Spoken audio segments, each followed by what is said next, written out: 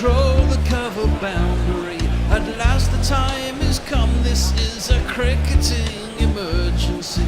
Hear this call to arms for every cricket revolutionary. Take up your bats and stumps for the test match insurgency. At first they tried to silence us, but we would not be silenced. They threatened us with lies, so we threatened them with violence. Che Guevara, Sangakkara, Joseph Stalin, Douglas Jardine, Robespierre, Darrell Hare, Vladimir Lenin, O'Brien Kevin, guerrilla cricket. It's not about the winning, it's about how many rules you break. Even in cricket commentary, this is the best advice to take. Pick guerrilla cricket, it's the finest choice you'll ever make. There's so much more to cricket than rev counters and a slice of cake. At first they tried to sanitize us and clean up our act, but people like it filthy, and we know that for a fact. Fidel Castro, Lenny Pasco, Carlos the Jackal, Umar Akmal, Mahatma Gandhi, Grant and Andy, Brendan Behan, Austin Ian, guerrilla cricket. Stick with us, cause you know we're not the kind of thing that you see on the TV and the radio. So vive la revolution. First they tried to buy us, but we would not be bought. Okay, we were, but then we ran away, and we will not be caught. We would not give up the ghost when they left us all for dead. They decapitated us, but we just grew another head. Chairman Mao, Jamie Howe, Ho Chi Minh, Asif Din, Václav Havel, Graham Saville, No Surrender, Percy Fender, Che Guevara, Sangakkara, Joseph Stalin, Douglas Jardine, Robespierre, Darrell Hare, Vladimir Lenin, O'Brien Kevin, guerrilla cricket. After 3 days of threatening, the weather gods have caught up with the cricket gods. They've surged past them, they've turned into the final straight, and they are looking at the finishing line with confidence. Yes, you guessed it.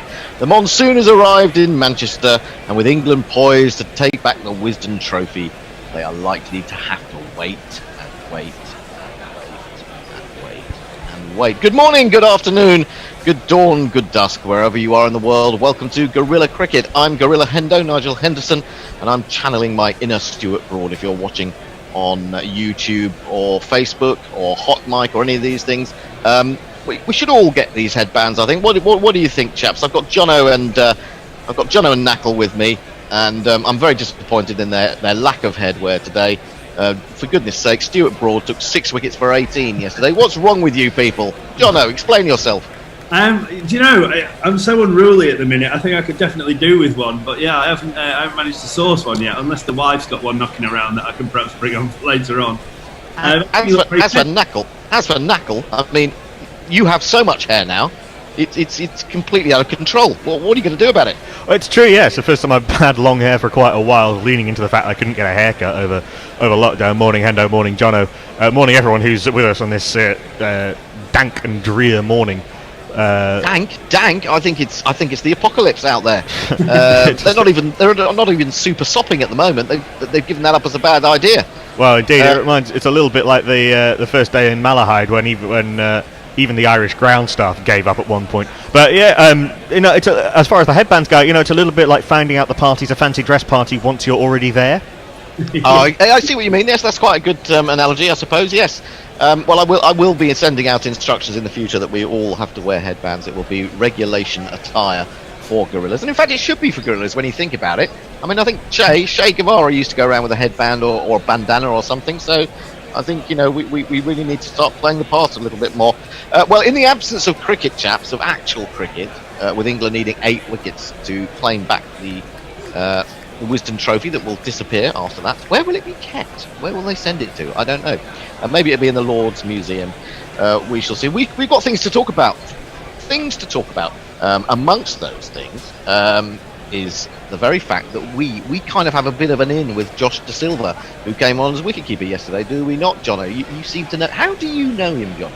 I was lucky enough to captain him for Old Wimbledonians. He came over on the Kyron Pollard Scholarship, organised through Insignia Sports, who are a cricket agent who look after Kyron. And they send 2 West Indian boys over to play in English conditions just to aid their learning as aspiring cricketers. He came over. What a phenomenal young lad he is. He's just so well mannered, so well natured, great family, great background. But just came, gave it his all, put the rest of us who've been playing in English conditions for years to shame. In all honesty, we knew he wanted to be a cricketer, and we thought, he was very talented, but we thought he had a long way to go if he was going to make it. But it's testament to the amount of work that he's put in since going home, being part of that West Indies emerging players side that won their regional 50 over competition and a strong initial first class season, and it's brought him to enabled him to get on the tour. So when are we talking? What year was he with you at Old Wimbledonians? 2017. 2017. Yeah. And did you kind of completely lose contact with him, or has he always been in contact with the club? No, he's like another little brother to me. I'm in very regular contact with him. More often than not, just telling him, look, the hard work only just starting, not finishing, just trying to keep his head level. He's very level-headed anyway, he never gets ahead of himself. His parents are fantastic. Very regular contact. I was texting him yesterday. It was a really emotional day for us, those of us that know him from the club, to see him take to the field and see him achieve that dream, and a dream that we've all had since, seeing how far he's managed to come was a real emotional day for us yesterday. Yeah. Did he keep wicket for you as well as bat? He did, yeah. For a lad who's probably 6'3", he's got amazing hands. Right. And he must have a very supple lower back and hamstring to be up and down like that. Yeah, that's true. I was on air with Jules yesterday when Joshua Da Silva took that catch to end the England innings, and she was jumping for joy, absolutely delighted. Yeah, the miss stumping was a. For those of you who don't know, Jules is the regular scorer at Old Wimbledonian, so also knows Joshua Da Silva. Obviously, the miss stumping was a bit of was a shame. He took it really well, a bit of turn and bounce from, I think it was Roston Chase, wasn't it, to round the wicket to Rory Burns. He took it really well and then just slipped and fell over. And I think you've got a bit of inside track on that one as well, Jono. Yeah, so I asked him what the hell happened, and obviously there was on coverage. I was sat with my wife just watching it, and we saw this fat little bum running away from the camera, and it was Josh. Obviously, he'd been sent right, get to your hotel room and get your wicket keeping stuff because you're going on. So he legged it up to his hotel room, but he actually had his batting shoes on. So his fielding shoes are full spike. His batting half spike, and he didn't have the tap because he was literally right. Go and get your stuff and then get out there. Didn't have time to change his shoes, and that's what caused him to slip because the back he's only got rubber spikes. He was only maybe half a millimetres away from taking the stumps anyway. Yeah. Really unfortunate for him, but I think to see him take that catch, was fantastic. And the West Indies boys clapped him off at tee and allowed him to lead them off.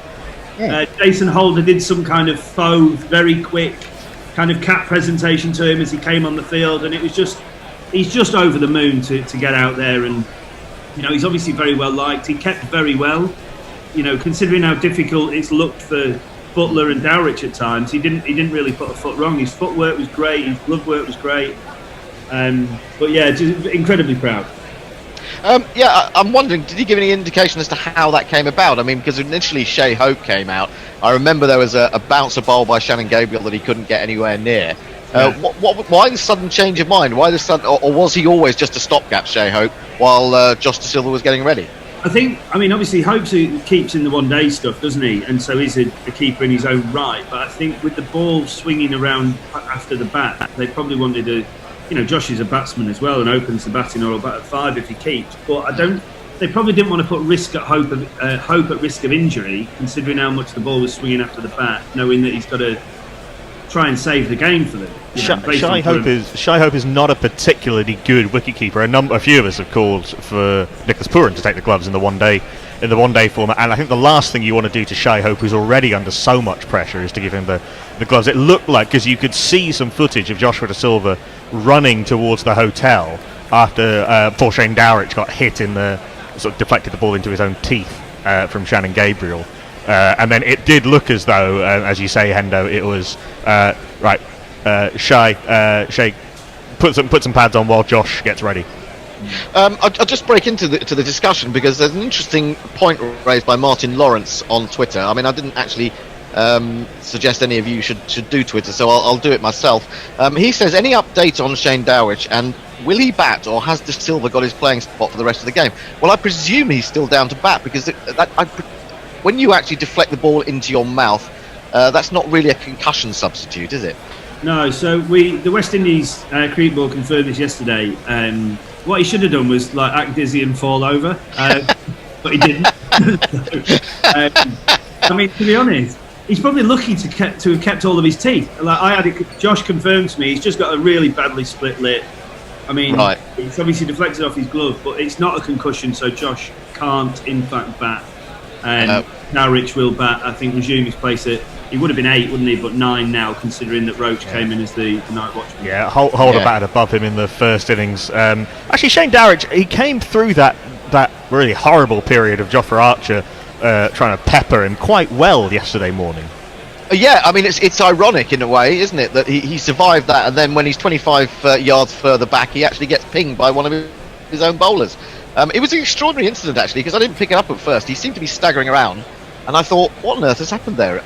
Until you saw the slow motion replay and the fact that he just got his hands completely in the wrong place and flicked it into his mouth, it was hard to quite understand what was going on. Yeah, I think he was lucky to keep all of his teeth, in fairness. At 90 mile an hour or whatever the delivery was, and it swung and just, I think it hit the top of his right index finger, didn't it? And then just deflected into his chops. But yeah, we've all felt a cricket ball at pace before, and it's. At 60 mile an hour, it hurts enough because it seems to keep going and going until it loses all of its energy and then just drops. It's not like a tennis ball that bounces off you, is it? A cricket ball packs some punch. To get sort of physicsy, a tennis ball compresses, and so the sort of the energy has somewhere to go. With a cricket ball, the place that the energy goes is into your body. Yeah. And I remember a wicketkeeper deflecting a ball into my nose at first slip, which was quite painful, has to be said. That would have been a great deal less than 90 miles an hour. Maybe it might have been about 70, something like that. It's still pretty painful. Just a couple of tweets. Leah, the Wicked Witch, is with us. She says, Che used to run around with either a BDU cap or a beret, Hendo. Yeah, sorry, I don't know, I've not been on my game this test match. I'm not quite sure what's up with me. It must be locked down. Josie says, Hendo is looking a bit of a mess. Has he just got out of bed? Well, yes, and 2, because I'm rocking the Stuart Broad look. What's the matter with you, Oki? I think you need to get out there with a headband as well. Muttley says woof and sends us a limerick, which is extraordinary limerick because it doesn't actually rhyme at all. He says there is a little old country called England where the folk like to drink beer, and when they try to play cricket, the weather is shit, which is why you shouldn't play sport in the Northlands. Love and sausages. I think you need to work on that, Muttley, to be honest. It doesn't really. I think the limerick at it now. Doesn't come as a natural to you, does it? I definitely work on that. Yes, come along and discuss things with us, absolutely, because we're not going to get any cricket for a long while. So we will chat away until we get bored, and we'll put some interesting podcasts and things on. I can shout out some people. Sorry. Let's move on forward and talk about some of the stuff that's been in the papers this morning. Have England finally solved their opening conundrum? I put that to you, Knackle. I think so. I think in the top 3, really. I think obviously Crawley was left out for this Test match to bring in the extra bowler, Ben Stokes unable to bat, not to bowl rather. That's not Zach Crawley being dropped. That's the equivalent of, you know, a midfielder being dropped out for an extra striker or an extra defender because you want to change the formation in football. Crawley will be back, and I think with Burns, Sibley and Crawley as a top three that England can work with for a little while. Burns and Sibley in particular have a huge weight of first-class runs behind them. They both know their games very well, and they know their games so well that, as we saw in that second innings yesterday, they're able to make little improvisations and little tweaks on top of that game without losing that base game. Rory Burns started sweeping and reverse sweeping the spinners. He hadn't played a sweep against the spinners the entire series, and he played 9, I think it was, yesterday, and found a way to score against the spinners when he'd been really troubled by Roston Chase throughout the series. Dominic Sibley was finding ways. Hadn't he? He talked about having a chat, and it does seem very, very blasé. Actually, the way he put it. He said, "Oh, well, I had a few offy throwdowns from Graham Thorpe and thought about a couple of plans." It does sound very sort of almost laissez-faire. Yeah, I think he might be but I imagine it's a bit more that. serious than that. I mean, Graham Thorpe would be a hell of a guy to talk to. He's almost the perfect guy to talk to in terms of rotating the strike against spinners. He was brilliant at it. People will remember the famous Karachi in the dark game in 2000. Thorpe was a magnificent manipulator of the strike. Even Dominic Sibley, who we talked about on day 2, and the fact that he has that really heavy bottom hand grip and the really closed bat fakes, which means that even when he's trying to hit down the ground, he drags everything to mid-wicket. Everything goes much squarer than most. It's hard for him to access the offside, but even he was finding ways of accessing the offside. He was just loosening that bottom hand a little bit and just dropping the ball in front of him on the offside and taking those singles. And you know, Hendo, you were talking about kind of reservations about Sibley making tweaks to his game at this stage and perhaps losing what has made him so good and what has got him all these county runs and has got him all these England runs. You know, he has 200s and 250s now, averages about 45, but it's a great sign that he can make those tweaks while also keeping his base game. Yeah, I thought, incidentally, talking about this notion of how he accesses the offside, that as the innings wore on, he seemed to do that much more proficiently, actually. I wonder whether it's a case of having got to 50 or having got some runs on the board and runs under his belt. At that point, he begins to relax a little bit more, and therefore he doesn't perhaps grip quite so hard and close the face so obviously. John, you got any thoughts about that? Yeah, I mean, the thing that I really noticed yesterday was it made me realise just how good Joe Root is. So Sibley's kind of limited, Burnsy's kind of limited. I think they're both doing. Look, they are what we've been calling out for years in terms of an opening partnership. Yeah, you can't knock them on that front. It's just about how do they then step change through the gears. Yeah, and I think Root, who's normally quite a defensive player, but then you see him in one day and he rotates. He played more of a one-day innings yesterday. Yes, someone who's so technically correct. The way in which, I mean, he played an amazing kind of lift over kind of straight mid-wicket for 4, I think, off Holder, and just changed the dynamic of the game. I still think it's an incredibly defensive declaration. Yes, good point. And I think that is something that Root as a captain really needs to kind of get that monkey off his back, as it were. I think the wider conception is that he's a defensive captain in terms of declarations. If we get the West Indies, or if England get the West Indies 9 down, why did we set them 400 to win? Why did they not declare 300 or 3? Yeah, I think this is. I think you're absolutely right about that. But I wonder whether the memory of 2017 had any bearing upon that, and the fact that Shea Hope and Craig Brathwaite came so good and chased down over 300 on that occasion, added to Root's cautiousness to a certain extent. Maybe the memory of that was impacting him, because when I looked up, I mean, by that point I was working, but I had an eye on the cricket. When I looked up and saw that England were 399 ahead, I thought, what on earth is that all about? I mean, that's what you set in a normal situation, isn't it? Where you just get the safety of 400 and then try to bowl a team out in 5 or 6 sessions, whatever it may be. But I did think he went on too long. I mean, it was good to watch in a sense because Root was batting beautifully, but I do think they went on too long. Well, I think that you can give some credit again to the West Indies for slowing England down a little bit, particularly when Burns and Sibley were at the crease. Who, it was absolute. This was not the situation to mess with the batting order and go hyper aggressive from the beginning. There's too long left in the game for that to be of any benefit to you. And realistically, England should still be able to win this game. Well, they should. I mean, providing it doesn't rain again as well tomorrow. The forecast is quite good for tomorrow. The forecast so far is that we should get a full day's play in tomorrow. And that being the case, West Indies are now 2 down, and one of them the night watchman. And the way that Broad is bowling, the way that Anderson's bowling, you've got Jofra Archer and Chris Wokes and Dom Bess if you need to, and maybe even Ben Stokes if you really, really need to. That should be too much for most teams in English conditions, and England should win this Test match, and none of this will really matter. Given how hard it was early in the innings for England to score quickly, I don't think that England did that much wrong, and Root's innings was an absolute gem yesterday.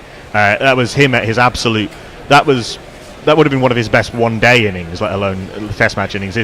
As you say, John, it shows you how good he is. His ability to score off good balls, and his ability to. We always talk with Joe Root. You look up 5 minutes later, and when did he get to 30? I don't remember that. But that was exactly this kind of innings, and then he opened out with, as you say, that pick-up shot over Holder, a couple of straight hits and hits the mid-wicket off the spinners, in particular Rakeem Cornwall. It was an absolute beauty from Root and exactly right for the situation. Absolutely. Mog, by the way, says hello, so it's always good to have Mog along. Hello to Mog. Great to have you with us. What about the West Indies? Where do they go from here? What are they looking at now?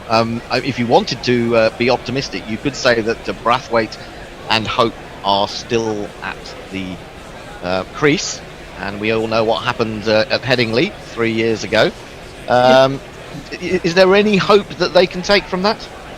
I think that what Root's declaration has done has not even offered the West Indies a chance to try and win the game. So I take Knuckles' point about England's bowling attack, but if England bowling attack can bowl them out for 400, we can bowl them out for 250 or 300.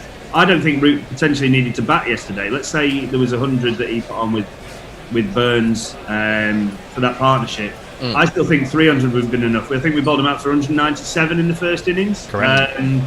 So, and you'd think on a 5th day pitch or 4th day pitch, as it'll turn out to be, with it not getting any easier, that 400 has taken West Indies trying to go for the win out of the game. I don't think the West Indies were going for the win almost from the start of this Test match. I agree, but we need to win to regain the trophy, the Wisdom Trophy, don't we? So a draw's no good to us. So I would be more for taking a risk and saying, right, okay, we set you 300 rather than 400 and giving ourselves that extra time that may be required. I do think that the trend is actually to back teams out of the game these days. It's not to give them a sniff.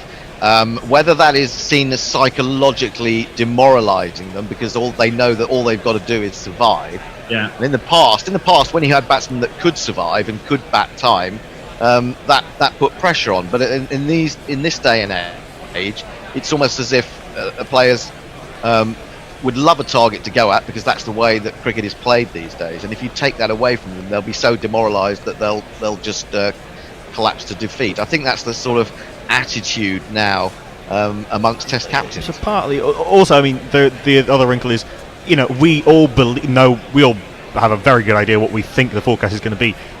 You can't actually play to a forecast. If by some miracle there is some, you'd look pretty stupid, I think, setting. And looking stupid is not a good reason to do anything, by the way. But let's say there was some play today. Everyone says, actually, did England declare maybe too early? There's a lot of things to take into account, and I think England have said in the past they're not really going to try and play to a weather forecast because that's an imponderable and that's adding too much variance to decisions that already have a few different factors involved. I think this is a slightly different situation because, as Jono says, it's not just about winning a particular game; it's about winning the whole series. It's about England have to be on the front foot with regards to this. So I think this is a slightly different situation, and I am surprised that he went on so long. The other thing we should point out, of course, is something that Mash has been on about, is that he can't really see anyone in this team scoring a century. And if you're chasing 400 and no one's got a century in this series, I think the top score is 75 by Brathwaite. 95. You really haven't got that level of experience or that level of belief behind you. Jermaine Blackwood got that brilliant 95 in the second innings at Southampton. Oh, sorry, 95. Sorry, yeah. But look, you're right. I mean, Craig Brathwaite has the most experience, and the most runs, most kind of run-scoring potential of anyone left in this team. I mean, Blackwood's been very good. Obviously, Dowrich has had a very good couple of years in Test cricket, and Holt has been phenomenal as well.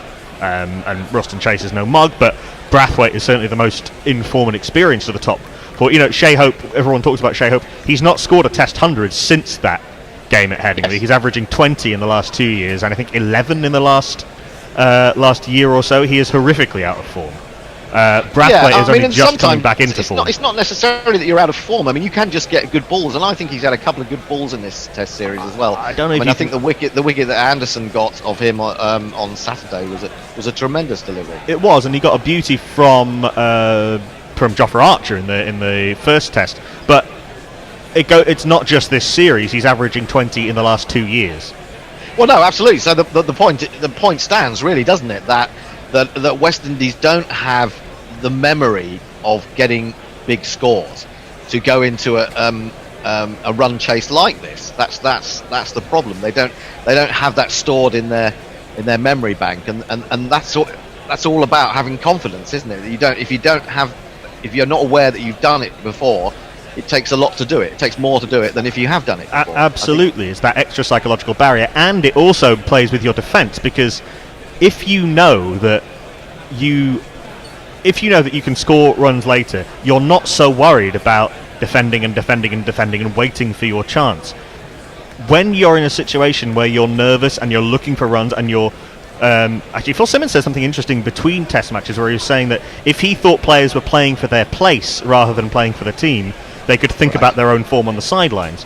And I think he was onto something there in a sense. I mean, it's a very Phil Simmons-y thing to say, but if you're worried about your place in the team, and your tension and nerves and anxiety and thinking you can't bat with that going on in your head, and you get your defensive strokes, even when you're playing defensively, you're not committed forward, you're not committed back, you end up pushing at balls that you shouldn't be pushing at, and you're not giving the bowlers any sense of solidity. You're not, with the idea about being defensive and about being solid, as Sibley has shown through this series, is that you say to the bowlers, right, you can bowl your best ball at me as many times as you like, you're not going to get me out. I don't see that the West Indies, with the possible exception of Craig Brathwaite at his best, have someone who transmits that sense. Yeah, it's difficult. Jono, your thoughts on this? Yeah, I think for me, I think Brooks has been an absolute revelation. Shamar Brooks at 31 to come into the test side relatively recently, having been, I think, under 19s captain, someone that they were really looking to as a real future star of West Indies cricket. He kind of went out into pasture for a little while, but has really impressed me throughout this entire series. I think he's looked calm, he's looked collected, never been kind of overawed by the situation. I think the West Indies set a brilliant field to Dom Sibley yesterday. They just packed the leg side and said, look, we're going to bowl off spinners and we're going to bowl a pretty straight line, and there's 5 blokes there that you've got to try and pierce that gap. So it's difficult. He tried to go over the top a couple of times. They talk about his grip, and I think he's got such a strong grip on his bottom hand that he almost everything. He did try and go over the top a couple of times. He squirted one through kind of straight mid-on, and then one kind of over square leg, and didn't get hold of either of them. But the great thing for Burns, I was going to say this earlier, Burns and Sibley, they've also got a certain Kumar Sangakkara who they can tap into, having played with him at Surrey. So yes, good point. Against spin, they can. Okay, Kumar. It'd be nice to casually be able to phone Kumar Sangakkara and ask him for a couple of tips on batting technique against the spinners, wouldn't it? But I think you can't be. They set a great platform yesterday, allowed Roots come in a bit more freely, a bit more of a one-day innings, but I think the West Indians bowled well. They tried to manage the run rate, the scoring rate in the second innings. So yeah, I think they did well from that point of view. But I do think that we could have been slightly more aggressive with his declaration. What do we think about Raheem Cornwall? I mean, a lot said about him coming into this test. I wouldn't say he's done badly, but he hasn't ripped any trees up, has he? He was unlucky not to get a wicket yesterday. It should have reviewed an LBW shout against Burns. and he's been tidy. And I was quite interested in his batting. He looked to me as if he was one of those guys who could play really well straight, but trying to play squarer might be a challenge to him. When he drove, he tended to skew it off the outside edge rather than anything else. Based on the fact, he obviously looks unusual amongst cricketers, amongst international cricketers. Do we think that there's enough there, Jono? I think that the photo of him when he was at Thames Ditton Cricket Club that's been doing the rounds, he can obviously do a yard of ale, which in my book makes him a fantastic fella. He's much braver. Most people end up wearing it, but look, I think I was saying on comms, I think on Friday, I think in that first innings, I think he bowled incredibly well, and the reason that I say that is because if you were turning, certainly to the left-handers, he was looking to pitch it on leg stump. So if it did turn, it was going to challenge the outside edge. LBW bowled, but also with a very short straight mid-on and a short leg, challenging that inside edge as well. I think he's been incredibly unlucky not to pick up any wickets in the Test match. As you say quite rightly, Hando should have reviewed that LBW that would have been out had they reviewed it against Burns yesterday. I think unfairly people look at him. I'm a big advocate, and probably for myself more than anything, that it doesn't really matter what you look like, it's what your skills base is. So if you're good enough, I don't care whether you're black, blue, purple, green or grey, if you're good enough then you should be able to play. It's similar like with ages, as a kid's too young to play first team cricket. If you're good enough, get him in, it shouldn't really matter. Yeah, but what about, I mean you did see a situation where he turned the ball I think down to long leg, and any other pair would have come back for three, and it is difficult for him to run between the wickets, and that must have some impact on his teammates. Yeah, I think it has to. Sorry, Knuckle. I think, from that point of view, look, his fitness isn't great. I think that's a given. I think he likes to hit the ball quite hard, plays through the feet quite well. As you say, probably struggles square of the wicket.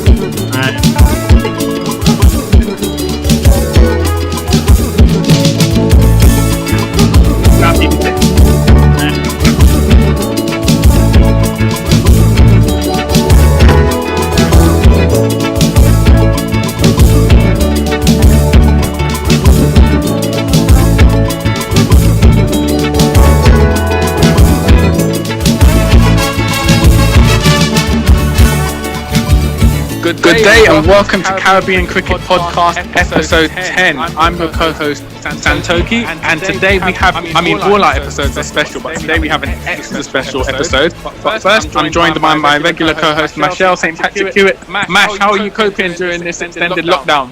You can tell we must be bored because we're doing what? This is our third episode in 2 weeks. Yeah, this is more than we managed to do in like 7 months. So, I'm all right, I'm good. I'm super excited for this episode today. We've been promising that we'd get a player on, a West Indian player on at some point in the course of doing this podcast. And to me, in terms of the last 20 years, it doesn't come any bigger than who we got. So who we got, Santoki?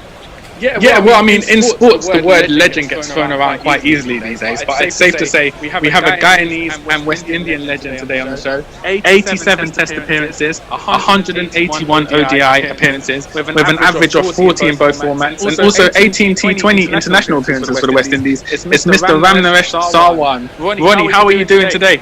I'm fine, guys. Thanks for having me on your show. Good. Always, it's a pleasure, absolute pleasure to have you on the podcast. And as Mash said, when we finally did get a player on the show, we wanted to make sure it was a legendary player, and I think we've done that today. So, Ronnie, we're just going to get straight into it and talk about your early career as a cricket player. So you went to Stella Maris School and done well at the under-12 level. So I just wanted to know, firstly, was cricket something that came naturally to you, or was it something that your family encouraged you to work at from an early age? It all came naturally. Obviously, I was born in small island called Wakenham, which is located near Essequibo Island. So it all started from playing yard cricket when I was a little child. And of course, then I moved to the city and I was given more opportunities. And of course, like you mentioned, everything really and truly started when I represented Stella Maris School. So growing up, who were your cricketing heroes, both in the West Indies and in other countries? As a young kid, I always admired Carl Hooper, Steve Marquardt, Sachin Tendulkar, and of course Brian. Yeah, definitely. So after Stella Maris, I believe you went to YMCA and then Georgetown Cricket Club. It was actually at Georgetown Cricket Club where you met Carl Hooper when you were around age 14. So what advice did Hooper give you as a young cricketer, and what impact did he have on your cricketing career in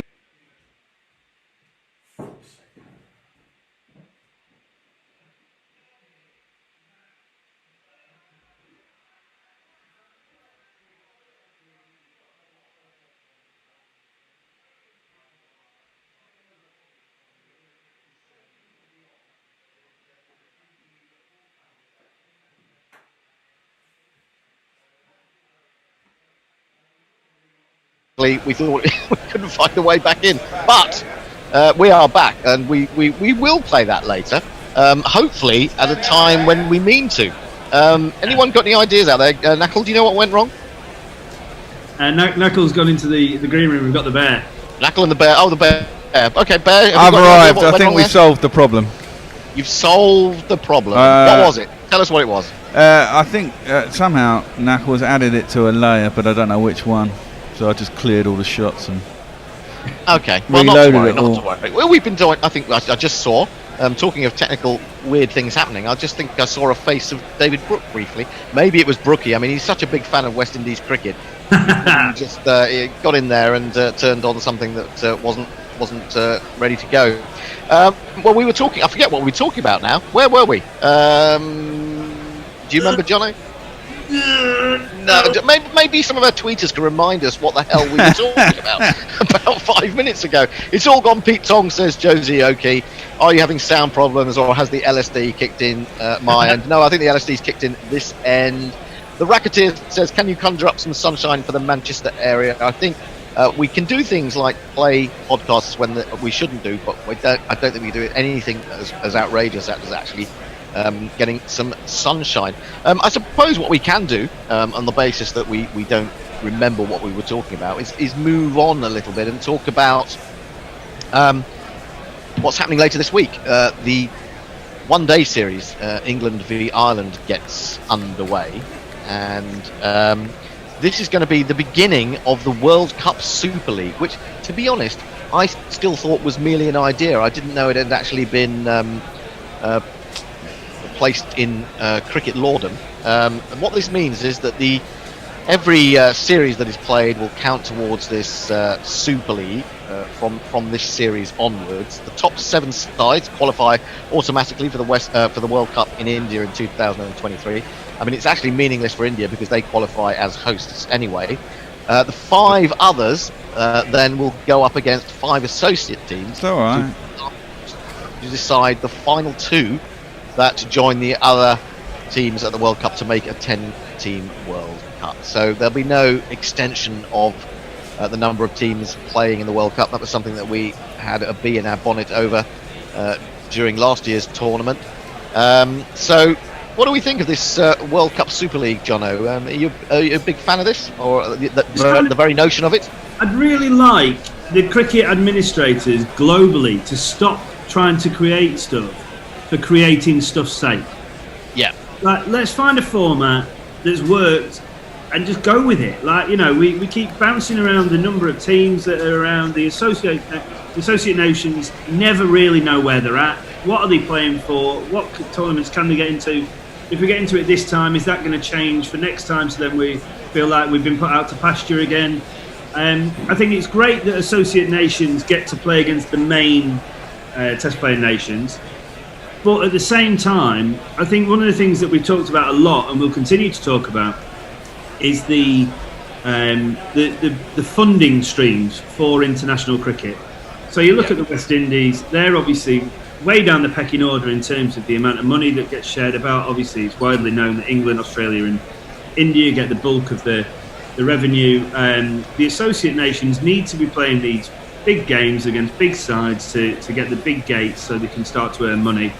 My wife's got a slight involvement with Cricket Ireland, being from Cork, and they, you know, obviously the test status was massive for them, but you know they're really struggling for you know cash.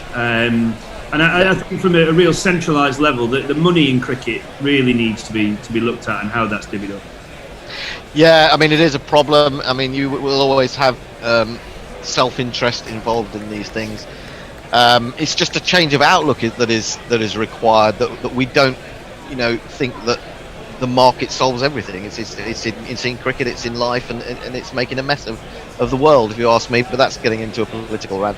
Bear, are you looking forward to this one-day Super World Cup? I don't think Super World League. Does it make any bloody difference, really?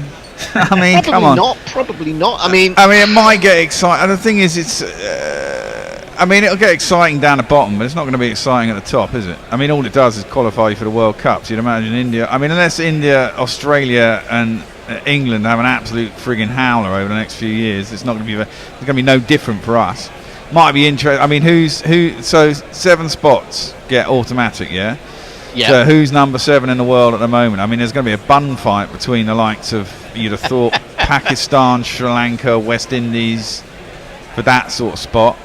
Yeah. South Africa possibly. I mean, it's much like the World Cup. You could see the kind of the 2 layers of where the teams are at the moment, and it's that lower level. And you think Bangladesh are probably safer than most out of that not to get in automatically. I mean, they had a pretty good World Cup. Shakib's coming back, isn't he? So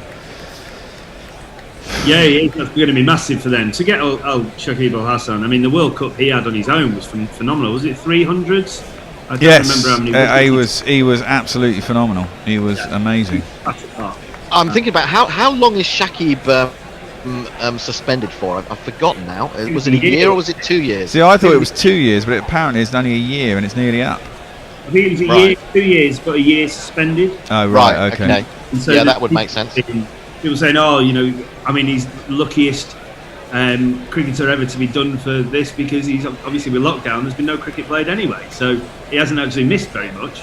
I suppose if they'd actually said a number of matches as opposed to a time-related ban, that would have been slightly different, wouldn't it? Just a couple of tweets coming through. John Thompson says the rain has actually stopped in Lancashire, so maybe some hope of play soon. It's still quite windy though. Well, that wind will probably bring in the front that's following. A man says, "Hi guys, question: any chance for Ben Foakes to play against Pakistan? I listened to various podcasts. Everyone's saying that Butler will keep his place because of the 67 runs he scored. Well, yes, I think he will, and I'm not sure that's necessarily the right decision. I sort of mentioned on commentary yesterday the fact that the most upset man in the England camp to see Butler get 67 runs would have been Ben Foakes. He would have thought he was on the brink, finally, of making a breakthrough. And it seems to me that now, having got those runs, with the England hierarchy behind him, that Butler will have to fail dramatically again in the Pakistan series for folks to be thinking about getting involvement in the winter. I think the problem for Ben Foakes is, and we talk about this a lot, about and obviously David Brooke and Mash have been talking about this offline in our WhatsApp chat about what's more important for a wicketkeeper, your glove work or your batting. And I think Butler is very much seen as a keeper, a batsman keeper, and I think Foakes is seen as a keeper batsman. If that makes any kind of sense. And I think the problem with Foakes, for some reason, Foakes' record at Test level is decent with the bat, and he's the best. Of course, he's in the country. So. But I think it's a perceptional thing where people are going, "Oh, he's a keeper who bats a bit," whereas there seems to be this idea that your keeper should be a batter who keeps a bit, and I think that's maybe why. Plus his involvement, I think, as vice captain. Correct me if I'm wrong. As the one-day side, Josh Butler, so he's obviously well liked internally at the ECB, and whether that has any part to play in it. But I think Foakes has got to count himself. He's like the James Foster, isn't he, of modern times? Like Is there a risk there that the sort of it becomes a bit of a boys' club, a bit of a young boys' club, if you want to say it that, rather than the old boys' network? That because these guys have come up together and they know each other so well, is that militating against Foakes' opportunity? No, I just. They've got this bee in their bonnet, and everyone's had this bee in their bonnet since bloody Gilchrist, haven't they? The keeper has to be able to goddamn well bat well. But But folks, it's 100 in yeah, but it's not the right pace. You know, I think this is it. Gilchrist has cast such a spell over cricket since he was a keeper. I mean, that's all anyone ever references. I want a keeper like Gilchrist, basically. So everyone is constantly searching for it. It's just a permanent thing. And you think you're kind of there, and a lot of people will forgo a fair bit of keeping skill for the batsman, I think. And I think a lot of teams figure that's a fair, trade-off, if you like. Do you think they see folks as slightly more attritional, and because Butler is that kind of glamour boy, they're both looking at each other. I think it was Anna Forsyth who said she preferred us to Ben, but I don't know if it's because of the style, the type of batsman that they are. But would you rather folks scored 100 off 150 than you trade off his Butler will score 180? But Butler will also nick off, drag back, and score, have more. Well, to be fair, Folkes will too. I mean, I don't know what Folkes didn't have a great season last year, did he? Mind you, Butler never plays any red ball bloody cricket, so apart from tests. Yeah, but he's playing. He a couple of years of Surrey, he was pretty much averaging 40 plus. I mean, he's a hell of a good batsman. I think that Jono's hit it on the head. Really, I think that we are seduced by the flashiness of Jos Buttler. The fact that when he does hit the ball, he does it in a way that no one else does, and so we are seduced by this man who we think is going to come along and play this wonderful innings for us. But we keep having to wait for that wonderful innings. Every time we keep putting our trust in him, and he lets us down in one sense. Well, yeah, he does in one sense, but he's not done too bad in this series, has he? Let's be honest. I mean, he just got 60 in the first innings. I mean, yeah, we want him to get big tons. Yeah, but that's my point, Ben. That's my point. He was about to lose his place, probably. If he'd failed in this first innings, the clamour for Ben Folkes would have got too loud. And now he's had one relatively good innings of 67, and I guarantee now that Folkes won't play for England in Test cricket this summer. It's almost like the perennial disappointment of being an England fan, waiting for us to win the World Cup. But you keep watching and keep supporting in the knowledge and sheer blind hope that one time it'll happen. And that's like waiting for Butler to score that innings that he played in the West Indies, where he whacked it, we got 100 and whatever it was, and kept almost sending it into the port a couple of years back. You can't live in blind hope for something to happen. You have to look at the sheer facts and go, sorry, Joss, at the minute you're just not doing it, so we're going to give someone else a chance. Well, it is a perception, isn't it? It's this notion of the fact that he will at some point. We keep trusting the fact that he will at some point do something brilliant. I think there was also something of this in the early years of Chris Lewis, really, that he looked such a good player. He was so rhythmic, and we did know he was capable of playing, really fantastic innings, but he so rarely did it. And I think there's something similar here. It's almost as if we're seeing Jos Buttler as this great, wonderful all-rounder in the Flintoff mould, in a sense, and I, with all that glamour that's associated with it. And I just feel that Ben Folkes is getting, a bad deal here in not at least being able to state his case. I do think also now, because there has been a clamour from certain sections for Ben Folkes to be selected, he's going to be under really extreme pressure when he does, if he does finally get into the team. Exactly. Because if he has a couple of really poor innings early on, people will say, well, he's no better than Butler. Butler would come in and slog it around. So it's actually upping the pressure on Ben Folkes. Yeah, agree with that. And Chris Lewis suffered from the post-Botham period, didn't he? Yes. We need an all-rounder. I mean, who do we go? David Capel and people like that. They're going to be, they're going to be the next year. But no, they're not going to be the next year. And we finally got someone in Stokes where we've kind of forgotten the whole idea, and then Stokes has developed into the next and probably better. Well, he may end up being better than Botham in the long by the fullness of his career. So I think he's pretty much there. I mean, I think we are in the peak Ben Stokes years now. And I have to say, in terms of technical ability, I think he's better than Botham. I know there are occasions when Botham has played sort of back to the wall innings, but Stokes is just a force of nature, isn't he? I suppose you'd say that about Botham. It's easy to forget. When you see someone new, you think perhaps they are the best, but I think that's one of those arguments that will rage and rage, isn't it? I think with Stokes, I don't think I was on with either of you guys the other day when I read this out. There was a real nice piece on CricViz, I think. I forget who wrote it. But they were talking about Stokes doesn't belong to England cricket or English cricket. Stokes is almost a product of world cricket. And it doesn't matter who you support or where you're from. As a cricket fan, people identify with Ben Stokes as theirs just because of the way he goes about his cricket. And you were talking about the fact that every bloke wants to be him because he's got a brilliant right hook, and he can obviously drink a bit and fight a bit, but the way he just goes about his cricket and the heart and chasing that ball, that's probably when he did his quad, because he's then chased. They ended up running 4 anyway, but off his own bowling, he's then charged right to the edge of the boundary to go and retrieve it. That heart and that kind of English lion, thing that people always talk about. Ben Stokes is that in the shape of a man. Yeah, he plays into the mist, doesn't he? Yeah, unbelievable. Yeah, absolutely. From the green room, Knackle says possible England could replicate what they did in Sri Lanka with Folks keeping, with Butler playing as a batter. But then, is Butler good enough to play purely as a batter?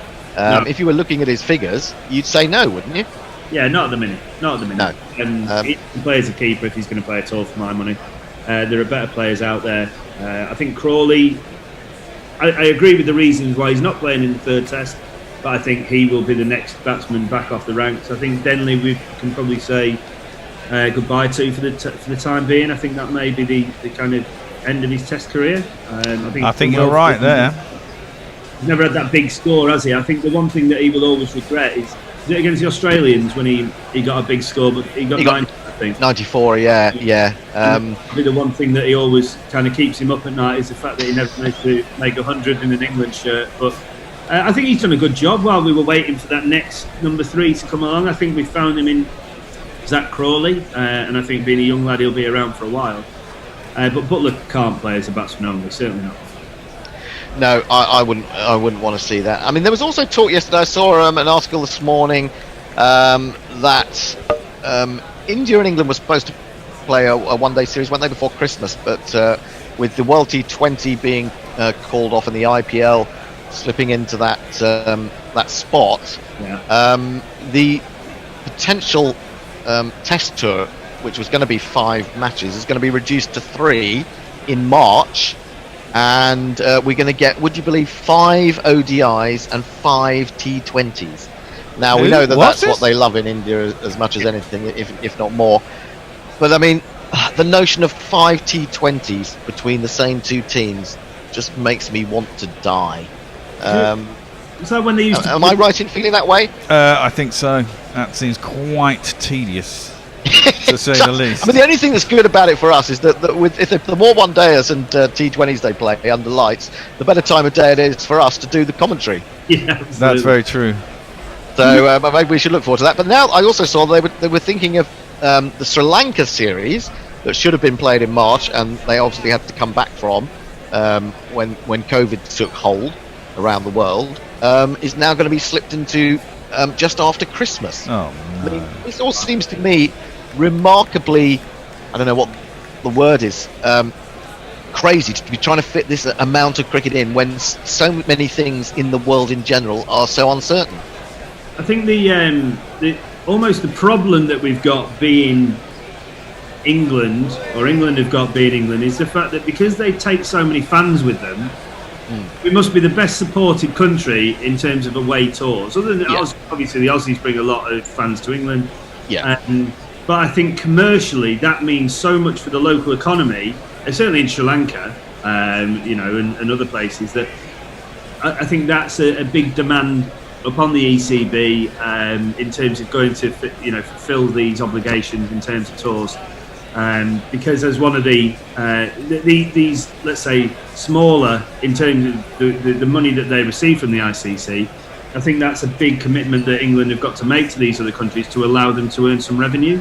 That's a very good point as well. But will the fans be able to go? That's the question. Or will it be all behind closed doors, in which case the revenue is just the TV revenue? I think that's very important, isn't it? Yeah. If the second spike happens, I don't think that January tour to Sri Lanka will happen anyway. Well, and I think the second spike will happen, isn't it? I mean, look at what's happening in bloody everywhere. Spain. I mean, the problem with this virus is that, as I keep spouting to everybody, you know, there's no immunity within the community, and so, you know, every time it comes across, it just spreads so fucking easily, man. It's very difficult to stop until we come up with some sort of therapeutics or vaccine. Therapeutics that basically saved 90% of people from getting seriously ill. I think we probably just go, fuck it, let's open up. But until that point happens, everyone wants it. I know everyone wants to open up, but you know, this is the dark. You know, this is the reality of fucking viruses, isn't it? You know, as much as you want it, you can't do it. More people at risk than not, if that makes sense. You know, Lisa and I during lockdown used to go for a walk. That was our bit of exercise every day. Yeah. Right from the start, we both wore face coverings because I said early on, I was like, well, I don't know why this isn't mandatory anyway, but people were looking at us on these walks as if we had 3 heads. I'm like, no, it's not because we've got it, but if you've got it, then we're just trying to protect ourselves from the possibility. So, I you know, let's not get political, but I think that, why not? You know, but I think there's a massive danger with this. I think the face coverings have come in far too late. Yes, I do. I mean, basically, Britain has done everything too late. But as you say, that's another political argument we could get into, but probably won't bother here because we're mainly talking about cricket. But I do think there's a sort of unbridled optimism that everything will be okay, and I think we're likely to still have this situation by the middle of next year. And so while what we really should be appreciating is that we are very lucky to have had the cricket that we've had. Yes. You know, and it's great to be back commentating. I mean, I was really missing it. You know, almost to the point of as if it's an addiction to some extent. It's addiction to listening to it, addiction to commentating on it yourself, addiction to watching it. I'd kind of turned myself off all sport for about 3 or 4 months, not really thinking about it because it would be too upsetting. Yeah. Except for dice cricket, Hendo. Sorry? Except for dice cricket, of course. Well, apart from the dice cricket, which is obviously you know, a wonderful invention by Guerrilla Cricket, and people should watch those. We played our first, in inverted commas, competitive league game on Saturday. Yeah. And so the rules around that are 1 in, 1 out of the changing rooms. You have to arrive ready to play. There's no showers, and you know, there's a massive clubhouse where we were playing at Dulwich, and it's a maximum of 15 people in this massive clubhouse at any one time. Right. Sanitised every 5 overs. Everyone's hands sanitised every 5 overs. The non-striker has to run 2 metres away from the actual cut strip. Right. But then when people are celebrating wickets, there's people high-fiving and chest bumps and all sorts. And it's really weird because people are like, the way that the community is, we've had so long away from each other that people are almost desperate for that kind of human interaction, and it's incredibly difficult not to lick your fingers as a bowler and then put it on a ball, you know, because it's just second nature, and it's incredibly to drag yourself out absolutely. Of that that's so ingrained.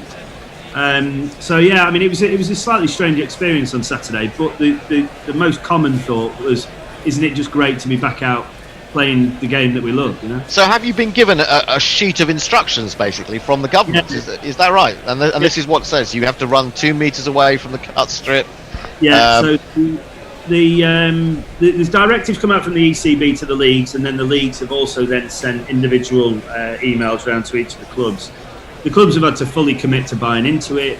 The umpires are obviously doing a fantastic job. They can't hold your cap, they can't hold your jumper, so you need to leave it off the pitch, or you need to give it to one of your mates or what have you. But yeah, I mean, it slows the game down a fair bit. So we're now, rather than playing 50 over cricket, are playing 40 over cricket in a reduced season of 7 games. Right. You know, not in the same league structure that we would have done. It's a different competition that they've created, but I think they've done a phenomenal job in allowing us to get out and actually play some competitive cricket this year. Yeah, I'm not sure. I mean, you know, I don't play anymore. I'm far too old for that sort of thing.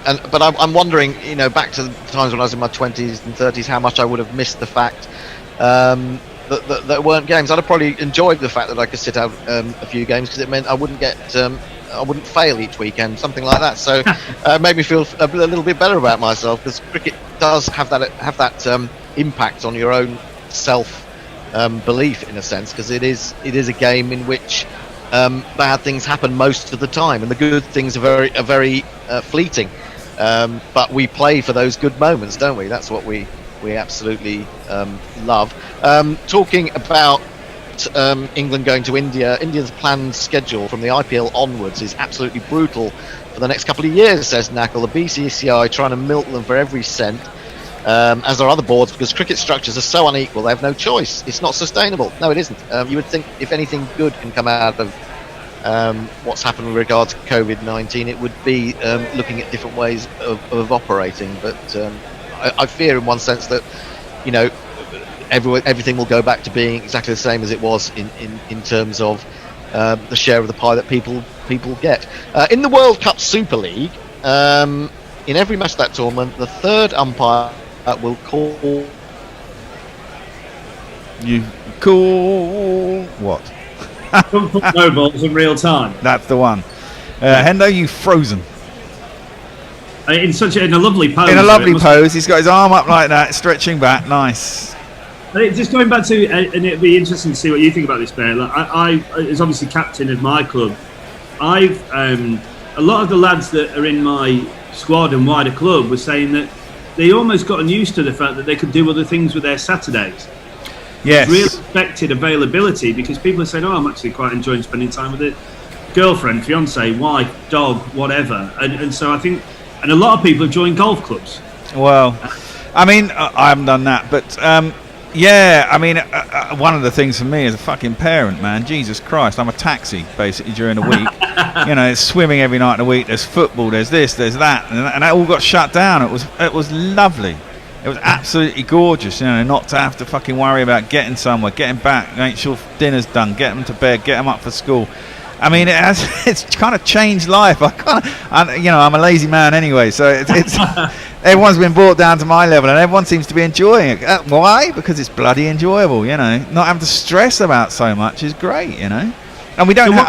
My wife fucking finally managed to drag me to Blue Water for the first time yesterday, and those who listen to the show know that that's the bane of my life, and I spent a lot of time there because she doesn't drive, and I always end up bloody taxing everyone there on a Sunday. I hated it, of course, but I haven't done that for 4 months, and it's been blissful. And there's been no whining about it either, because there's no chance of it happening. I went to IKEA in Croydon with the wife a few months ago, as soon when we were allowed. And IKEA, as we all know, is painful. But yes, it was almost bearable because we were one of about 30 people in the entire thing. We weren't ramming trolleys, trying to battle with people, and crying kids, and all that. It was about as enjoyable as I imagine IKEA could ever be. But would you have played cricket this year, I presume? No, I'm kind of retired, mate. I haven't played for this will be the third season I haven't played now. I played one game where I accidentally got called up because there's another guy called Nigel Walker, and we were both on the team sheet, and it was a bloody mile down the A3, and I hadn't played for about 5 games, and my name turned up on the team sheet, and I got there, and the other guy apparently was really annoyed and stomped off in his car, so I had to play, and then it got rained off after about 6 overs, I think, and that was that. That was the last game I ever played. I thought about it. I'm getting fitter again. And the one thing, I did meet up with one of the guys from my club the other day, actually, and he was saying the flip side of what you're saying. The interesting thing he said was all the kids who are normally off doing their gap years and they're, off partying across Europe all summer before they go to university, they're all bored and they've got nothing to do and they're all stuck here. So there's been mass availability for the youngsters, which for a club like us is big stuff, because part of the reason for me retiring was that I thought basically I'm too old and I should be in a third 11 with a bunch of kids, treating them, teaching them the wiles of the adult game, because you can get really cocky. You can get really cocky as a kid, So I go back probably. And the other thing is that's really annoying is that my son doesn't want to get into cricket. And I felt so bad for a couple of years because I really, it's a passion of mine, and I so wanted him to play cricket, and I made him join the club, and I've got to say he ain't got no natural talent, and which is a shame. And I kind of pushed him, and he did winter nets for a couple of years, and so I could see that he wasn't really getting into it. And I kind of thought this year, I asked him, he said he didn't want to do it, and I thought, well, you can't. It's sad, but I can't force it on him. So, yeah, he may come back to it. He may come back to it when he gets older. Yeah. He may find himself one day, if he does come back into it, in this following announcement. So the England one-day international squad against Ireland has been announced. Owen Morgan as captain, Moeen Ali vice-captain, Bairstow, Banton, Billings, Curran, Tom, Dawson, Joe Denley, Saqib Mahmood, Rashid, Jason Roy, Reece Topley, James Vince, David Willey, with 3 reserves being Richard Gleeson, Lewis Gregory and Liam Livingston. Thoughts? Sorry, can you go over it again? I was just looking at who's in here. Start again. Right. Morgan, captain. Ali, vice-captain. Bairstow, Banton. Billings, Tom Curran. Liam Dawson, Joe Denley, Saqib Mahmood, Adil Rashid, Jason Roy, Reece Topley, James Vince, David Willey, with reserves being Richard Gleeson, Lewis Gregory and Liam Livingston. It's not that bad. It's a second string, isn't it? I mean, obviously Stokes would be in there, Root would be in there, Butler would be in there, so you're missing some big positions. But it's got potential, and it's good to see how the other boys do. There are some stalwarts in there. You've got a decent opening pair with Roy and Bairstow, and you've got Morgan, so you've got your powerhouse, your top order. Mo and Ali probably get to bat higher in that particular setup, which would be interesting because he is a very explosive batsman in one-day internationals, and he often comes in at 8, doesn't he? Even in our ODI side, so he'll probably get a better go further up the top of the order. We're saying hello to Tony. He's joined us because I think Hendo's got problems with his internet.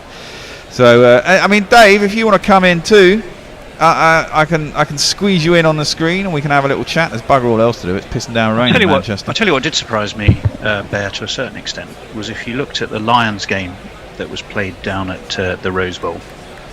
Phil Salt made a ton off 58 before being retired out, and he's much less of a known quantity than many of those who have been picked in there. That, yeah, as far as I can see, he doesn't make it, but say for example Joe Denley does. So I think, you know, it's interesting if you look at England's philosophy in the West Indies games. It's, from a test perspective, it's been think ahead, try new things, and here is a bloke who's smashed, you know, a ton against Ireland, and they say no, we'll stick with Joe because we owe him one. That seems to be a bit of a trick missed for me. I don't know about what you think, Jono, or what David thinks. I think it's very much the. I think you're dead right, Tony. I think it's because, Joe, we can't drop you from the Test squad and then drop you from the one-day international squad, and it's almost like a bit of a golden handshake. Yeah, you go have this series, and then we'll see where we get to. I mean, another name that I found really interesting. Sorry, good morning, Brooksy. You're on silent, David. Silent, Dave. You're speaking through the medium of mime. Oh, there he is. Reece Topley, what do we think? He kind of disappeared. He's now back playing at Surrey. Almost went out to pasture. Everybody forgot about him, but he's now in the. Words cannot express how I feel about Reece Topley joining this squad. Rehabilitated by Sussex, who spent half the season getting him back to full fitness and health, nurturing him with his physical and mental well-being. As soon as he gets fit, goes off and joins. Is it Surrey? Hampshire? Surrey. Yeah. But as for Phil Salt, couldn't agree more with what Tony was saying. What's the point of these warm-up matches if you don't, take into account what you do? He's, to say, he got a fantastic century, and he hits the ball as well as anyone in the country. It would have been great to see him and Bantam together. Yeah, of course. You watch him at Sussex, don't you? In the case of Salt's definitely for the white ball stuff. Yeah, for sure. I mean, he struggled a little bit more in first class cricket, but he's made a huge impact in the one-day game. Hits it as cleanly as anyone, and it's a shame we're not going to see him in that in those 3 one-day internationals. Thursday, the 30th of July. Dave, is he Horsham, Eastbourne? I'm just trying to think of the other big clubs around Sussex. Horsham and Eastbourne tend to be the 2 big clubs for Phil Salt's background is interesting. He actually played for Barbados under 19s, would you believe? Because he grew up and went to school in Barbados because his father was working out there, and so he actually knows a lot of the West Indies boys, and he would have been contemporary of the likes of Shea Hope and the rest of it. So he knows quite a few of those guys. That same match, actually, Vince made 66 off 43, Billings 54 not out, Livingston 28. They were the other sort of run scorers in a match that the Lions, I think, won on the last ball. So 3 out of 4 have got in. I think Billings will relish wicket keeping. I heard the whole discussion about folks, but I think that's a terrific opportunity for him. If you look at the squad, I think Moeen Ali as vice captain is trying to say something to him a little bit. I think there's elements of this squad. I mean, we just discussed it with Denley, and I wonder to a certain extent as well if Moeen Ali almost fits into that category a little bit. It's sort of the Europa League. You haven't made it to the Champions League of the full England Test team, but here's kind of the next best thing. So Moeen Ali as vice captain to Moeen Morgan. Interesting. Owen Morgan, I think, could potentially be an interesting move. His side got absolutely thumped in the sort of the intra-squad warm-up game, so that doesn't bode particularly well. But we shall see. I was just looking for the scores of that game. Hang on a second. Talk amongst yourselves while I look to find it. I was just going to bring up the Lewis Gregory argument. I mean, fantastic servant for Somerset. Fantastic all-round cricketer. Probably has been deserving of a chance in an England shirt. I know he's played, I think, a couple of T20s, but without ever really doing much. I think he's probably got to count himself as pretty unlucky, given his first class and List A career, not to have played more. I thought Lewis Gregory looked a bit out of his depth when he did have the England shirt on. I mean, I know you said he didn't do that much. He was given the opportunity to win a match for them, wasn't? And which he declined to take. So, I don't know how good he is. I was surprised he's been in so many England squads since then, because he didn't look the real deal. Well, you got Liam Dawson to look forward to. I mean, it's always he, by the way, did take 4 wickets in that intra-squad game. He took 4 for 21. Lewis Gregory took 3 for 29. But Moeen Ali, I tell you, there's no spinner in the country who bowls a better dot ball than Liam Dawson. Talk about dabbed with faint Brooksian praise. That was probably about it. Team Vince won by 6 wickets, and Moeen Ali's side collapsed to 108 all out. Banton made 57 out of 109 for 4. I'm sure it wasn't a particularly serious game.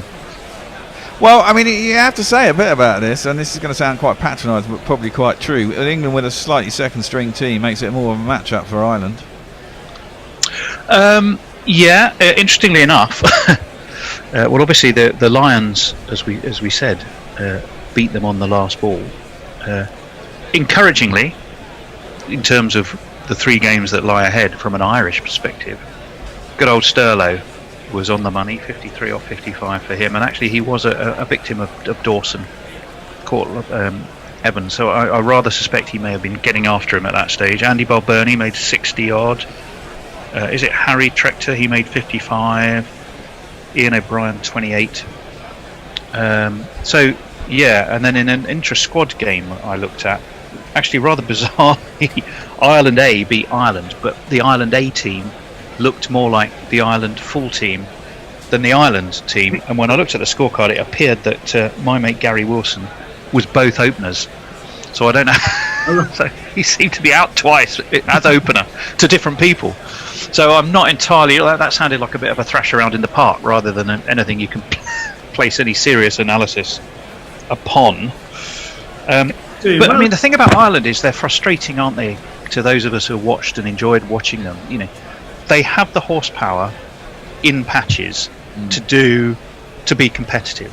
There is no doubt about that. If you catch Sterlo on a good day, if you get Kevin O'Brien on a good day, if Boyd Rankin gets a bit of help off the pitch, you know, if Andy Balbirnie, who you know was written off by Middlesex to a certain extent, and yet was it against Afghanistan he started to sort of make runs left, right, and centre, didn't he? And he batted superbly.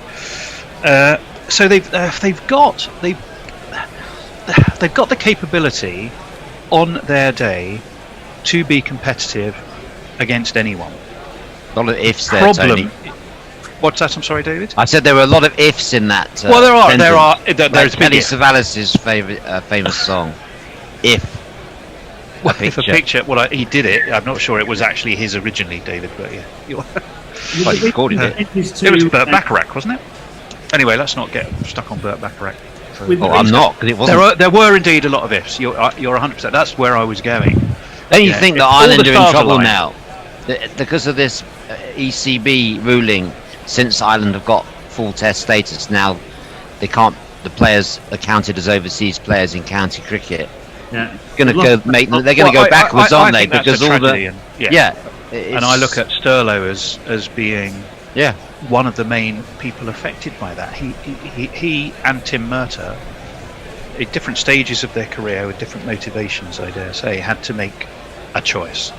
Tim Murtagh probably looked at his age, his wallet, and said, "Do you know what? I'm gonna throw my lot behind Middlesex. I've had a fantastic run with Ireland. I've got to play Test cricket. I'm on the Lord's Honours board. You know, is it going to get better if I keep playing Test cricket for Ireland?" And he very fairly and perfectly reasonably came to the conclusion no. But somewhat younger, Paul Stirling was forced into a decision. I just feel it was wrong that he needed. He was boxed into a corner he should never have been boxed into. So he's had to choose to play international cricket pretty much only, and he's missing out on the opportunity of county cricket, and that's a crime for a player of his talent. That is an absolute crime. With the overseas this year, and it obviously being a much shortened season, are Middlesex now more likely to employ Sterlo as an overseas for that shortened season rather than bringing an Australian or a Kiwi boy in for 5 games? Well, that's a very good question. I mean, we don't want to get too hung up on Middlesex because it's of minimal interest to most of our listeners except for me. But I would say, although I hope Anna Forsyth is listening. You're not going to name them all individually, are you? Well, I probably could. That's the sad thing. I forgot what I was going to say. We're talking Sterling, weren't we? Well, the interesting thing from a Middlesex perspective, of course, is that they've deferred Hanscom's contract to 21-22. I think that is interesting. So in theory, probably there is the gap that he could fit into. But whether that is allowed, or whether he has the inclination, or whether Middlesex have had the thought to offer that, I don't know. But I'm sure he would be of a massive benefit to the Bob Willis Trophy in its kind of format. Looking at it though from a Middlesex perspective, and indeed I would say this for almost any county, they're going to be looking at this sort of curtailed, localised, squeeze it in while you can, but at least thank God it's some red ball cricket tournament, as going, right, well, do we want to bring in overseas talent, or do we want to test the mettle of some of the young lads that we bring through? And if Sterlo is boxed back in his corner, so let's say he plays in this this kind of tournament, but then he's not available again after that, you haven't really taken the opportunity to bring someone in a competition that effectively kind of, with all respect to Bob Willis, of course, is really sort of a friendly, let's get some cricket out there. There was even talk about not being first class, and the players threw their arms up quite rightly and said, no, it counts as first class. But nonetheless, you look at it from Middlesex's perspective, if you did bring in Sterlo, you have to leave out someone else, and long term, you want to have a look at what that someone else can do, don't you? So I think you have to see both sides of that coin from the county's perspective. The other person that, and I think you'll know him well, Tony, I played against him a number of times when he was at Sunbury, is Stuart Pointer. So I don't know him that well. I've certainly watched a fair bit of cricket at Sunbury. He will have played probably with Rojo, so Rojo's brother. Rojo's brother was captain at Sunbury. I don't know if he still is, but he certainly was for a long time. Cricketer. Obviously, so Stuart's now was probably the guy following Gary into the Ireland keeping job. Yeah. But now he's been training with Durham. So obviously, having left Middlesex, he went to Durham. And I saw some footage of him having nets at Durham. So I don't think Durham will have employed Stuart as an overseas. So he's obviously then similar to Tim Murtagh. But at the opposite end of his career, who should be looking to follow Gary Wilson into the Ireland gloveman job, has obviously taken a similar view and decided to play first-class cricket instead, which is a real shame for not only him, now not having limited international opportunity. I'm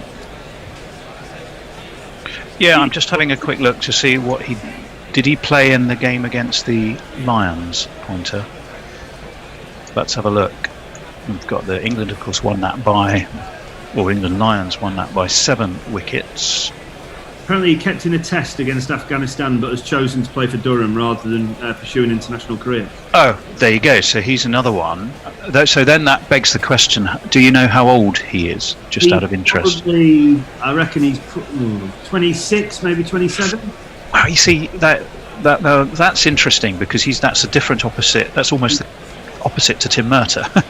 So Tim Murtagh's looked at, how much more can I get out of my 38-year-old body? Yeah.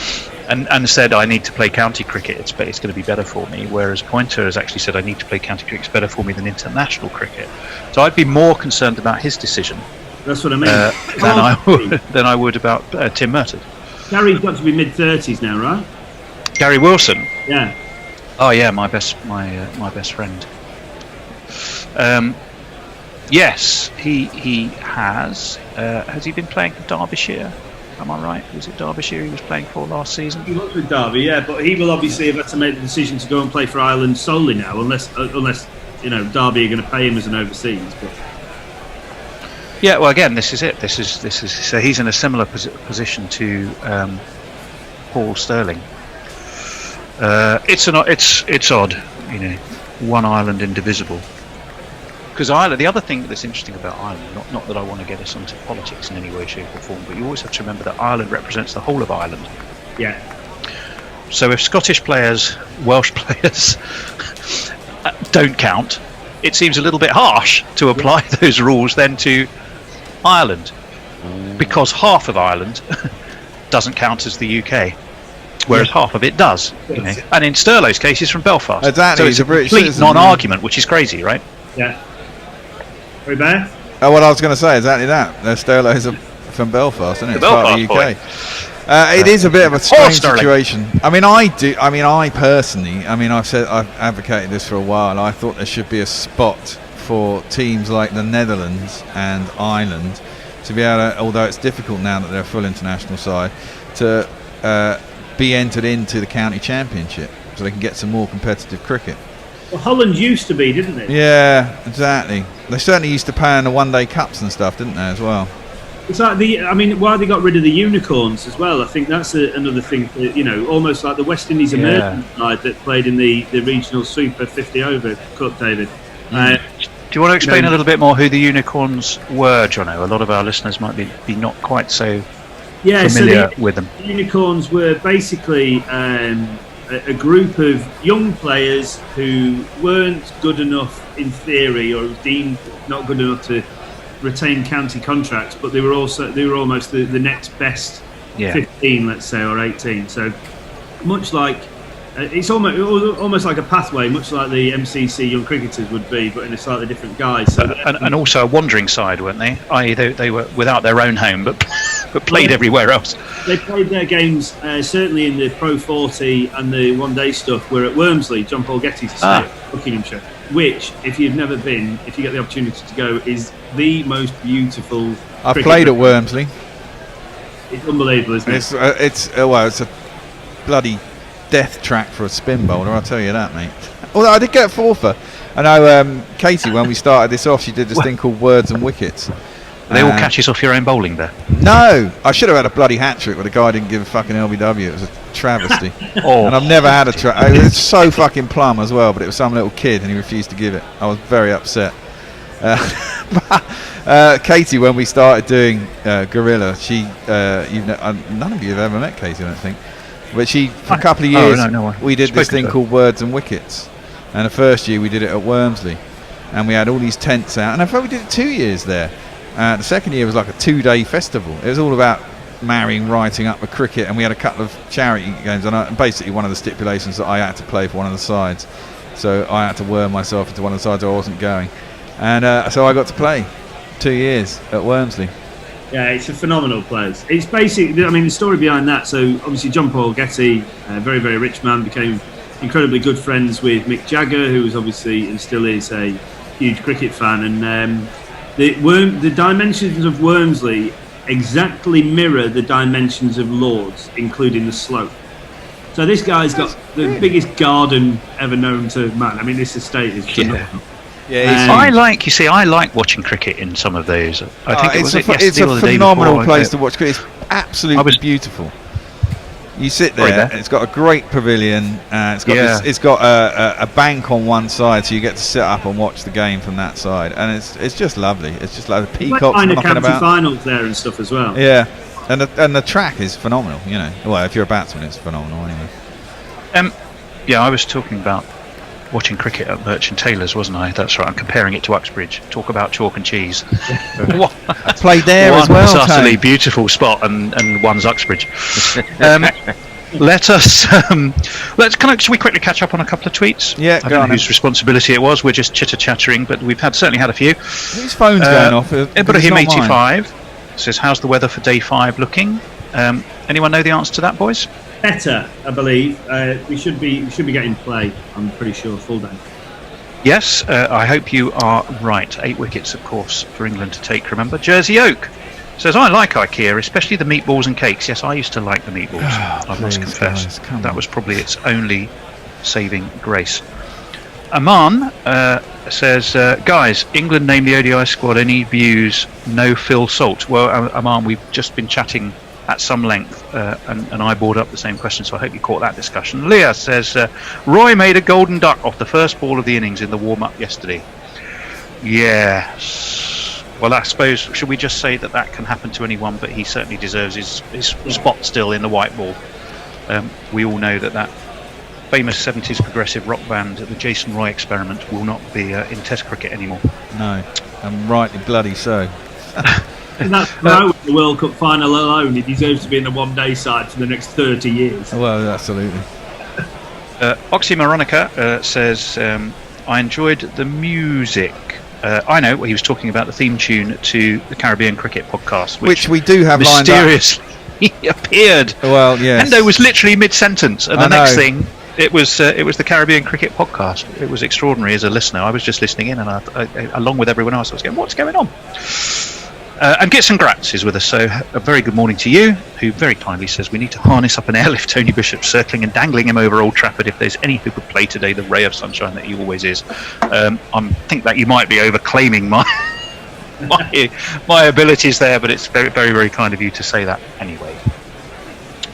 Sorry, where were we? Having done tweets, I've lost track of the conversation. Are we discussing Wormsley? Yes, we were. Yeah, we then touched on Jason Roy. So just a tweet from, a little piece of info from Knuckle. Roy and Bairstow average over 50, opening the batting together at over 7 and over. There's a run. Absolutely. So I mean, the thing about the other thing that was interesting is I'm digressing slightly, but I'm thinking white ball. Ireland, who obviously have played against each other, and have also played against the England Lions, was saying that they were having big issues seeing the white ball without a crowd there, which is kind of odd because I can understand that because a lot of seats are white. Yeah, but then so are side screens bare. Yeah, but the side screens are but not. No, they're black in white ball cricket, and they're only at either end. Tony. But that said, remember they made 296 and the Lions made 297 for 3. Yep. And in the game against each other, Ireland made 307 for 6, and Ireland A made 310 for 7. They're not scores of teams that can't see the ball. No, So but the batsmen. odd. Yeah, but they're saying that I think they're saying as fielding side, Tony, not as a batting side. Of course, as a batting side, it's coming out of the black sight screen, isn't it? Yeah. But as a fielding side, it's coming out of white seats. And normally you'd have a sea of colour and the white would stand out. So I think it's probably, if you're standing, anything coming at you square, either side, it's probably quite tricky to see coming out of a white background. I get it. I get it. And had in those 2 matches, there have been scores of 98, 100, 150, I would take their point and yours. But when in each of 4 innings, 300 plus or very close to 300 has been scored, I'm you're not getting sure hold on, Tony. The argument holds water. Tony, you're getting this the wrong way around. Because if you're batting, it's easy to see the ball, right? Because it's coming out of a black background. Yes. But if you're fielding, you're thinking can't of see fielding it. perspective. Yes. So I'm thinking of a fielding perspective. So there's no Yes. wonder there's higher scores. If you can't see it when you're in the field, it goes past you and goes to the boundary, so you get bigger scores. I'm with you. I was thinking of it purely from a batting perspective, not from a fielding perspective. I always thought in sport, when you can't see, you tend to lose 6-3 away at Southampton. You're talking football now, are you? Yeah. Time. No, move on. I don't want to talk about football. Oh, Tony. Move on. Talk only cricket, please. So I suppose to sort of bring this round in a full circle, I'm actually really looking forward to the ODIs against Ireland. I think they will be great entertainment. Of course, you would put England down as absolutely cast iron, firm favourites. I'm not so there's sure. that but. I'm not so sure with the sides that we've got out. I mean, I'm looking at the squad again. I mean, the bowling attack isn't great. I mean, Topley has had a lot of stress fractures over the last. He's had 4 of them or something over the last few years. So I mean, I doubt he's what he was. And actually, towards the end of his T20 career, people started to work him out. When he started, he got wickets for fun, but now I think people start because he's not the quickest. He's just very tall. Again, David Willey in ODIs is if the ball's not swinging, which it doesn't after about 3 overs, he tends to get a bit of tap at the back end of an ODI. You got Moeen as your spinner, that's all right. And then what other bowling have we got? We've got Saj Mahmood, who's not really proved it, and Dawson. There you go. It's not the greatest bowling attack in the world, is it? Let's be honest. When you think normally you'd have Wokes and Archer. Ireland requested for a load of black coverings to be put over all the seats, but that was rejected. Well, I think they should do, or at least a dark colour, because that's the point, isn't it? They're supposed to be able to see. If they can't see it, it's a bit tricky. I mean, a fair investment that. So to speak to a fabric company and say, can we have enough black sheeting to fit across an entire cricket stadium? I mean, that's a fair old expense for a national cricket board who don't have much money to begin with. Yeah, true. But I look at all the you say that, but then and I get football is a different sport with lots more money. But I mean, the way they've decked out the stadiums, they've covered the whole stadiums, and they've actually gone out and printed shit on fabric and put it over the sheets, which costs an awful lot more. Did you see Osama bin Laden was in the stands at one game? I didn't, but that's quite amusing. Someone paid for it. Obviously you can send your photos in, and someone sent Osama bin Laden in, so he's on the front row at one of the games in the Premier League. Nice. Nice. Yeah, nice. well then of course there was it in South Korea? They had sex dolls, wasn't it? They'd That's right. and then claimed that they didn't know what they'd done, and it was by mistake. This whole row. Can you imagine? Imagine taking a penalty faced by about 200 sex dolls. That might be a tad off-putting, I would have thought, but there we go. I was just going to have a look at Liam Dawson's various stats, actually, before we completely crucify the poor lad. He does have a higher score in Test matches of 66. Not out. Where was that? When did he score 66 not out, Liam Dawson? Sri Lanka? Did he play? He might have been Sri Lanka. Didn't he come in the last? He came in somewhere, or it might have been India. He came in the 5th Test in India. Yeah. He now has 7 Test wickets and a best of 4 for 101. I can tell you, he got 2 for 129 against India. He got Murali Vijay and Jadeja. He's got 2 for 67 against South Africa at Lords in 2017. He got 2 for 34 in the same game. Did he take 4? I don't remember him taking 4 wickets at Lords. No, but he must have done. Maybe in that's match 2017. figures. Maybe that's match figures. 2 for 2 and 2 is 4, isn't it? It's not out on debut against India in Chennai, if my memory serves me correctly, December 26th. Yeah. In one-day internationals, he's only played 3 one-day internationals. He has taken 3 wickets. Let's see who he's deadly. He deadly got rid of there. Pakistan at Sapphire Gardens in 2016. He got Shoaib Malik and Sarfraz Ahmed. And he got 1 for 26 against Sri Lanka in 2018.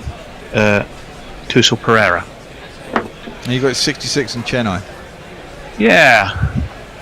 So he's not the worst, but he's not. Promise. He isn't the worst, right? But when you watch him play, I don't think, wow, there's a Test cricketer. That's great, the truth. A great first-class record, hasn't he? Great county record. Worth remembering. So Pat Brown and Chris Jordan are out of the series injured as well. Oh, okay. Oh well, that is an obvious omission. Is Chris Jordan? He'd have been quite handy. Pat Brown, as is Parkinson as well, isn't he? Yeah. Parkinson. Pat Brown's obviously, I think, with all of his change-ups, and I'd quite like to see Benny Howell get a chance. Because I sponsor him, but I just think he's a really useful bowler and can give it a bit of a whack down the back end as well. A genuine all-rounder. But yeah, Pat Brown seems to be the one with the change-ups that they want to go with. But I mean, when he has played at international level, he's gone the distance a little bit, hasn't he? Yeah, he has a bit. But it was only T20s, wasn't it? He played in the T20s. Wasn't that against New Zealand last winter? Was it there now? He did, because we all the time in commentary, we for some reason thought he was a character from EastEnders. Well, yeah, of course. Pat Brown, wasn't it? Pat Brown. Every time he went near the ball, poor chap. Anyway, so what have we got lined up for the rest of the day? Have we? Shall we do a quick weather forecast? The weather forecast is shit, and that's about as simple as it is. The one I looked at on the BBC had rain up until about 2, then rain and thunderstorms with a bit of sunshine in between till about 5 o'clock, with an 88% chance of rain from 3 o'clock till 5 o'clock, and everything above 80% up until then. So the chances of any play today, I think, are very minimal. I think they'll probably call it reasonably early. They'll probably call it by about 3:30. Yeah. 11:52. Well, that was well over half an hour ago. There was evidently a surge of mild optimism at Old Trafford, with the Super Soppers primed for a mop-up, but no real movement towards a resumption. Well, that must have suggested it stopped raining briefly. Well, Sky have not gone back to the ground, and I'm seeing a replay of another Test series in West Indies from whenever it was, somewhere back in the 90s. We're getting butchered once more. Look, there's someone nicking off. There's a surprise. Who is the weirdo nicking off then? That was Alex Can you Stewart. recognise him?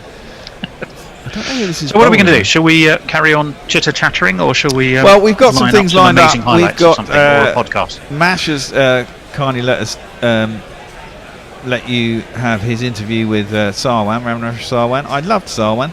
I think this was just before the spat with Chris Gale, so unfortunately there's no juice about that. But we got that. That's about half an hour. I've cut out Devon Malcolm from lunch the other day, which we can play. Yep, go on, Jono. You're waving goodbye. I am in the process of trying to organise Josh De Silva.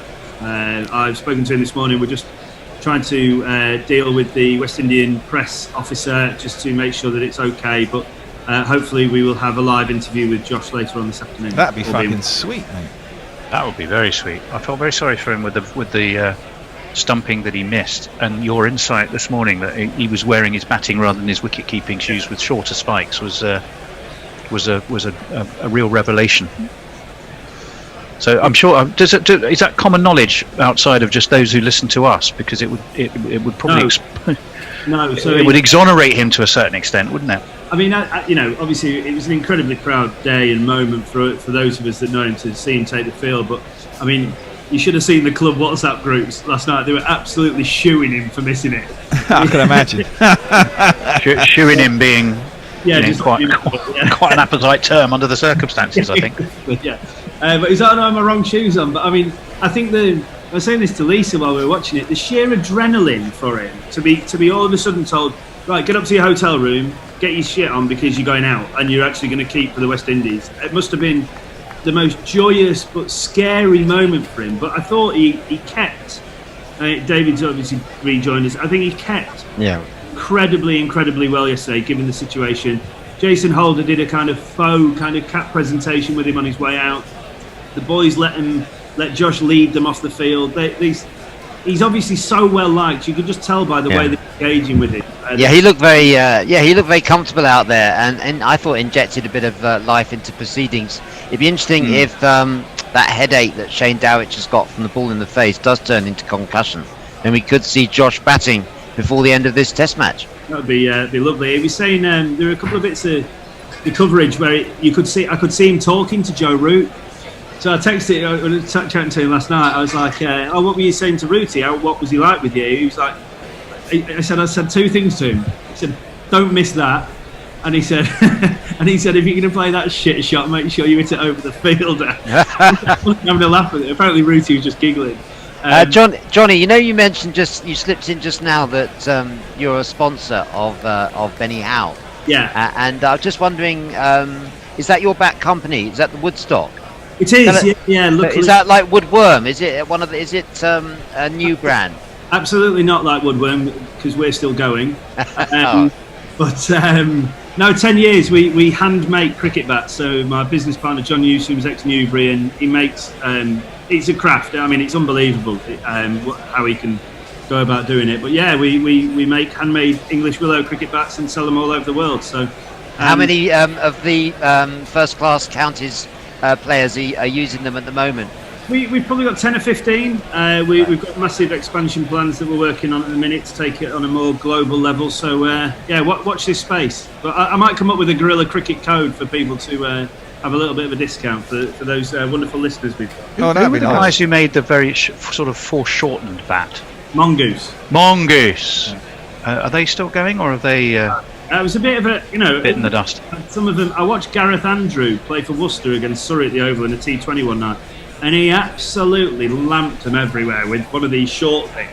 You got Stuart Meeker and Jade and all these other lads charging in, bowling 90 miles an hour, and he just whopping them into the middle of next week with this tiny little bat. But they didn't, they didn't last too long. But look, it's great for me as a cricket badger and a cricket lover to be involved in something like Woodstock. So, rather oddly, I seem to recall it was often taller players who seemed to rather favour the shorter bat, which I remember Ollie Rayner was a big fan of it for a while. I don't remember him scoring huge amounts of runs with it, mind you. There's the skipper I was going to talk to Toby Tarrant about this when we speak to him. The skipper at Stoke Davenant's got one of them in the second 11.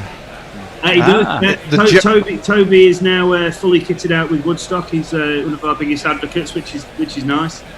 It's great. But for us, it's about making a quality product at a fair. I mean, the biggest thing is service and a fair price, because cricket bats are unbelievably expensive. You can buy Gray Nichols charge £900 for a legend, Gray Nichols legend. Newbury have got a bat that costs £1,000. That's ridiculous. It's a piece of wood. Exactly. How much does the wood cost? It's great. But then the big thing is, I mean, we offer a full year no quibble warranty on all of our gear, because as a natural product, if it breaks, as long as you've not whacked it round a locker because you got cleaned up first ball, then if it's a faulty product, we'll replace it without any free of charge, without even asking any questions. And that. Do you get people coming to you saying, "Look, I'm really sorry, this bat's not working. The ball never seems to hit the edge. Can I have a new one, please?" I keep saying to people that we don't sell technique. Yeah, exactly. Or ability. I mean, how much does? It's got a hole in the middle. The ball keeps hitting the stumps. Can you get me a new bat? I mean, what is is it? Do you buy the wood per metre, or? You buy clefts. So we'll buy clefts from. There's one. I won't name check them, but there's one willow supplier who's the biggest, based out in Essex. That's where a lot of it is. The East Anglia and Essex. A lot of the willow's grown. So a cleft almost, if you imagine it, comes in like a shape of a house. I remember getting my bat done. I went up to a place called Fusion Sports near Crewe.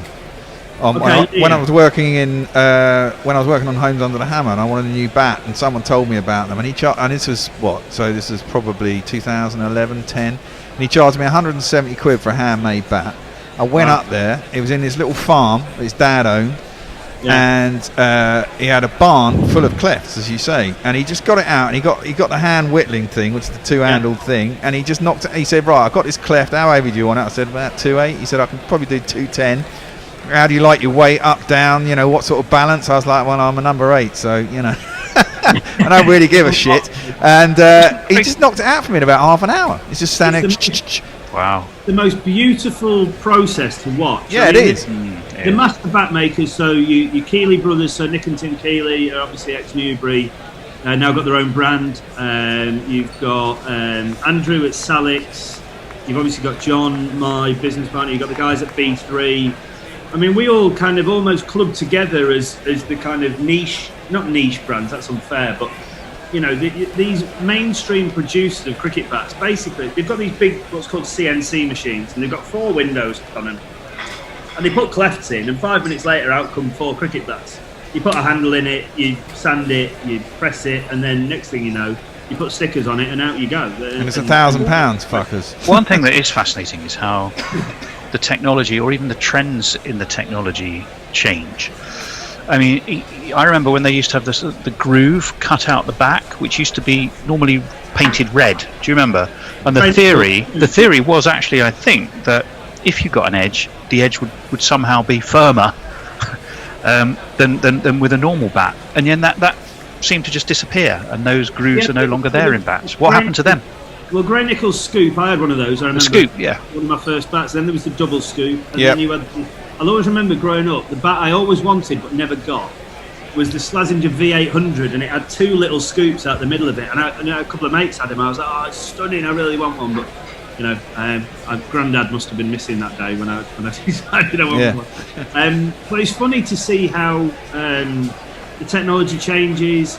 I think in terms of classic bats, like, you've either got a pressed face, a square face, a slightly bowed face, or a rounded face, like a concave face. But, certain styles of players like different things, as Bear quite rightly says about where's the weight distribution.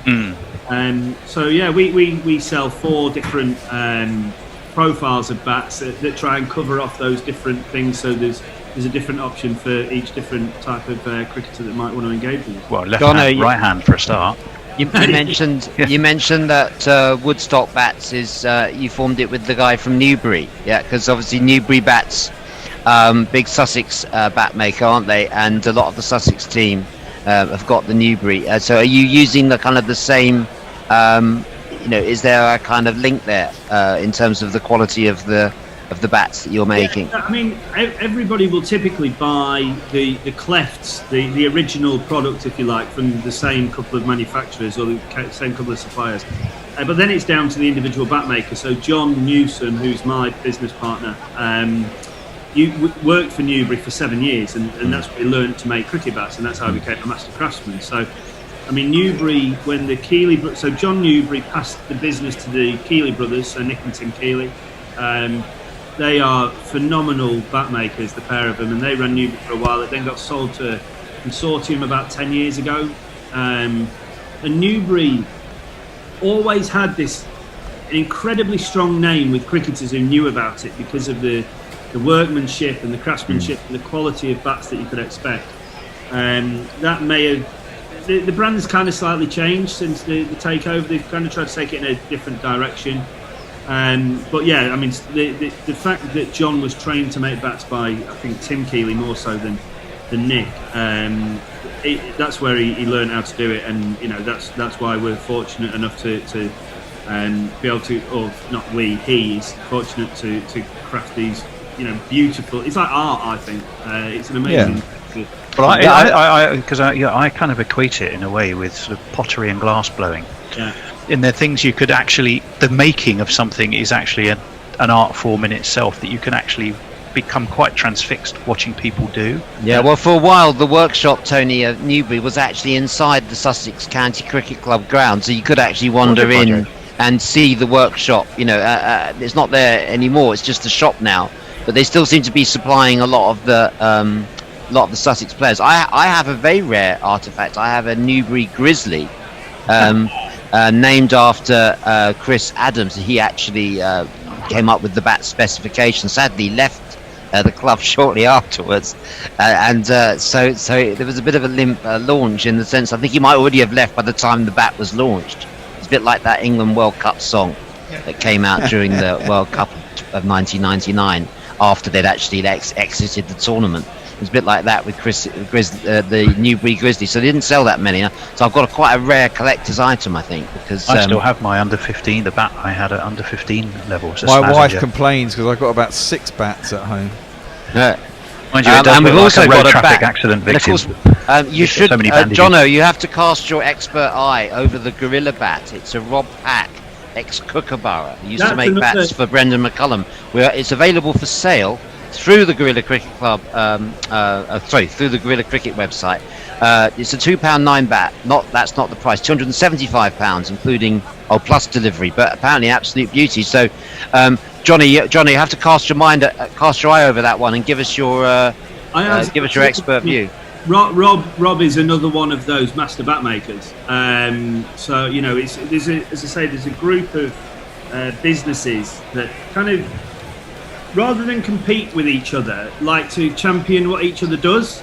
You know, there are hundreds of one-man band bat makers, people who just love the craft of doing it. But certainly Rob and who's the other one? I can't remember.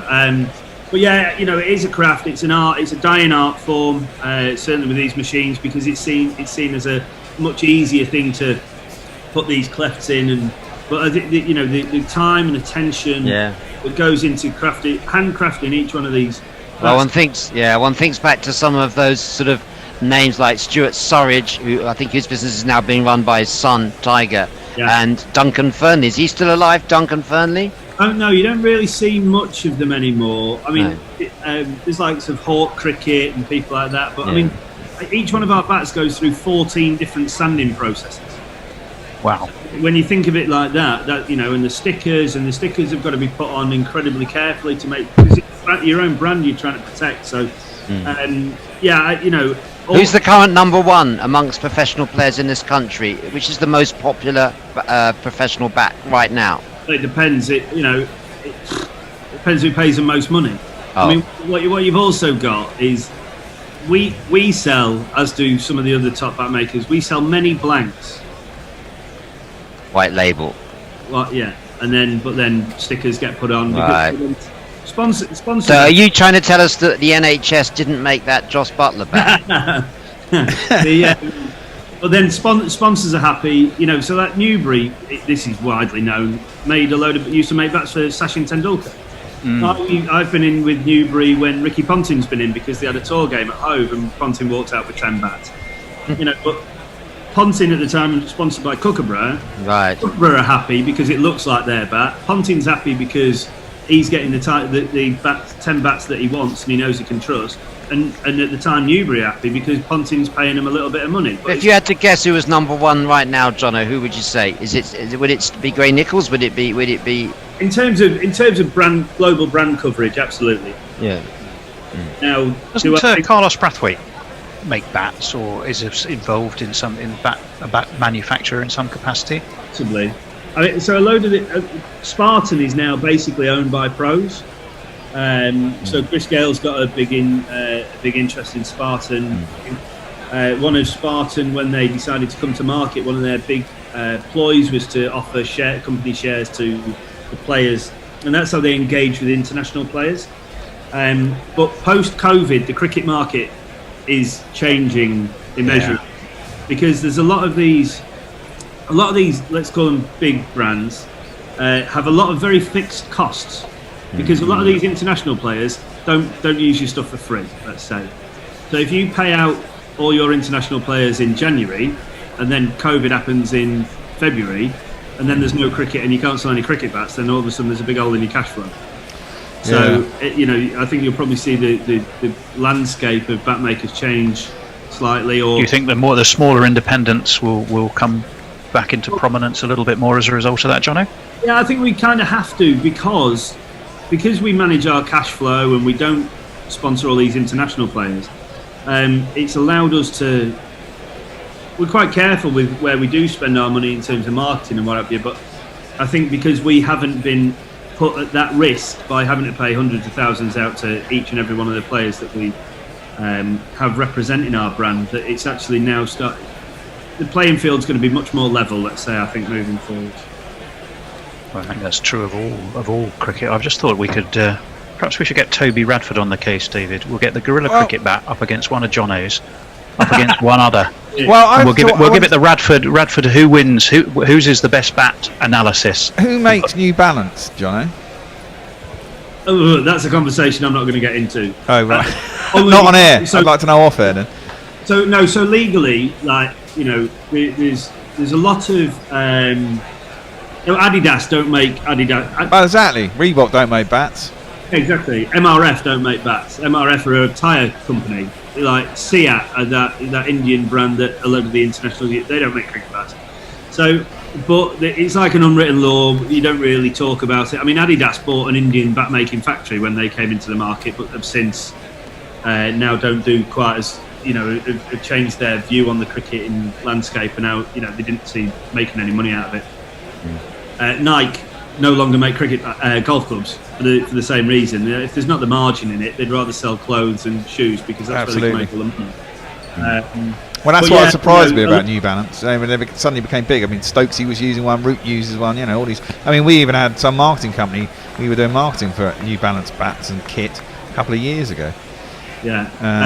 New Balance are made by FC Sondi and Co in Jalandhar. So. Oh right. There's a lot of smoke and mirrors. You look at these big global brands like New Balance, make all their money and can afford to pay. Was Ben Stokes? He's now obviously with Gunnar Moore and Joe Root and Rory Burns before he moved. They pay all this money out, but they make all their money off shoes. Yeah, they're a rubber shoe business, but they just fancy getting into the cricket thing. Obviously, they do apparel now and clothing and stuff.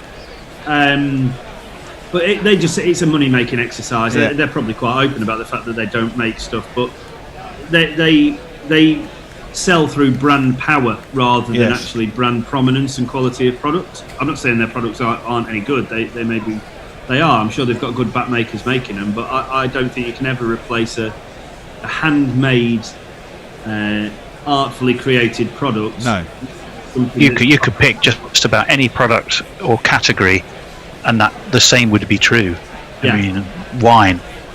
A lot of wine jumps off a supermarket shelf because of the brand on the label, not the quality of the wine. And it's the same is true of just about everything, isn't it? There was that big scandal in French wine, wasn't there, a few years ago, where they were adding chalk or something to make the flavours. I wasn't aware of that. No, that must be going back 10 years or so. There was a big scandal in France. They were adulterating the wine. No one really noticed. That was the thing.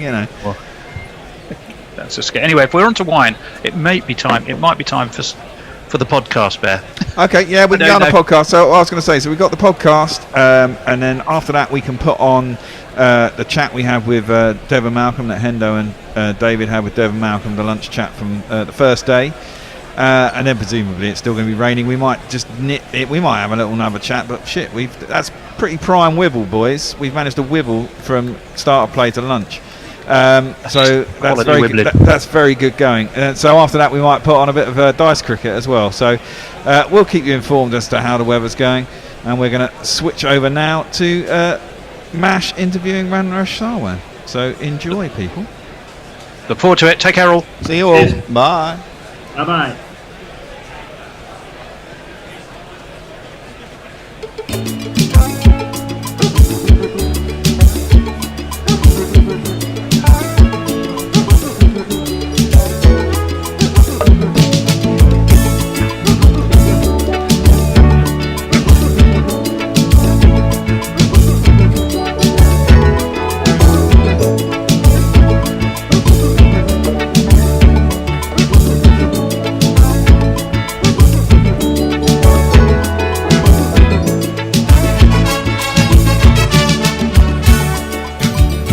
Good day and welcome to Caribbean Cricket Podcast episode 10. I'm your co-host Santoki, and today we have, all our episodes are special, but today we have an extra special episode. But first, I'm joined by my regular co-host Mashelle St. Patrick Hewitt.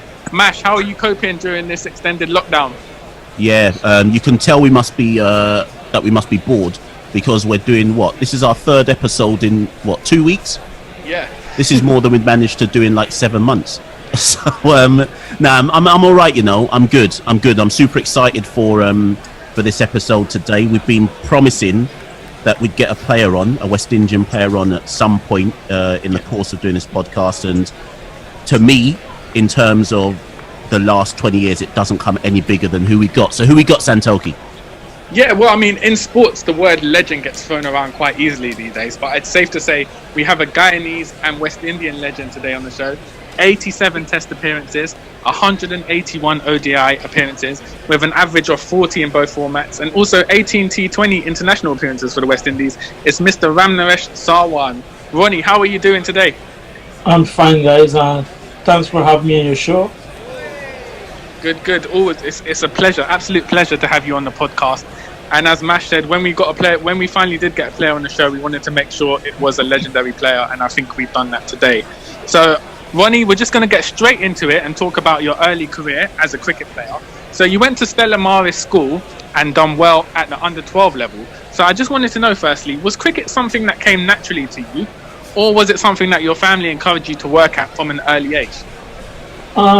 It all came naturally. Obviously, I was born in a small island called Wakenham, which is located near Essequibo Island. So it all started from playing yard cricket when I was a little child. And of course, then I moved to the city and I was given more opportunities. And of course, like you mentioned, everything really and truly started when I represented Stella Maris Primary School.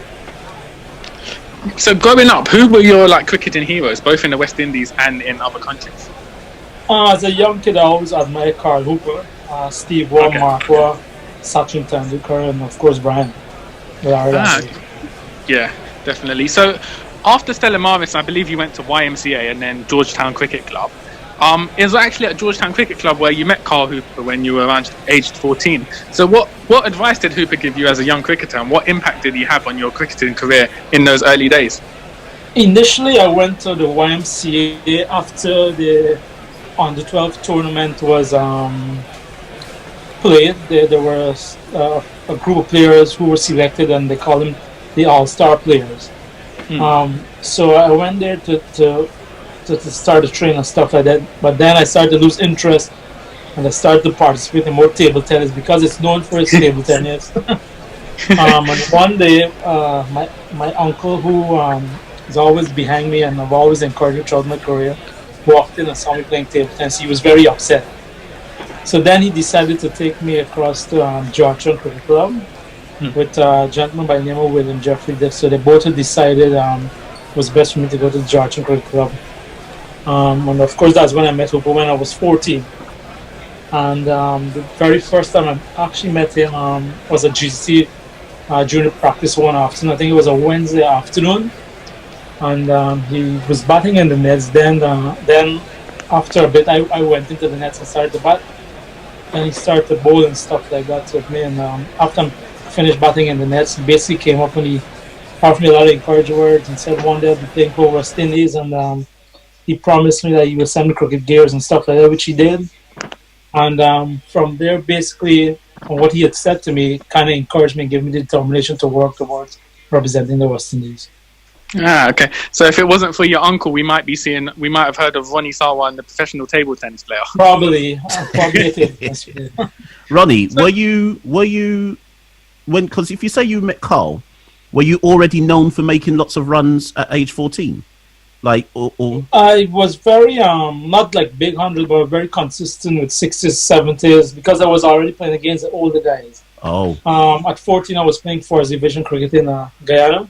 I hardly played second division because usually we would play third, second, and then you would move on to the first. I basically skipped the third division, went straight into second division, and then first division at 14 or a bit. Actually, I was a little younger than that when I played. And then, of course, I played under 19 at a very young age. I was representing GC at under 19 level when I just turned 14. Oh, wow. And it was when you were 15 that you made the Guyana regional team in first class cricket. I still think you hold the record for youngest cricketer to play in West Indies first class history. So jumping to the Guyana regional team, how much of a challenge was it for you mentally and physically? Or did you find it okay because, as you said, you'd been used to playing with older players for all of your life? I found it very easy. Obviously, like you rightfully mentioned, I kept saying, and when these questions come forward to me, is that I was very lucky and fortunate because there were people like Clayton Lambert, Carl Hooper, Shivnarine Chandrapal, Keith Semple, Barrington Brown, Rayan King. Those are guys who were much older than me. So I was able, when I was 15, those guys were already well established. So when I got into the team, it was basically for me to try and learn as much as I can from them. And of course, they were able to share their knowledge with me, and I am very thankful for that. So was it a case of when you were playing at that level, you had no fears because you've been successful all through your childhood? It wasn't.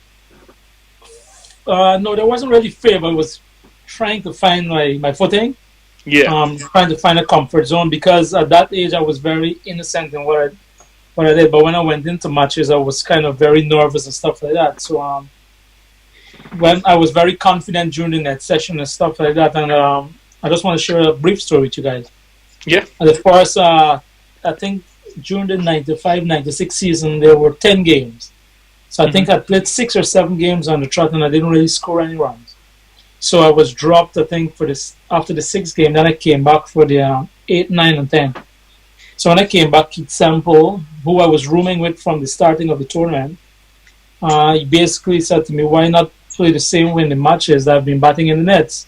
And ever since I've adopted that mentality, and it has worked for me. Oh, interesting.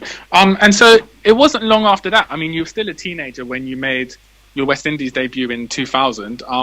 Was it a shock to get called up to the West Indies side, or was it something that you'd been prepared for because of your success at the regional level?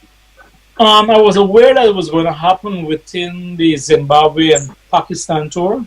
Yeah. But I think there was a restriction at that time that you were not allowed to be selected because it was out of a pool of players. But luckily, during that period, when Zimbabwe and Pakistan toured, just before West Indies played against Zimbabwe in the test matches, I was able to score back-to-back hundreds against them, and I was also scoring runs in the regional tournament. So I thought I was very close of representing the West Indies, but I didn't know how close I was, whether it was going to the tour to the UK or whether it was going to be in the Caribbean. Fortunately, it was in the Caribbean against Pakistan. That was just before we toured the UK. Yeah, so when you played Pakistan, I think you made your debut in Barbados. You scored 84 not out in your first innings. Were you surprised at the instant success you had on this world stage? I mean, you faced Wasim Akram, Sakhalin, Mushtaq. So were you surprised that you managed to do this well in your first innings, or were you that confident in your own abilities at this point? No, like I mentioned earlier, during that period, I was I was scoring a lot of runs, so my confidence was up. Yeah. So that allowed me to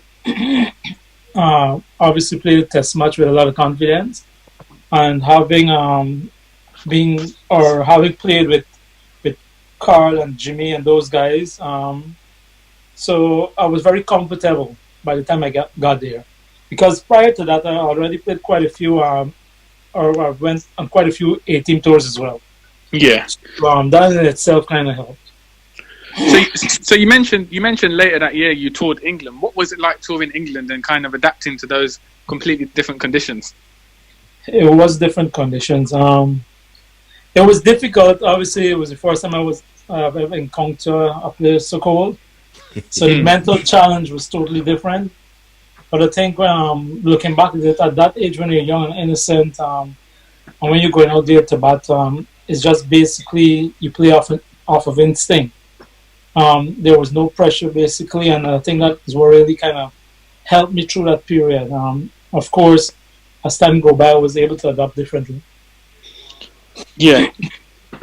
Mash, did you want to jump in with any questions? Yeah. So This is okay. I'm going to go two different ways here, Ronnie. So first part is so you kind of mentioned it because you played A tours already, but when you jump into the West Indies senior team now, something that fans have always spoken about is regional bias, and if the team is overpopulated with players from one particular island and so on and so forth.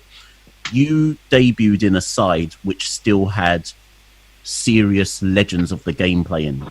So Courtney was still there, Kirtley was still there, obviously Brian Lara's Brian Lara. Did it help that you debuted while Shiv and Carl were also in the team as fellow Guyanese, or like as a jump to a West Indian team with world stars in it at 19 years old? You didn't feel overawed in any shape or form, or just took it all in your stride? No, I took it in my stride. I mean, I was pretty comfortable, like I said, due to the fact that Shiv was there, they had hoops. Of course, Jimmy was my A-team captain as well. And I had the opportunity to meet Mr. Walsh and Mr. Ambrose. Those are guys who I've looked at my whole life on television playing for West Indies. So for me, and the way they welcomed me, I mean, there was no pressure basically. I mean, even in the nets when they were bowling and prior to the game, they were saying just be yourself. And that allowed me to just fit in very easy. And okay, that answers that. And then something that Santoki and I were discussing, and we've been thinking about doing a podcast on this one topic just by itself. But so you're of Indo-Guyanese descent, and we've always wondered, as is Santoki, and we've always wondered, how does that have any impact in the dynamics as a West Indian cricketer? I'm not actually fully certain where I'm going with that question, but I've always been intrigued by it. Whether it's somebody from Trinidad, whether it's somebody from Guyana, does that come into any kind of, does that have any impact in any shape or form? When you say impact in terms of what, being selected, not being selected? Well, I'm not necessarily even in terms, just upbringing in general. So do you see yourself as a West Indian cricketer? Of course. I mean, ultimately representing the people of the West Indies. So you can't see yourself as just a Guyanese. I think once you're playing for the West Indies, you're representing every single individual in the Caribbean, and those people who live abroad as well. And I took great pride in doing that. Yeah, which is what I did. Which is what I'd expect. I guess just because some people have always looked at it as. Did you ever feel that people tried to bring any of that into your career? I've heard rumors about it, but in terms of anybody approaching me directly, no, I've never really experienced it. Yeah. Personally. Yeah. But like I've said to you before, I think once you're playing for the West Indies, you're representing the West Indies. It doesn't matter which island you're from, whether you're Afro or Indo-Guyanese. I think most importantly, you're representing every single body in the Caribbean. 100%. So Santoki, do you want to go on to the key innings? Yeah. So if we talk, so after making your debut in 2000, firstly, actually, I want to talk about. So you made your debut in 2000, and then you scored consistently well throughout series from there. But you didn't score a century until the 2002 tour of Bangladesh. Up until that point, did you feel there was pressure because you hadn't scored a century, or do you feel that the selectors had faith in you because you had been scoring consistently high? I think they were pretty confident in terms of they were happy with my consistency. Yeah. To continue to obviously keep picking me to play, but obviously I was disappointed that I wasn't converting my 50s into 100. But I always thought it was just a matter of time. Once I get the one and I understand how to score the first one, I was going to be able to convert a few more. Fortunately, I was able to get my first one. I think it's after 24 test matches, I think it was. I'm not too sure. And then I had a better understanding how to handle the situations when I get to the 80s and the 90s. Yeah. So it was after your 28th test, you hit the century in Bangladesh. But it wasn't long after that when you were part of history, in 2003 for the record run chase of 418 against Australia. Now that's obviously, it's a record innings. It's gone down in history.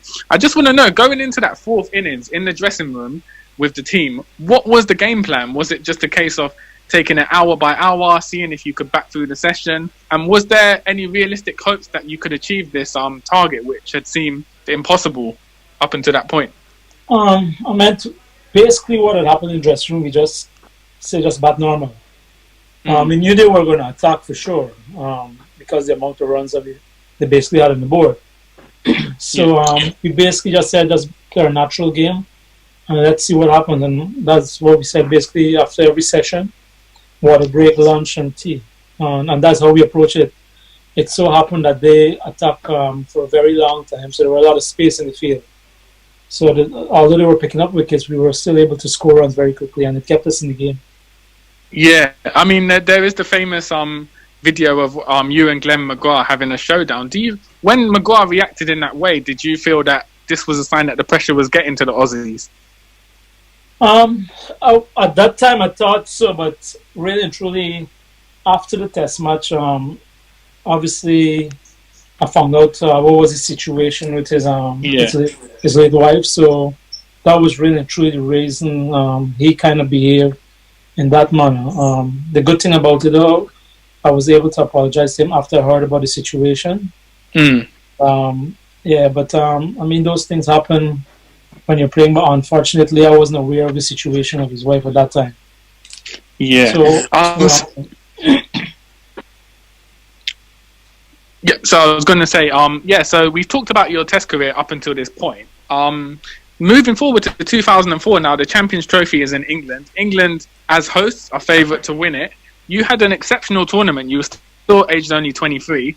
I think you scored 75 in the group stages versus South Africa. The semi-final, you really anchored the innings with 56 against Pakistan in a low-scoring chase. And you were the highest scorer in that West Indies team, which was a strong team featuring Chanderpaul, Lara, Gale. I think a young DJ Bravo was in that side. You averaged 83. So in that particular tournament, what can you attribute to your success? Was it just a case of being in the right age and having enough experience at that level and just being confident in your game no matter where you were playing? No, I think it was a matter of me understanding my game much better. I basically had a role to play, the top three. At least one of the top three has to try and bat through the innings. So that was my role, and I simply tried to play my role. Fortunately, by playing my role, I was able to put our team in position where we could win games. So, yeah. Would you say, Ronnie, that so we're talking 2003, 4, 5. When you look back on your career, was that the time that you were at your best, do you think? Or would you say later on? No, it was later on. I think at that time I was getting to understand more about one-day cricket. So it was much easier for me to play situations differently. But I still, in hindsight, obviously I knew that at the back end, I was able to mature and understand my game much better as I got older. Yeah, at that stage of my career, I was... go ahead, sorry. No, you carry on. At that stage between 2003 and probably I think 2005, 2006, solely because I had that sort of role to play, I try and embrace it as much as I can. Yeah, because I was going to say, I remember around that time, you essentially you kind of got the tag of being a finisher. I don't know if you remember, like people used to talk about last 10 overs, Sarwan's still there. West Indies are gonna pull this victory off. So you kind of got seen in certainly fan circles as you will bring the victory home, particularly in one-day cricket. Did you feel like that was something I know you say that you were given the role to bat through, but did you ever hear the chat that people saw you as a finisher to the innings? Yeah, I've heard it, and I was very overwhelmed about it because obviously, and humble because obviously the next person you can get close is Michael Bevan. Yes, exactly. But I always thought once you're in the game, with anywhere between 5 to 10 overs to go them at the end, we will have a chance because I mean you would have already seen the bowlers and have a fair idea how they were going to bowl in the back end. So that itself gave me a lot of confidence. I always felt that we were in the game once I was... and actually, based on your one ODI experience, and I know Santoki wants to talk about your 2020 experience, because actually, because even I'm guilty of it. I forget you played 2020 cricket, you know, right? I actually forget, because your Test and ODI record is so good. Yeah, your average West Indian will forget that you played within the 2020 team. So I know Santoki's got quite a lot of questions about that.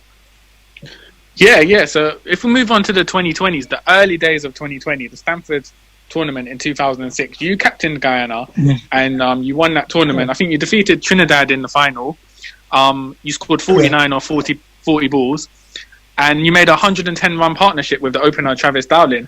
So I just want to know, at that point, because T20s had only been around for 2 or 3 years by that point, did you see it as a legitimate format at the time? No, I didn't. But obviously, no one expected to turn out the way it is, I'm sure. But I think it has done really well for cricket itself, and of course cricketers. That is obviously financially as well. So I'm happy for those guys. But no one ever expected or thought it would have gotten to this stage, where it's basically like an NBA or the NFL. So that's really, I think it's really good. So let's see what's next is going to happen to cricket. So if there's a revolution. Yeah, because you also captained the team in 2010, the Caribbean T20, when Jonathan Fu came up in the final and finished it off with, I think, 42 of 17. So, and you also captained Guyana in the Champions League in South Africa. So I just wanted to know, in terms of like the art of captaincy, how different was it captaining a T20 side than it was, for instance, Test or the longer formats? Because you do have to make snap decisions and kind of, on a ball-by-ball basis, make changes. Yeah, I think the only difference is that you have less time to make those decisions. But I think what helped me is the fact that I knew the players that we come against. We did our due diligence. We were able to understand those players. We knew exactly who we wanted to, from a bowling perspective. We knew who our bowlers wanted to bowl against in terms of their batters and what side of the field. So those stuff was already sorted out in meetings and stuff like that. So once we're in a situation like that, the fielders knew exactly where they had to go. I mean, if batters made an adjustment to our bowlers and stuff like that, we would have a quick communication on field and try and sort that out. But it's just basically trying to think on your feet. I think from then to now, I think the game has changed drastically. T20, that is. Because it's become much more innovative and stuff like that. So I think it's a bit harder for captains now and bowlers. So even in those early days, when you played T20, did you train to adjust your game? So did you, for instance, take time, spending more time practicing hitting sixes and that kind of thing, or did you just kind of stick to your natural game and just play that short? I stuck to my natural game. The latter part, I did try to hit a few balls more and change my approach a little bit. But my back wasn't allowing me to. Okay. I'm glad you've mentioned the back, actually, because I was gonna come to that much later on, but let's just talk about that now. So would you say that did I guess if I ask this now, it kind of messes things up. But okay. Did the back force an early retirement, or would you have retired anyway? Like, do you look back and go, if I hadn't got that injury, I would have carried on? Because you were at Leicestershire when the back was starting to really play up. What comes first, the back injury or the retirement, or was it already in your mind? That's a good question. What a lot of people don't know, and actually I think publicly, I think this might be the first or second time I'm saying it. I've had this injury since I was 21 years old. Okay. So I've played with it throughout my entire career, and basically it is something that would go and come, because that's why they call it a chronic injury. So to keep it away, I had to do a lot of core work and stuff like that, and ensure that it's something that I do continuous. But that doesn't guarantee that it will stay away, because it's just like a volcano, just waiting to erupt. But I try my best to manage it throughout the years.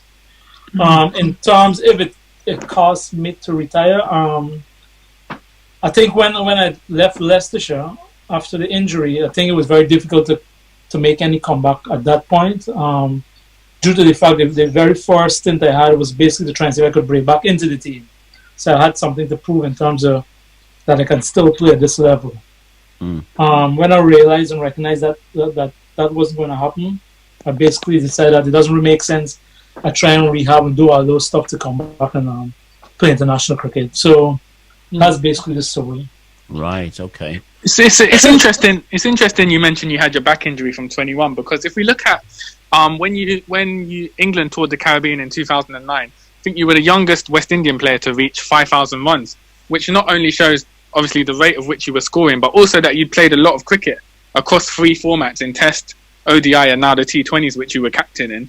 Do you feel, with hindsight, that bearing in mind with your back injury, you played too much cricket at a young age across all 3 formats? No, I don't believe so. I just think probably I just had to manage my back differently. If I knew what was, if I knew about the stuff that is available today, I think it would have been different. But I don't think I was managed properly as well from whoever the coaches or management staffs were at the time, because they knew about my situation. Yeah, I was going to say, because in modern cricket, you often hear now players being rested from certain white ball series to manage their workload. But I guess in those early days, that information kind of wasn't available and players weren't prepared in the same way. Well, correct. But if you look at Michael Clark and Shane Watson, they've had chronic injuries over the years, and they've missed a lot of games as well. But they were managed properly after they came back. So the training routine and everything was adjusted. In my situation, I just had to continue doing what I was doing at 22, 23, although it was carrying the back injury that every other player was doing. If you know what I mean. Do you feel then like the system let you down? Now, whether that be Guyana Cricket Board or whether that be the West Indies? I don't want to say the system let me down. Like I've said, if I knew what I know now, it would have been different the way I personally manage myself. Oh, right. The sort of experience I've gained in terms of physical experience, I would have been able to manage my body differently. I wouldn't be depending on anyone else to help guide me to ensure that I'm in a playing condition, basically. If you knew what you knew now, would you be playing now? Unfortunately. Chris says that's how. I would have probably playing until I was 35, 36. Right. That's the farthest I would have gone. So that's actually really fascinating and interesting. And we'll come back to that, actually, given what you do now outside of cricket. But just kind of going after, like, your what I consider to be your golden run, 2003 to 2006, 2007. You get the West Indies captaincy. I'm trying to remember. I think you replaced Shiv. So you got Brian. You got given the Brian West was the World Cup was in the Caribbean 2007, I think it was, right? Right. Yeah. So you got the captaincy, and we went to England, and I think you injured yourself in the first test. No, second or third. And I think after your injury, Chris Gale eventually got the captaincy. Correct. And I think you became vice captain again upon your return. And were you upset that you never got the captaincy back? It's not about Chris, but were you upset personally? Because I always felt at the time that Chris was holding the captaincy until you came back, because it was your. And that's no slight on Chris whatsoever. But I would like to think that most in the Caribbean thought it was your time to be captain of the West Indies. Injury or no injury? I wasn't upset that I wasn't named captain, but what I was upset about is the way the story was handled. I basically walked into a room accidentally knowing that I wasn't going to be captain. Right. Sounds like West Indies, yes. So that's how it really transpired. But I mean to say that I was upset because I never really played or was playing the game to become captain. Regardless whoever the captain was, I just wanted to play and contribute the best way I could and try to win as many games. to, I think, being captain or vice captain and those stuff. I mean, ultimately, I think, I don't know how people feel, but for me, it's not something that I try to grab onto, you know what I mean? Yeah. I think later, 2007 or 2008, I give up the vice captaincy as well. Yeah. So, I mean, it's not really a big deal for me. Ultimately, my goal was to just play cricket. I understand. So, you actually, and we never even asked you. So, actually, before I go forward, so just before we get to the stage where, essentially, well, we'll get to it in terms of whether it's the board, whether it's the coach, whatever. What do you class now? You look back. What do you class as your best innings? I mean, you got 15 Test centuries, 5 ODI centuries. You got 2 double hundreds. You got I think you got 300s in South Africa, which some players don't even get one. Everyone always looks at your 105 against Australia, and you got I'm not even convinced that's your best. And then the 291 versus England. Yeah. So what's for you personally? What's the best innings? The 105 is up there for sure against Australia and Antigua.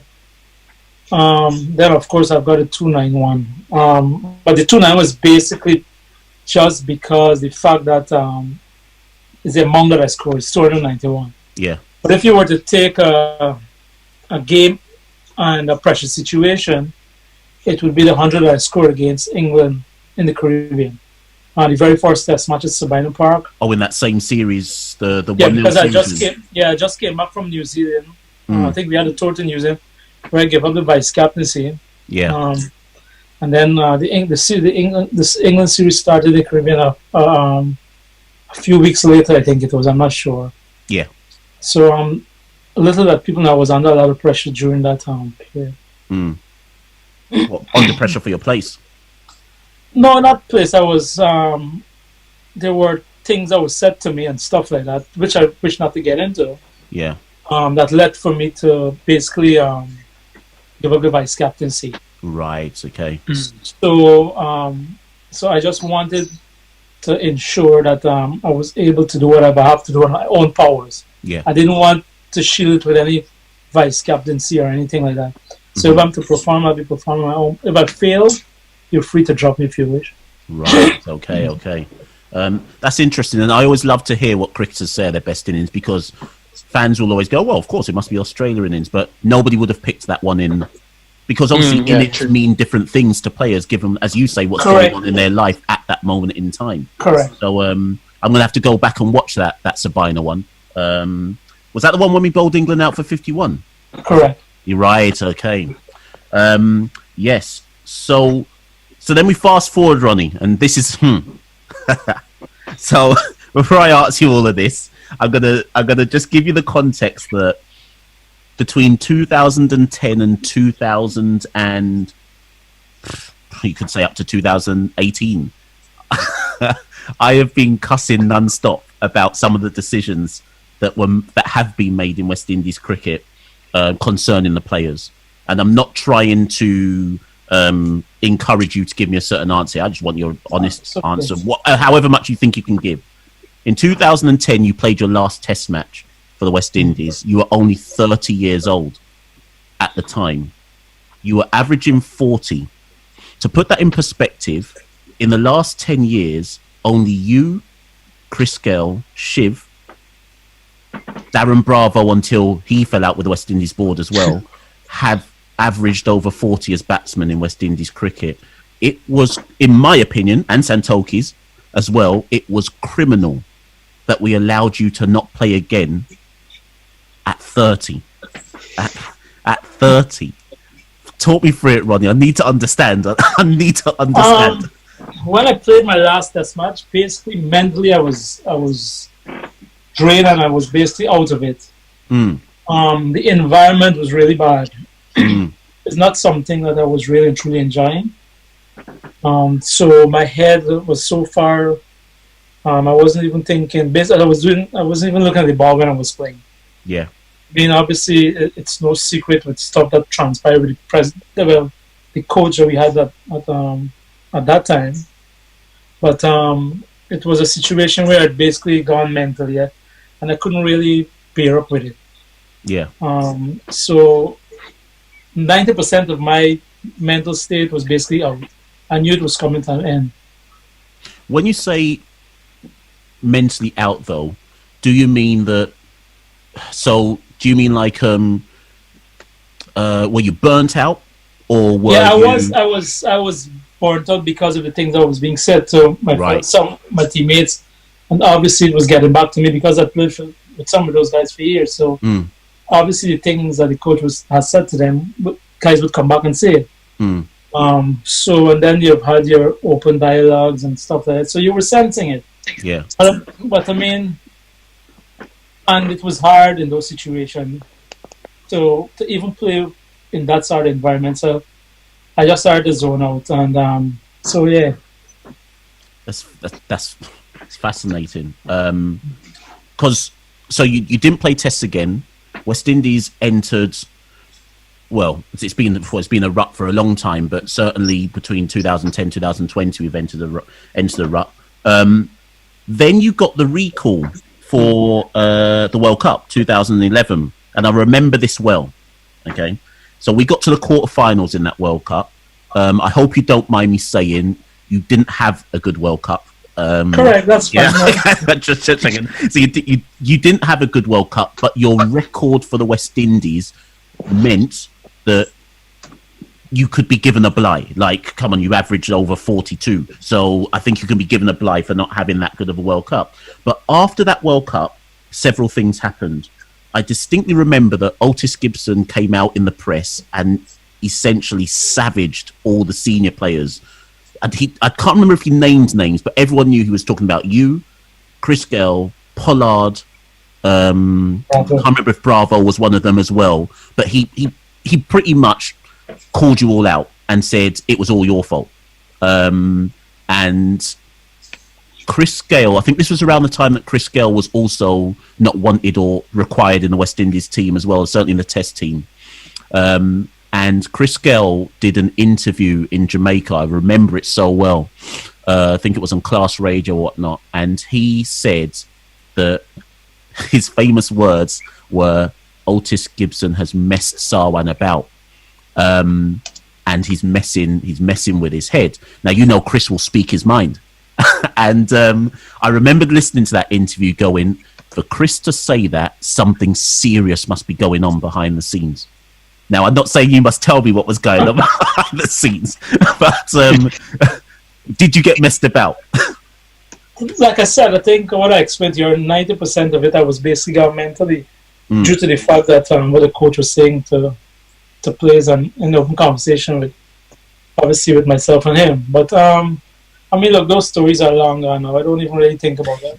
Yeah. I don't even know where Otis is at the moment. I knew he was coaching South Africa, but I just wish him well, man. That is so long gone. I don't really pay attention to it, to be honest. No, I totally understand. Do you wish, though, that you'd played more? I think I was at my best, actually, because in 2008, 2009, I think I just played against Sri Lanka. 2007, Sri Lanka, 2008, 2009, we played against England in the Caribbean. Then we came to England, and then all hell broke loose after that. We struck against Bangladesh, I think it was. Just after, of course. Yeah, and then it went downhill after then against England, I think it was England and Pakistan. India and Pakistan, sorry. Right, so you have the World Cup, so that's gone. You still did play some ODI cricket.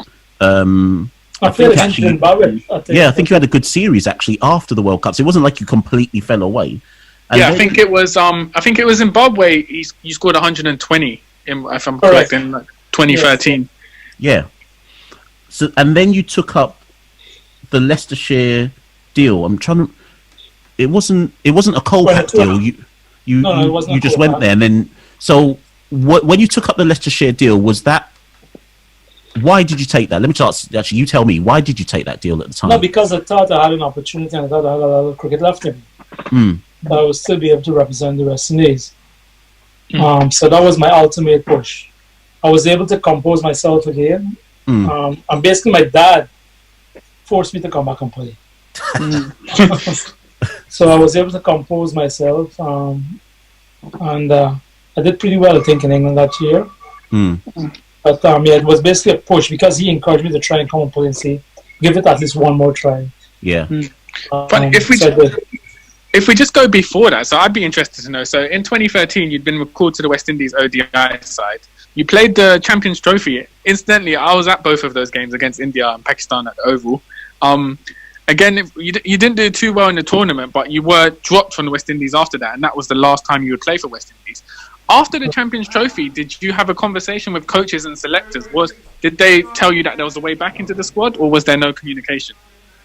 No, the usual. There was no communication.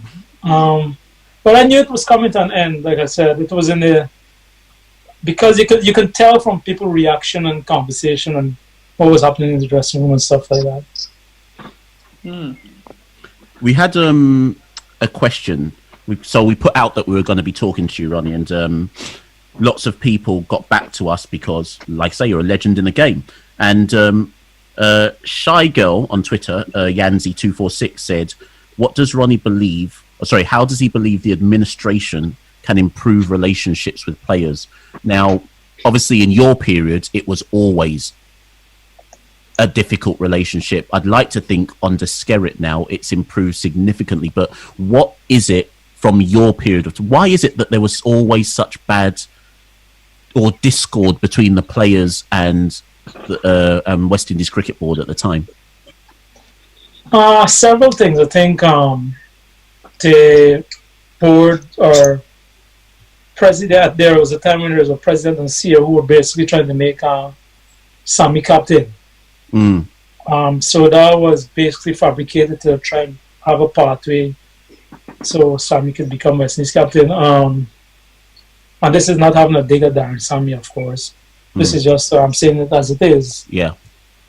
So obviously they try and go that part. So they did whatever they had to do to whichever player to try and ensure that that happened. There've always been a lack of communication and dishonesty. But I'm happy to say now that things are improving under Skerritt and young Shallow. They've been, and of course with Jimmy, they've been reaching out to players to try and see how best they can help West Indies cricket. So I think that is pleasing, and every West Indian should be happy that is actually happening now. And I'm glad you mentioned that because the tour... Cricket is priority. Yes. And the players are priority, not the administrators. And I think if you listen to anybody who speaks on West Indies, who has West Indies cricket at their heart, that always has to be the number one focus. If you're not trying to foster an environment that helps the players, then you can't say that cricket's at the heart of what you're doing. The players are the number one in the region in that regard. But we saw that the India tour just at the end of 2019, it was pleasing to see that you and Brian Lara were, I guess, I don't know if the word is invited, but you came to help the boys out, prepping for that tour. So how did that come about? Jimmy had reached out to us. I think Floyd I was at a camp with Floyd, and they had, after the camp, I think they had whatever meeting they had. So, and of course, we had Brian there as well. So they basically reached out to us to try and assist. I mean, I've always said that I'm open to help West Indies cricket in whatever way I can. And I'm sure there are many other players who are there who wants to assist. And it was really an enjoyable time. Guys had fun, and I also had a lot of fun. Is it something that you would like to carry on doing if the invite was made again? I don't mind, but I would not be able to go on tours of 3-4 months. No, but to go out for a week or two camp and stuff like that, I don't mind doing stuff like that. Do you see yourself? Go on, sorry, you also worked with the Jamaica Talibas as well, isn't it, in the CPL not too long ago?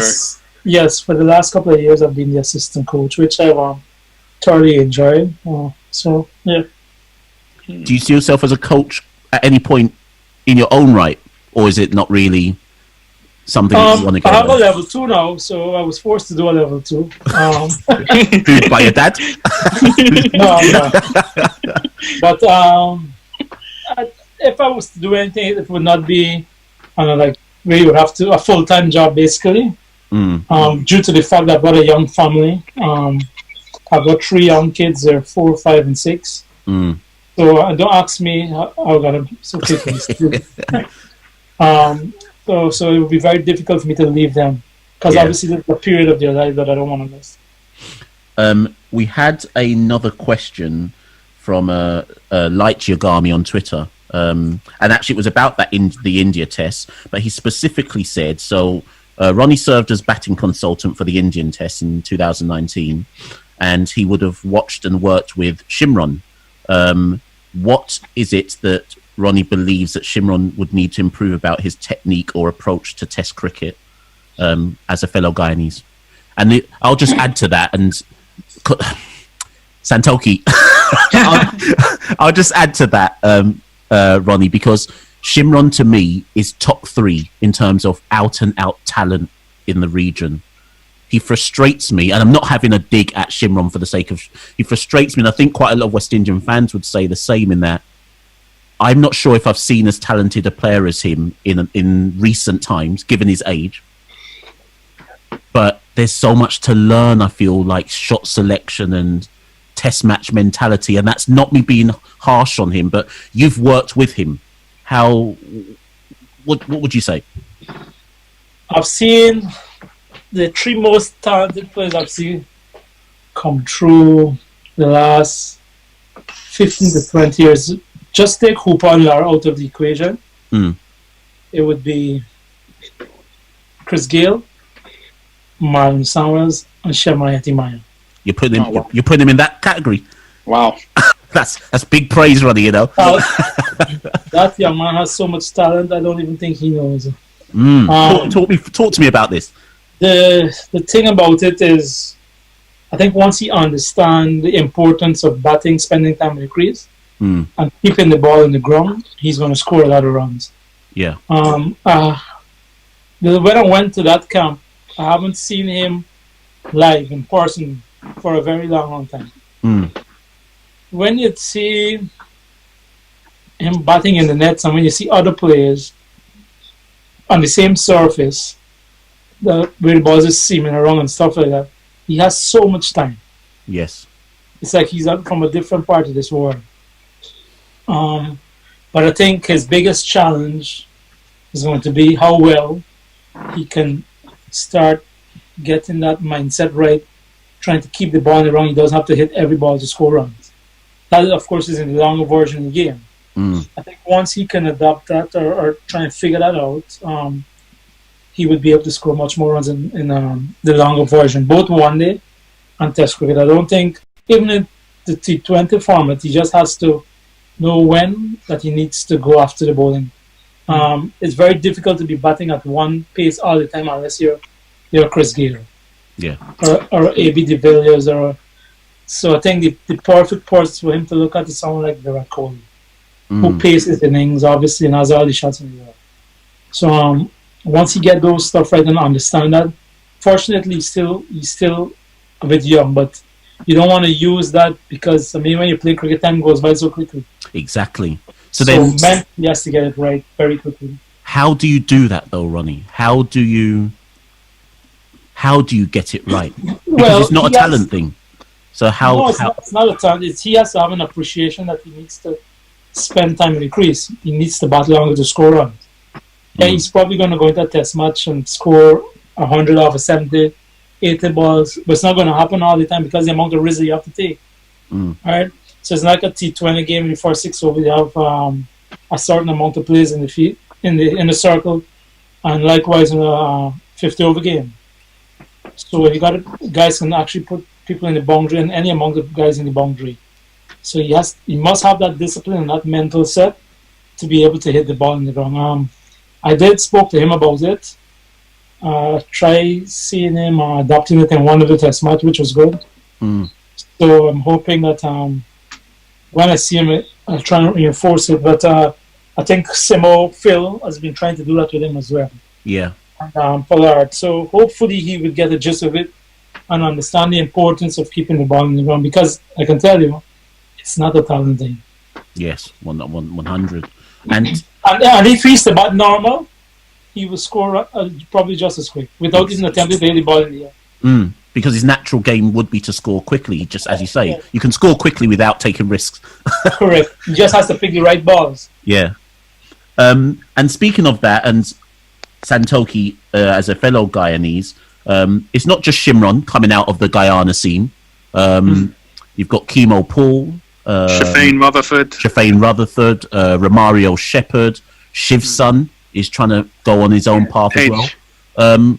Is it just Shimron that you see as somebody who can make his way in test format or ODI format? Are there any other Guyanese players that you're looking at and thinking you could do something here? I think Shimron, obviously, he's very clean strike at the ball, but I also believe that he can adapt to the long version of the game because he has pretty good technique. Of course, we know what Kemo's capable of and what he has done. So those two guys, I think, in terms, are two guys that I'll probably look at to see how they excel over the next couple of years. In terms of anyone else coming through, to be honest with you, I haven't really been following Guyana cricket in terms of from the junior level, the under-19 level. I was pretty much so disappointed in Leon Johnson. I thought he should have really and truly kicked on to play for West Indies, at least in two formats, which is the one-day format and the test format I'm speaking about. I think the other young guy, Hemraj, who's playing for the Amazon Warriors opener, he has come a very long and far way. So hopefully those guys can kick on. Santoki, do you want to add anything? No, I was just going to say, so with Leon Johnson and even the core of that Guyana side, which won first class title for 4 or 5 seasons in a row, none of them really, like Leon Johnson, do you think he was given a fair chance in the West Indies side? Because he only played a handful of tests and then was dropped. So do you think that's a problem at the moment with players not getting a good run in the international sides before they're dropped? Yeah, I agree with your statement, not having enough games.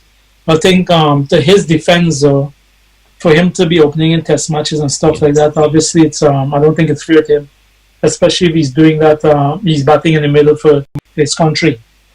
So, but I guess whenever you get those opportunities, you gotta try and make it count, right? Yeah, true. Because you've also had like Vishal Singh, who scores bucket load of runs for Guyana, but then he only got given 3 tests for the West Indies. So you have to wonder if these players were given more of a run, would they be able to adjust to international cricket at some point? Yeah, I think ideally you would want to give someone between 8 to 10 test matches to see how they because by the time you get there, you need some. I don't think everyone would be able to adapt as soon as they get there. So obviously, but unless you're very extremely talented.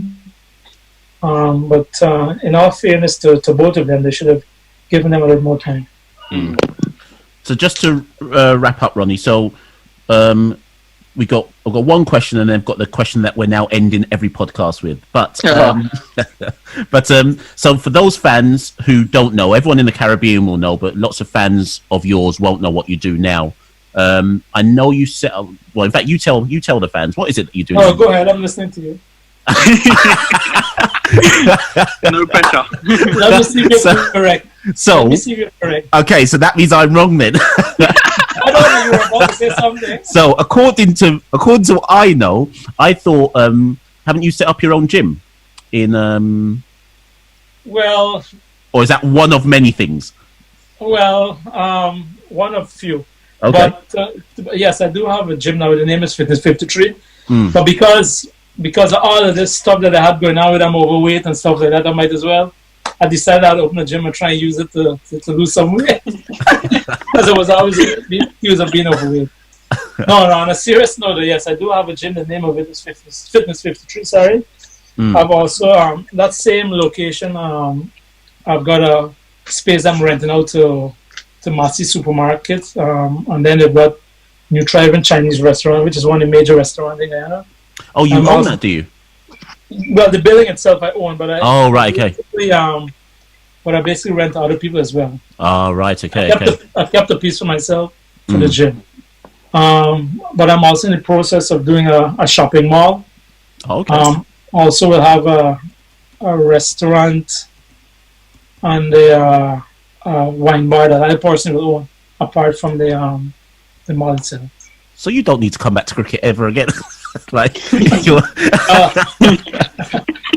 don't know, but I mean, you got to try and do what you got to do, right? Of course.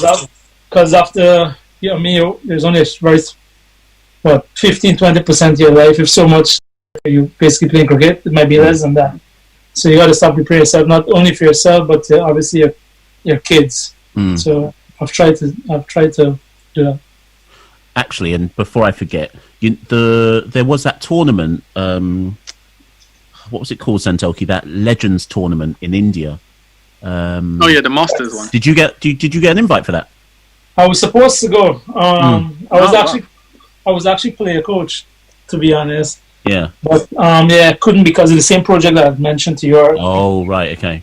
And then I was kind of concerned about this coronavirus stuff. Yeah. I didn't really want to take the chance. But when the pandemic comes to some kind of whatever it comes to, I'll go. If that was because when I saw the list of names, I was like, I wonder why Sarwan's not there. Did no one think to ask him to go? I was supposed to go as a player coach. Right. Okay.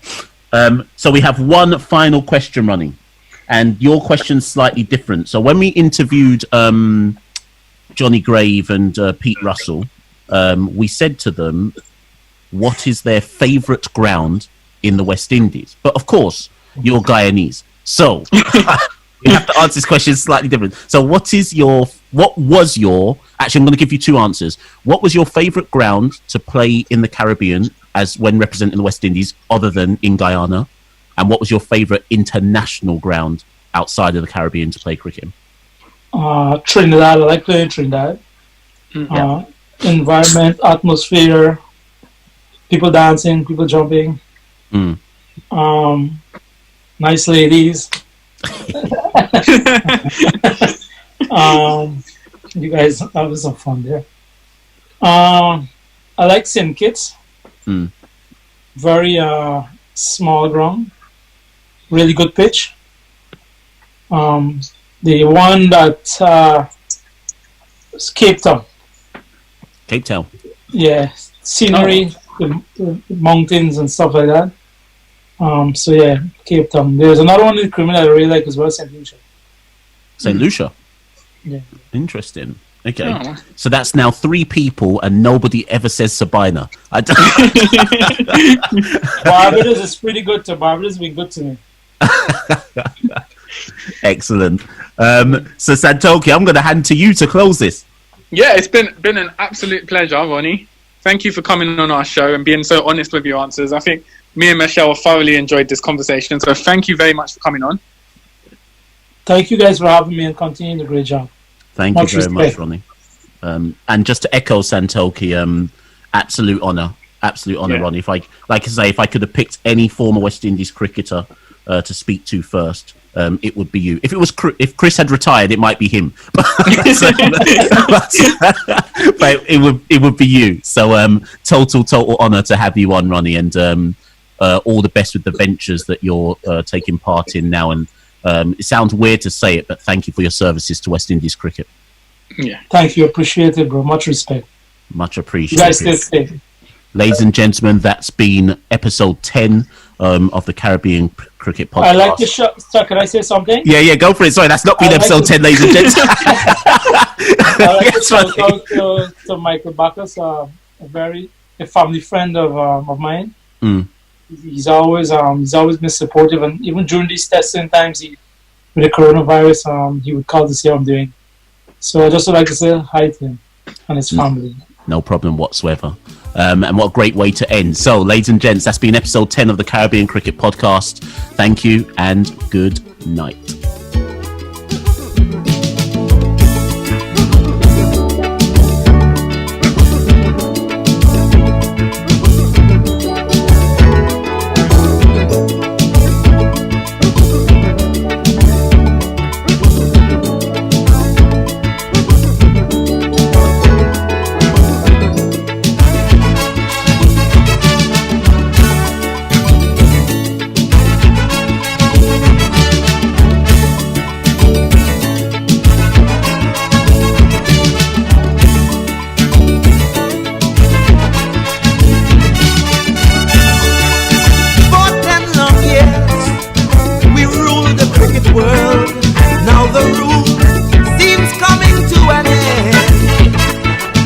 But down here, just a chink in the armor is enough to lose a friend.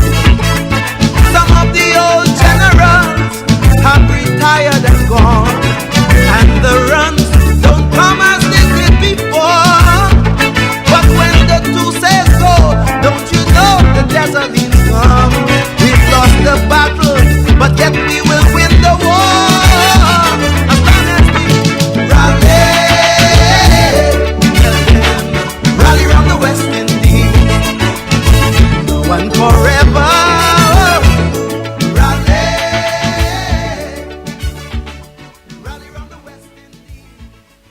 Well, wasn't that good, people? That was a really nice chat with Ramnesh Sarwan. I really liked Ramnesh Sarwan. Anyway, I don't know if any of you are listening, because, well, it's raining in Manchester. And if you are listening, the covers are still on, and if there will be an official inspection at 3 p.m. if there is no further rain. It doesn't seem to be raining at the moment. From the weather reports I've seen, it's going to start raining again. But there will be an inspection at 3 o'clock. That's in an hour's time. If there is no more rain. So in the meantime, we are going to take you back to day one and a very nice chat with Devon Malcolm that we had on the show. Hendo and Dave started talking to him and he had some great little anecdotes. So here we go. It's a pleasure to have in the house Devon Malcolm. I mean, normally you'd have to be in one of the hospitality boxes and have to pay a lot of money to listen to Devon Malcolm, but one of the casualties of the whole biosecure thing has been the whole sort of corporate hospitality. Devon, you're an ambassador for English Cricket Board, aren't you? And you do a lot of work at these games.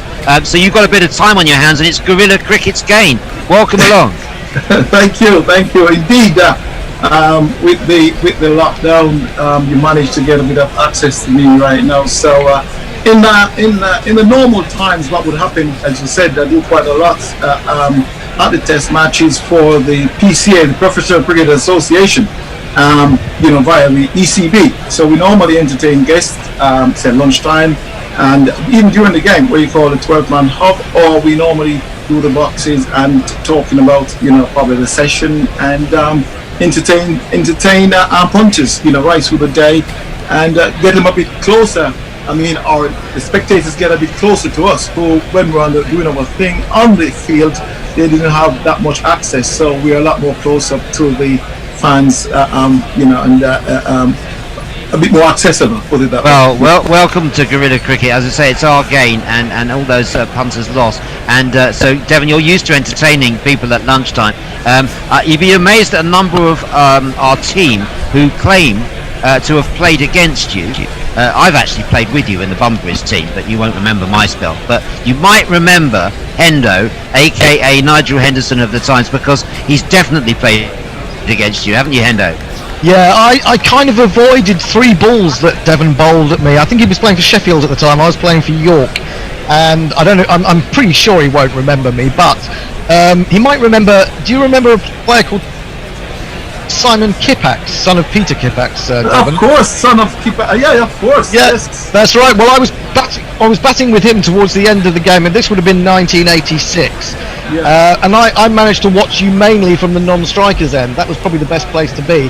But I do remember Simon Kippax, who was a bit of a fiery character, running down the wicket to you in the final over of our innings. I mean, did you often have people running down the wicket at you in club cricket? No, not really. But I mean, probably was towards the end of that over, and you lucky you were at the non-strikers end, so you can live to tell the tale. But way back in those early days in the Yorkshire League, as you said, I was playing for Sheffield United. Then, I was pretty quick, very erratic, so you could get a bouncer, you could get a beamer, anything. So it was rather silly running down to the pitch to me, actually, because pretty brave, pretty foolhardy. But generally, like most cricket, when I get it right, whether in the Yorkshire League or all the way to international, I normally sort a few batsmen out. But in that case, yeah, it was rather it was rather brave to do that in those early stages of my career. Yeah. Well, it was the sort of stupidity of youth in his case, I think. Yeah, because Devon, you're not one of the Chris Jordans who came over on a cricket scholarship. You emigrated at 16, and had to work your way through playing for Yorkshire schools, right? You came here from Jamaica at the age of 16, is that right? Yes, as I said, as you said, actually, my dad was, just after Greenwash, early 60s. So I joined him later on, as a going on 16-year-old here, as a student, and we lived in Sheffield. So, I didn't even play any cricket for a couple of years, while I was in Sheffield. I normally run around with my mates on the street playing football. And one weekend, one of my mates dragged me and said, look, the West Indies were touring actually in the early 80s. And he said, I bet you can play cricket. I said, matter of fact, I used to play when I was in Jamaica. So he took me off to, he dragged me off to the place called Shire Green in Sheffield to have a ball. A couple of the guys there, these big men, and I had them jumping around for their life. And they asked me, who do I play for? And he said, my mate doesn't play cricket, sir. He hasn't played for a few years. And he said, you must be joking. And it just happened very quickly from then. As I said, I was at Richmond College. I was doing okay. I got a cricket club in the league, doing all right. And I got hooked up from there to playing senior school cricket. And I played in York in the early 80s. I reckon it was 81.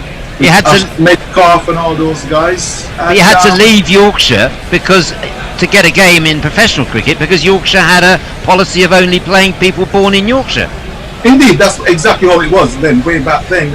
You couldn't play for Yorkshire. And I said I play Yorkshire Senior School, and they actually advised me, said, look, in the early days, you've got some pace, you've got some potential, but the rule is that you haven't been born in Yorkshire. Even Michael Vaughan later on, he wouldn't be able to play for Yorkshire because born in Lancashire. So I was told that, probably have to look somewhere else to play. Probably that's the highest level I could represent Yorkshire. That was senior school. So an incident happened where I managed to played in the Yorkshire League. I was selected in 1984 in a Yorkshire League Select 11 versus Yorkshire County Cricket Club at a place called Castleford. And so I was at college, so I nicked the Friday off college, went to Castleford to play. Opened the batting was Martin Moxon and Jeff Boycott. And it was just one of those things. You're at the right place. Talent is one thing, but you got to be at the right place at the right time. Running, as I said, it was early March in 1984. Running to bowl my first over at Martin Moxon. A clean bowling with the Yorker. His middle peg out of the ground. My second over, same fate happened to a guy called Mr. Jeff Boycott. A clean bowling as well with the Yorker. Knock his stump out of the ground. And for the first time in the league history, actually, Yorkshire League actually beat Yorkshire County Cricket Club in 1984. Thanks to me, I took 3 wickets and we beat Yorkshire. And it happened very quickly.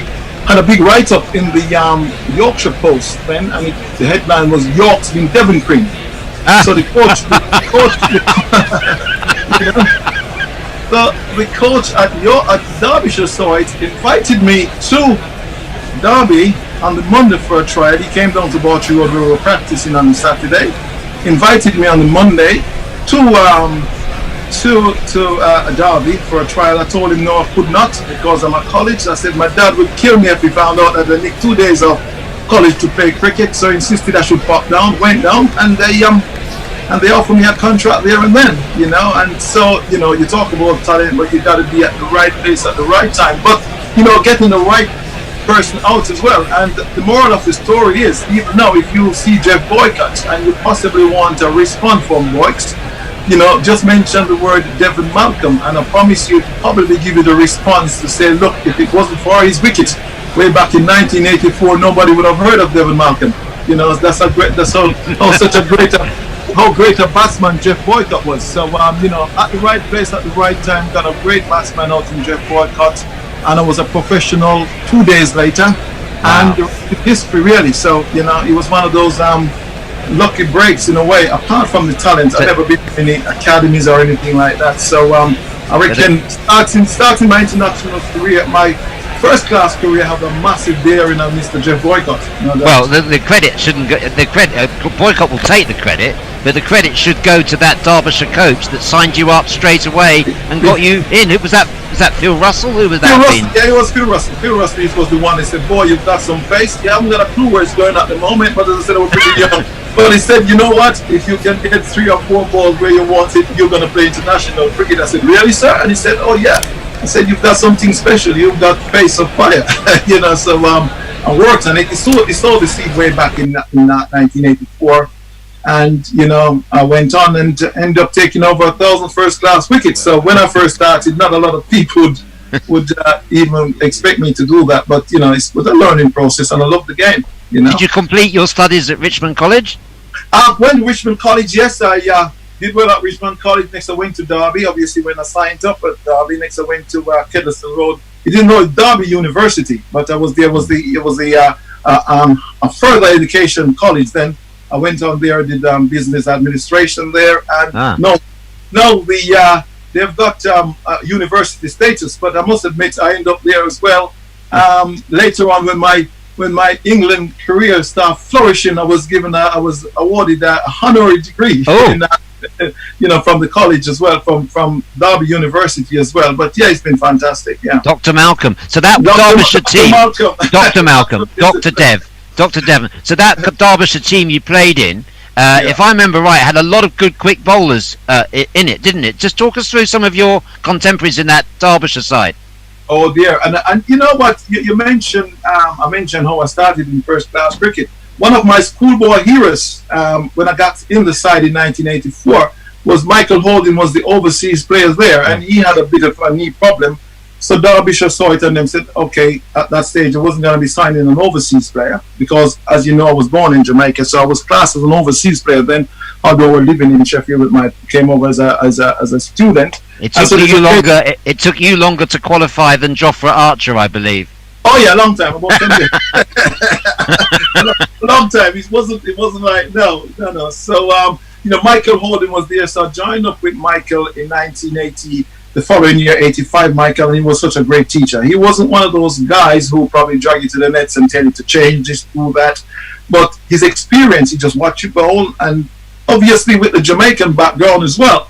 Even with Michael Holding see me bowling and he spotted something, he don't have to say a word. He just hits his teeth, and I know exactly what he's on about. You understand? So we understand the language, and he helped me tremendously in fast tracking me up to first class cricket and very quickly into international cricket. Yeah, and you got guys like I said, Derbyshire had a battery of fast bowlers actually. Later on had Ian Bishop, the young fast Ian Bishop from the West Indies. He joined there. You had guys like Will Mortensen. He was, Big Dane. You didn't realize that.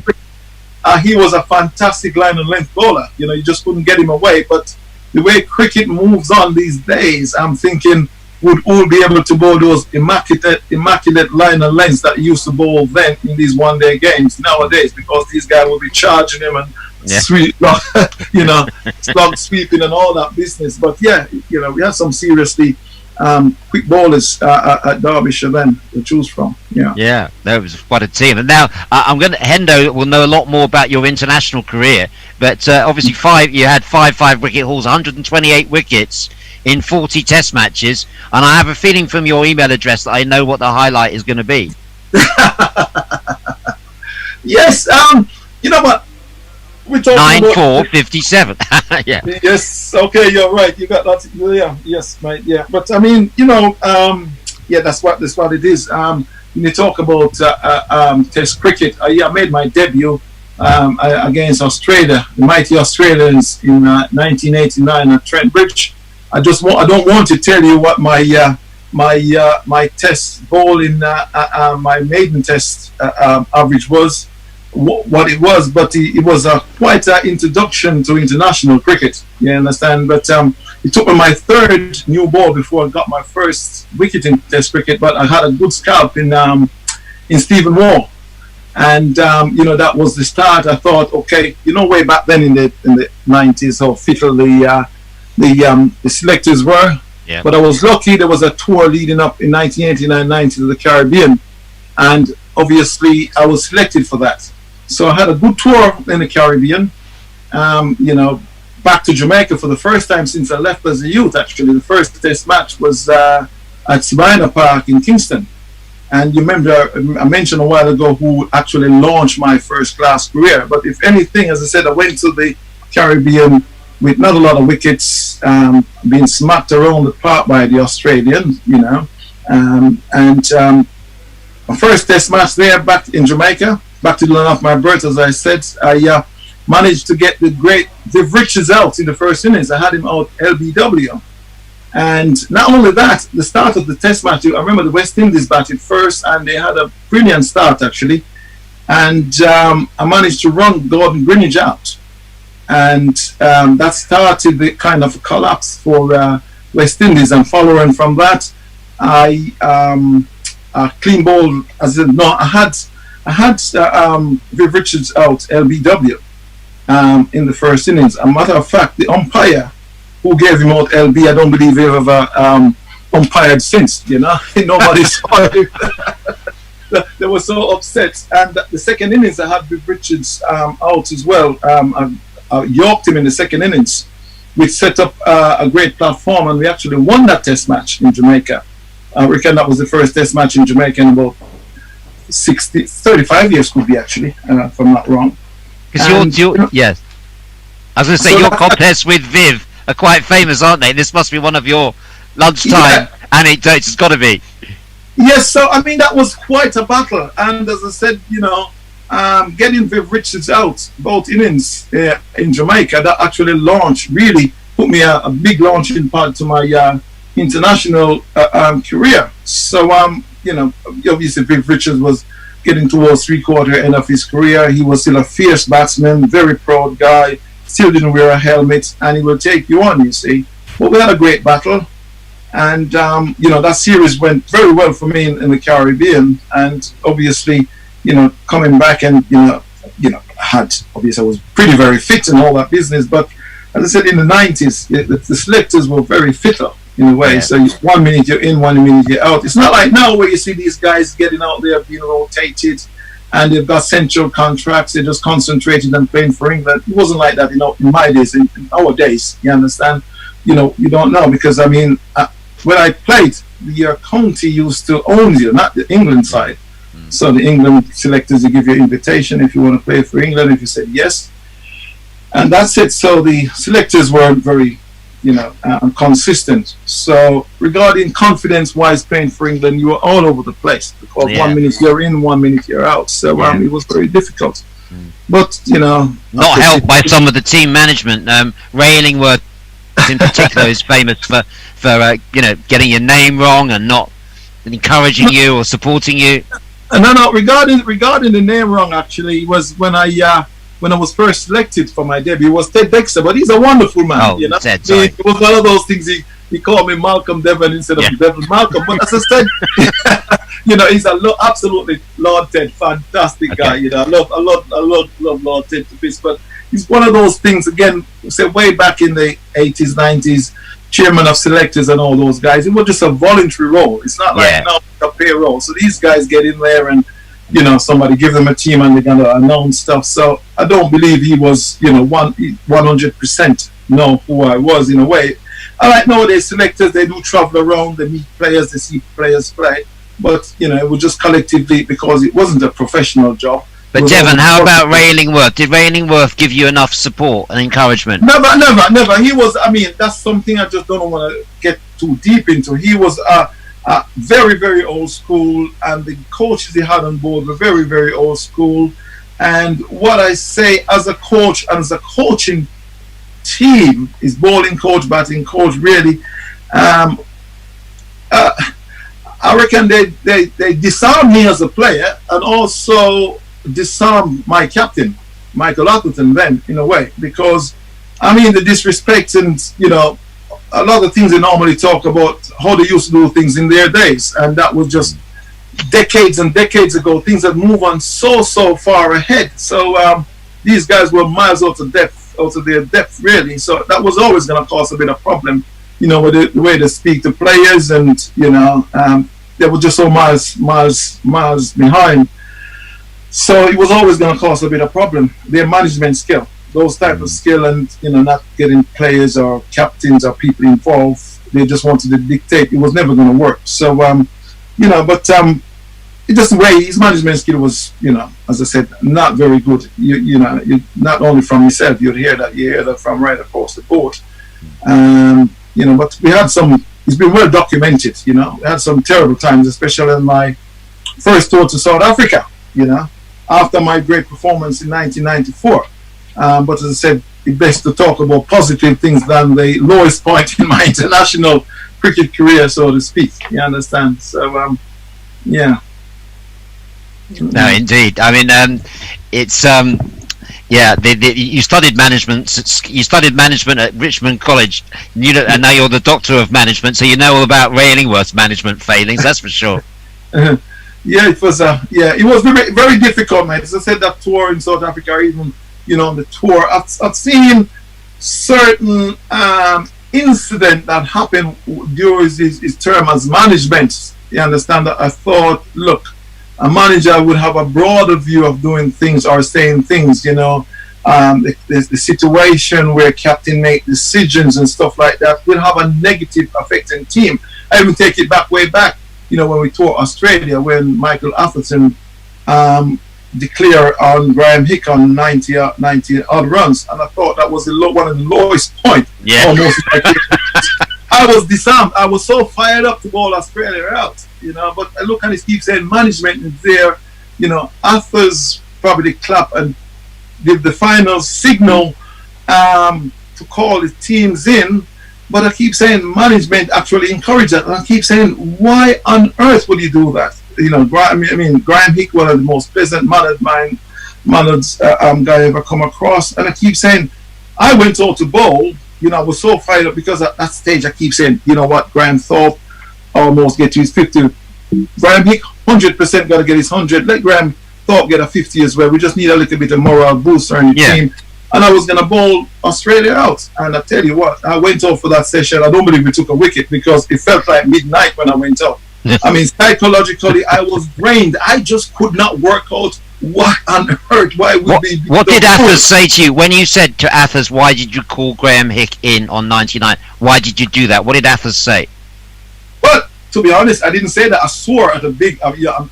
so people even reckon I'm the most mild-mannered man. I actually swore when I saw that. I keep saying, what?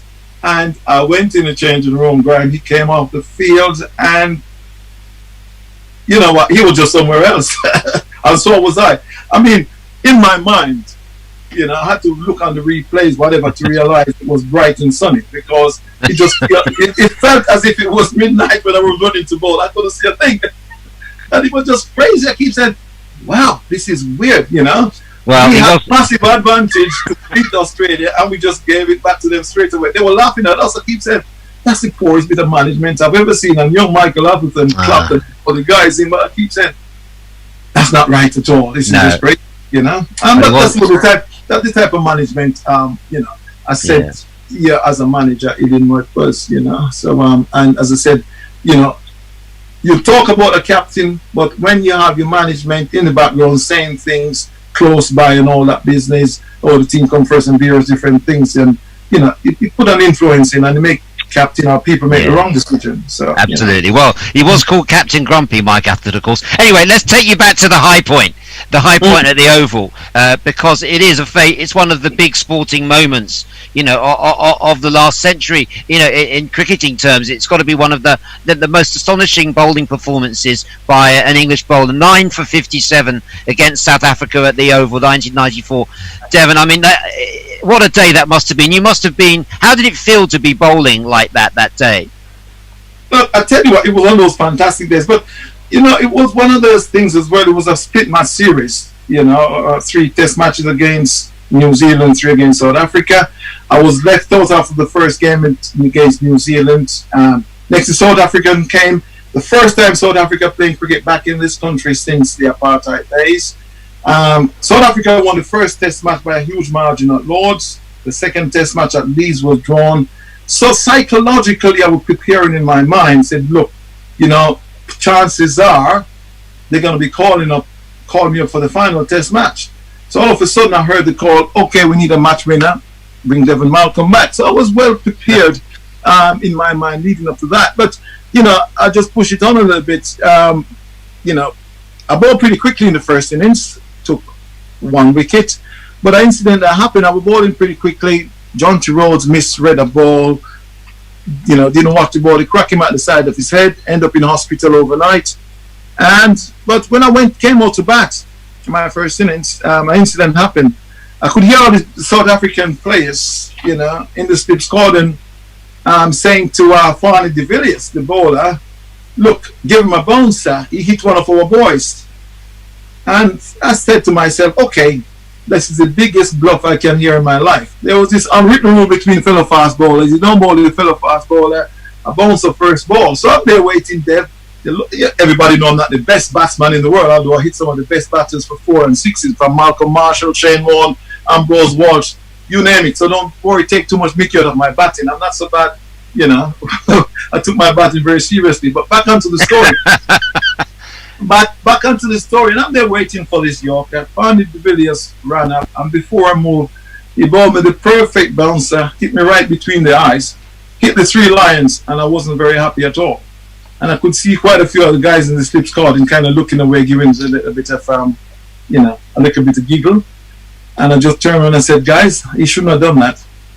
I said, he shouldn't have done that at all. I said, boys, if you really want to see what fast bowling is about, wait till you guys come out to bat. Again, I said, all you guys are history. And you know what? You make these bold statements at times, but if ever I wanted to send a signal to those boys that, look, what I said, mate, is what I meant. That very first ball of the second innings, I bowled to Kirsten.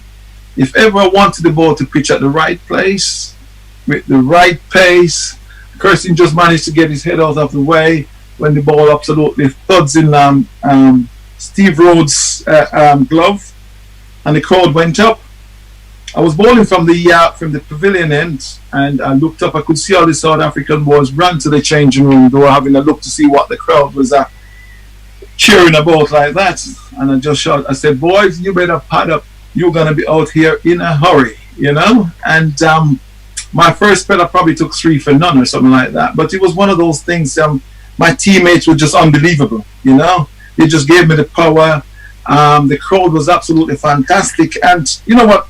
I mentioned about the crowd as well. You know what? I could only hear the crowd's voice, the noise the crowd was making at the end of my over.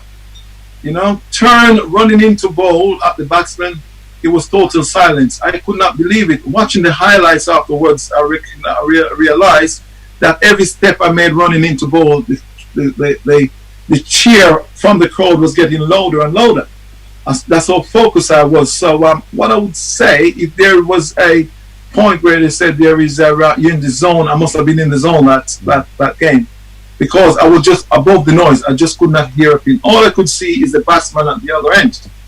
And as I said, every spell after, got me back onto ball, I was just taking wickets after wickets. And, it's one of those days as well, that's not the quickest I've bowled, but that's obviously with the 9 wickets that, the most successful, because all the catches were taken, and things just went my way as well. Apart from being hostile, and also the wickets I took, everything happened nicely because I really softened the batsman up before.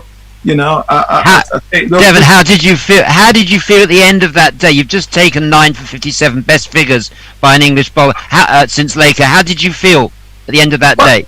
You know what? I mean, it really started sinking in when. At the end of that, when I took the 9 wickets, after the captain ran over to me and slapped me on the bum and said, "Well done, Dev. You realize what you realize what you've just done."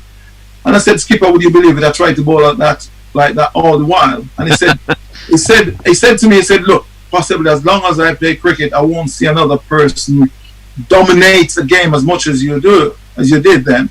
And I said to him, "Skipper, I've had a very good game in 1990 against the West Indies in 1990 at Trinidad, where I took 11 wickets. Probably that was my best maths analysis in a test match. Yeah, I took 11 wickets in the game, but we didn't win that game. That's when the rain came and and Desmond Haynes scored the time wasting, the famous time wasting test. Yeah. And I said to Arthurs, I said, look, the only way this is gonna mean a lot to me, you guys get out there, knock these runs off, and let's win this game, win and draw this series 1-1. And once it started sinking in, when it got out there, knocked the runs off, we won the game. drew the series. I was man of the match, man of the series, just played one game. And next it starts sinking in. And I keep saying, wow, that's it. If I'd gone and take 957 and did not win the game, or South Africa bowled us out, it wouldn't hurt a thing, man. But, winning the game, draw the series. And the adulation that follows was amazing, because all of a sudden you're getting called from the president, and you're getting called, all the newspapers, headlines was my performance, and it was a memory maker. And would you believe, I've had so many contacts from all over the world, where a lot of sons from New Zealand right across been called Devon. They've been named after me, mainly because at that particular stage, you know what happened? Either the wife were in labor and all that business, and they keep running off, coming back. Oh, he took another. When his wife's in labor, rather than helping, they're running off, trying to scream to watch the cricket. So I know, 1994, September 1994, on that day, there's a lot of boys all around the world being called Devon. I must have had at least 10 letters. I mean, a few years ago, one came in from New Zealand. From New Zealand to meet me. I keep saying, wow, I've been sending out birthday cards and all sorts. Dad's been saying, look, my son's named Devon after your performance against South Africa in 1994. Wow. So it's been a massive memory maker, mate. And it'll stay. It'll always will be. It's going to stay the test of time. It's one of those records that will stand for the test of time. Devon, bringing the story up to date, do you think there's going to be a lot of kids called Cornwall now after this test match? Do you think there'll be a lot of newborns called Cornwall? I tell you what, he's a big boy. He's a big guy, but you know what? He can bowl. And I don't believe the way cricket or sport is run these days, not a lot of people would put him in his team, but he's got the talent. That's the way Cornwall is built. You can tell the boy can bowl, and I reckon he can bat as well. And, he's a good fielder. So we must not discriminate, Generally, when you're talking about a professional sports person, they had to look a certain way and all that business. But, we got to give people a chance. And, all he can do is, he's on the platform, show that he can bowl, he can play cricket. And I don't believe it's not for the want of, working on his diet or working on various different things, because, there's people there we're trying to help him work on his size, whatever. But when time's up, people probably call the people Cornwall, I don't know, but at the end of the day, it's one of those things. It's probably nice to see. There's a lot of people out there who said, okay, too right, you probably don't look like a professional sports person, but you can do the business. So we said, exactly. Discriminate, Well, it's good to see Devon and Cornwall given the credit they deserve in the cricketing stage. Now, I've got to ask you, Devon, with the Jofra Archer situation, I'd love to get your perspective on Jofra Archer, because the England management have really tried to look after him, and you famously were you were often criticised, I think, by one or two people for not being sufficiently committed. You came from coming from Jamaica. You were accused by one article in Wisden magazine of not being sufficiently committed to the England team. In the light of the changes in society since then, do you reflect on the Jofra Archer situation and see any parallels there? Yeah, I mean, as you said, that's why when you mentioned about the article in Wisden years back, and I had to take them to court, High Court, to put that right, because I keep saying, wow, you check my record, and the thing about it, was particularly pointing and the Afro-Caribbean black guys, because at the time as well, there was guys that was from South Africa who actually came over to play cricket. I didn't come here. I got the chance, I took it with both hands. I set up. I've been given my chance by England. I wanted to play for England, and that's where I did my thing. But if you even look at my figures, I look at the figures right through, all my best performance with the leading up games against England. So there's no, there's absolutely no question in how much I'll give. It was racism was behind that, wasn't it? A guy called Henderson, I believe it was. The editor of the magazine was David Frith. David Frith from Australian guy. Yeah. But I had to take him to court mainly because, again, I said, look, I've got kids born in this country. This is where they live. And if I do not take this to court and let it go, who to tell in the future I won't have a son who want to play cricket and or play sports. I want to do things for England. And, you know, at the time I had 3 daughters. You know, they go on and do very well academically. One's a pharmacist, one's a pediatrician, one's a journalist and all that business. But as it happened, I have a young son at the moment who shows some potential of playing cricket. And I wouldn't want later on he look in an article and said, look, your dad will accuse him of not trying. But, you know, it was great to see. I took them to the High Court, and the court, you know, the paper admits, and we got things resolved and moved on. But back to the Jafra case at the moment, you see, Jafra got out there, he bowled very well. It's tough, bowling quick, you know, day after day. And, you know, Jafra again, obviously, he spent a lot more time in Barbados, where a bit warm. You see how lethally well he bowled against the Australian. And, you know, he had them in all sort of trouble. You got to be colder.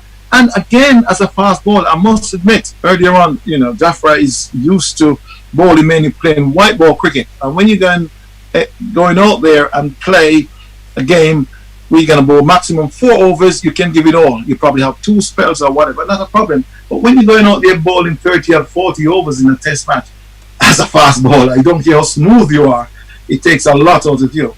So when they see Jafra getting out there, bowling and not bowling at 96 miles an hour every ball, it can't be done. The next they said, okay, he's not trying hard enough and all that. Yeah. business. So do you see any parallels there in the way that he's been criticised with the way that you were criticised in terms of motivation? Indeed. It just, we're all human, you understand? It's nothing to do with, okay, I'm not charging in mainly because I don't want to for England. He doesn't care. You've got to work with your body. And I said the guy could be tired, and I said he bowled some very long spells. There's never in my life, I played for how many years, I will never ever bowl spells where in one innings I bowl 30 or 40 overs. I'll probably get up to pretty near 30, but next you really start feeling it. And that guy bowled some you know, some heavy heat. And another thing again, you know, he just been co-opted into the team just for the World Cup and pushed on.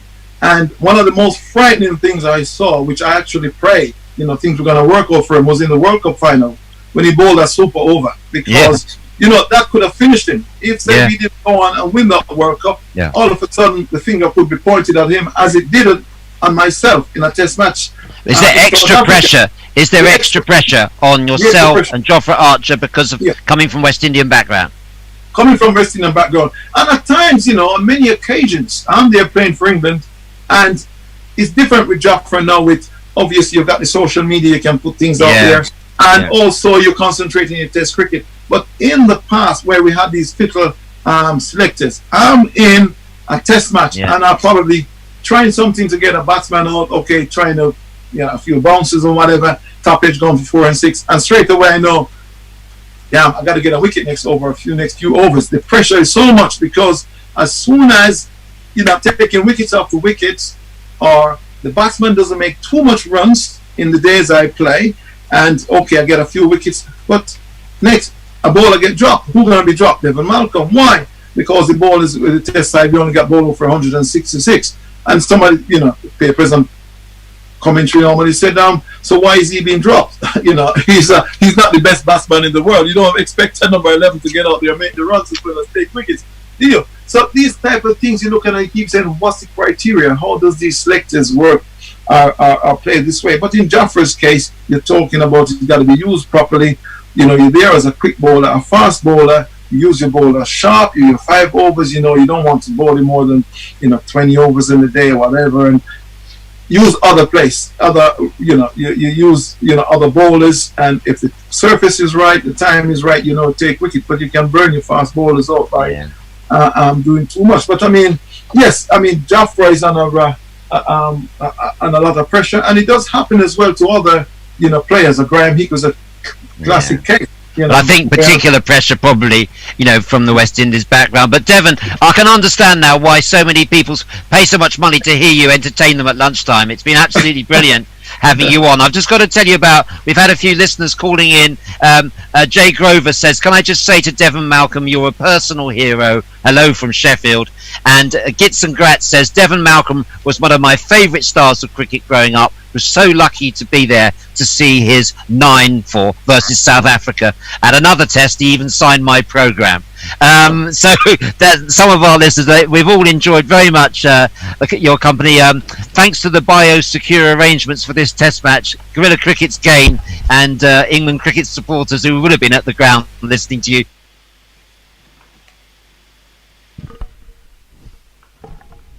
What a fascinating chat that was with former England fast bowler, and we mean proper fast bowler, Devon Malcolm, conducted by David Brooke. Devon talking about cricket and all of the things that are intertwined with cricket, some good and some very much not good in terms of mismanagement and the culture surrounding cricketers who don't necessarily fit the stereotype. Wonderful work from David Brooke, and we really do hope to have Devon Malcolm on again.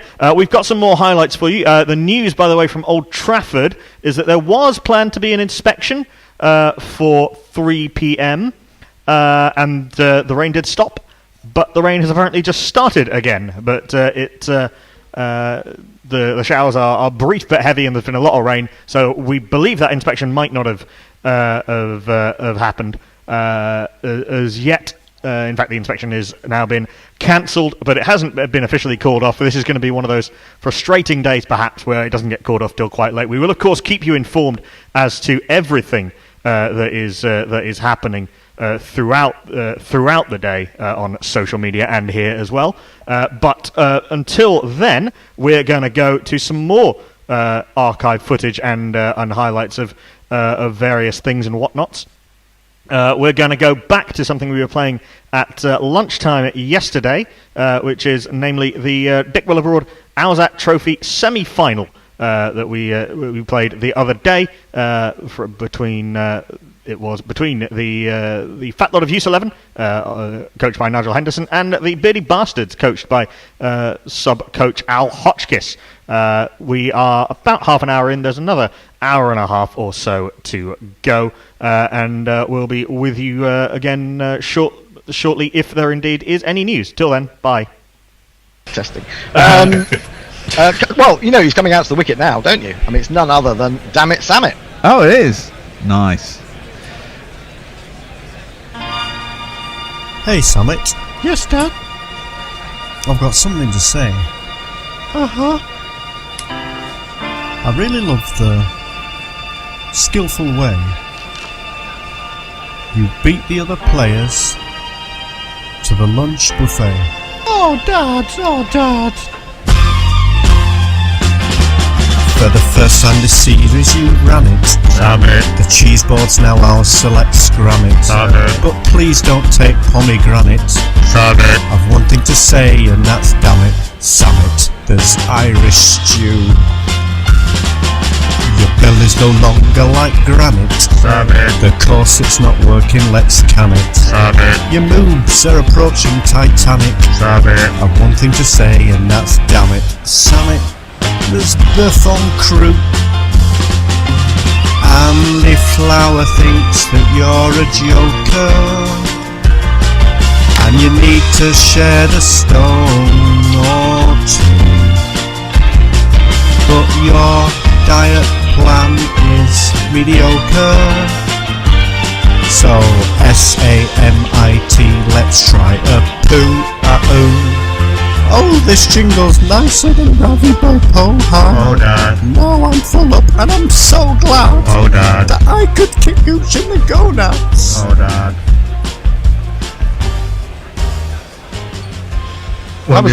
Was that the last ball of the over, wasn't it? It was indeed. So Summit will not be on strike. Warwick Armstrong is on 13 off 5 and will be bowled at by... There's going to be a change in the bowling, even though Marshall made a breakthrough in his last over. He's just a little bit too expensive. So Brealey has turned to Ian Terence Botham. Ooh, Ian Terence Botham coming on with the next man in, Ian Terence Botham. It's getting very exciting. 1977 to 1984. Beefy has got boring. Although not at this point in history.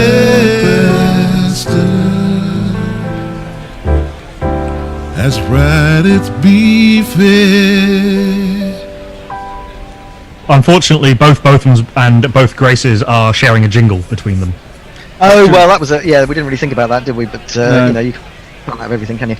So it's going to be Ian Terence Botham bowling to Warwick Armstrong. Warwick Armstrong has pushed that one outside the off-stump. It's run away off a thick outside edge. Just going to pick up 3 runs, as it is indeed Moeen Ali running round at third man. And the next ball played by Samit Patel. He's going to pick up 3 runs himself to get himself off the mark, as that goes down deep out into the offside, chased by no man. I mean, that was a rolled for fucking ever, man. How can you say that was dodgy? Outrageous. Appealing from there you go. Fuck off! From the early era, Ian Botham has bowled a no ball, and I think that justice has been done on that occasion. Something very dodgy about these dice, I have to say. Fuck off! Just fuck off! Botham showing what would become in later years. It was a rank long hot cut straight to point, but he's overstepped. Well, he took 3 for 32 against the One Test Wonders, none for 70 against the Wevo Shaughnessy's, and the next delivery is played by Warwick Armstrong into the onside. They'll get back for a second as it's chased by the man at mid-wicket. Next delivery's in again, and that's 6! And that's beautifully picked up by Warwick Armstrong, and he smashed that long hop into the crowd at mid-wicket, and he's really finding his range. 1, 2, 3, 4, 5, 6. In comes Ian Terence Botham, 1977 to 1983, end of 1983, and he's hit for 4 this time by Warwick Armstrong. He's showing what the big ship is made of. He's got a very, very solid. What's the bit of the front of a ship? Never mind. Prow. Bow. Yes, very bow. Yes. Okay. Final ball of the over. What coming up? He's in. I knew that was going to happen when he starts rolling around like that. He always rolls back to the house at, and he's giving him a LBW. We've lost you, Endo. What are you doing? Speaking to your microphone. Sorry.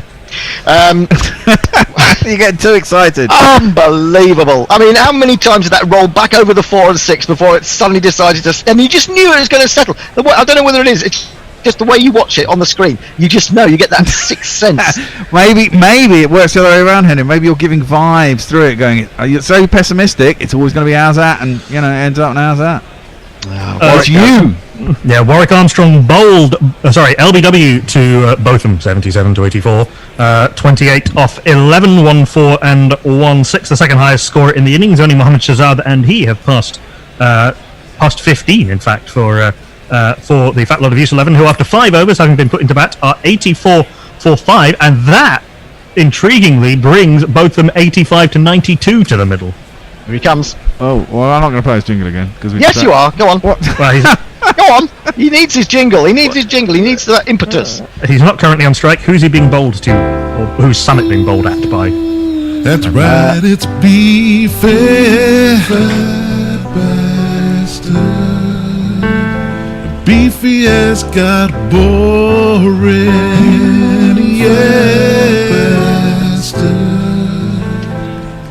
Come on, Bear. You need to give those dice a bit more of a. It's better when they roll more. It's more exciting, Well, yeah, except it always rolls back to the bloody hell's that. It doesn't always. So who's bowling? Is it still? We're going to carry on. So Gillespie is going to be taken out of the attack, even though he's done really well with his 2 overs, 3 for 27. We're going to keep our bowlers fresh, and Mike Hendrick will be 4th change. The ever-dependable Mike Hendrick, Derbyshire and England, is coming on to bowl to Samit Patel. Containing fields, and you make all your sponsorship deals, and the selectors don't know how it feels. Hey, one thing about this competition, playing different teams. Hang on. Is that finished, that jingle? Yeah, it is now. I saw Samit Patel that went all 4 volumes of that we had to hear. 4 volumes of the Samit Patel. It has to be heard. Just to give a sense of where we are, Samit Patel is on 3 off 1. Ian Terence Botham, 85 to 92, has yet to face a delivery, 84 for 5 after 5 overs. Right, so it's Mike Hendrick coming into bowl to Samit Patel. Samit Patel, he's started off with a 3. He's going to pick up another 3 here as he moves across to the offside, allows the ball to come level with his hip and flicks it away. And Ian Botham is down to face. Is he going to get to face his alter ego? Well, he's going to pick up 2 runs to start with as he just guides that backward square on the offside. And so he is off and running. Mike Hendrick coming into Ian Botham. Will have played many games together. 2 more for Botham as he leans into that one and guides it to the right hand of mid-on. They come back for a second. He's in again. He bowls and Botham. Well, he had a couple of sighters there. Picked up 2 2s. Now he smacked that straight back over Mike Hendrick's head. He watches it go. Flies into the pavilion for one of these.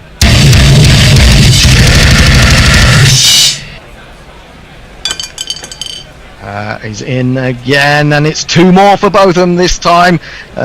Wasn't completely in control of that shot, rather drags it into the onside, but they won't mind about that as they pick up a couple more. One to come. And the final ball of the over, he picks up another 2 as he finds the gap between square leg and mid wicket. This is good, confident, and also competent batting from Ian Botham, 85 to 92. End of the over. Yes, indeed. Ian Botham, 85 to 92, is on 14 of 5, and disappointingly won't be on strike, presumably to Ian Botham, 77 to 84. The Fat Lot of Use 11 brought up the 100 in that over. 101 for 5 after 6. Samit Patel is 6 off 2. Tony Bishop says Botham of different eras playing against himself. We're in Back to the Future or Life of Mars territory. Anything can happen in dice cricket. And Linux reminds us, of course, that Samit Patel, on the Daniel Vittori scale of left-arm spinning all-rounders, is the big unit Vittori. He's a big unit Vittori, absolutely true. Absolutely true. Doesn't really wear glasses yet. Well, he may do as time goes on. He's 34, 35 by now. Anyway, it's going to be Ian Terence Botham, 77 to 84, bowling to Samit Patel, 2020. And in he comes. He bowls Patel. Patel has picked that up and deposited it. He just got the in-swing a little bit wrong there, down the leg side it was going. Helped it on its way over long leg for one of these.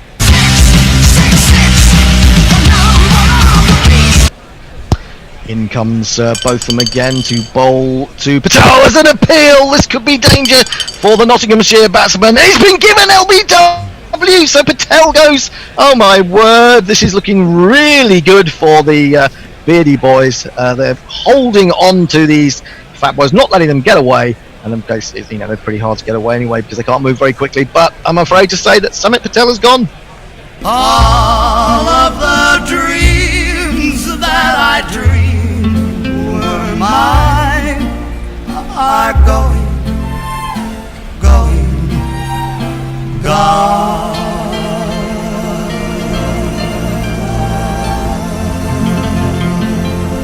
I was just going to say, it's interesting to see that Ian Botham, 77 to 84, was just having a little chat with Ian Botham, 85 to 92 at the non-strikers end there. I wonder what they were discussing. Any ideas what they might have been talking about?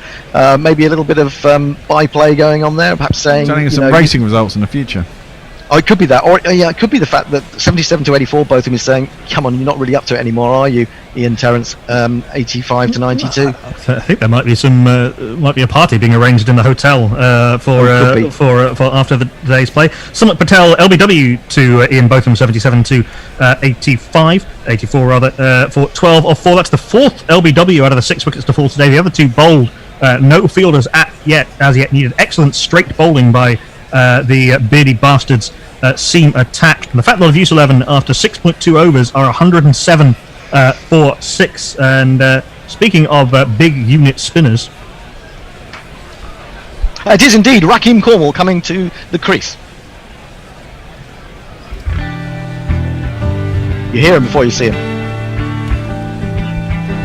Today is gonna be the day that you get on your new diet. By now you just somehow got really fat. I don't believe that anybody weighs as much as you do now. 'Cause after all, you're Rakeem Cornwall. crowd are chanting 3, 3, 3. They want Botham bowling at Botham. Yeah, it'll be very exciting. That's what they're hoping for. It's been a bit of a disappointing inning so far from the Fat Boys. Rakim Cornwall to face up to Ian Botham. In comes Ian Botham in the early years. He bowls to Rakim Cornwall, and Rakim Cornwall says, "You can't bowl that stuff, even if you are the 77 era Botham. You can't bowl me a full toss on my leg stump. I will just swing you away over square leg for 6 runs."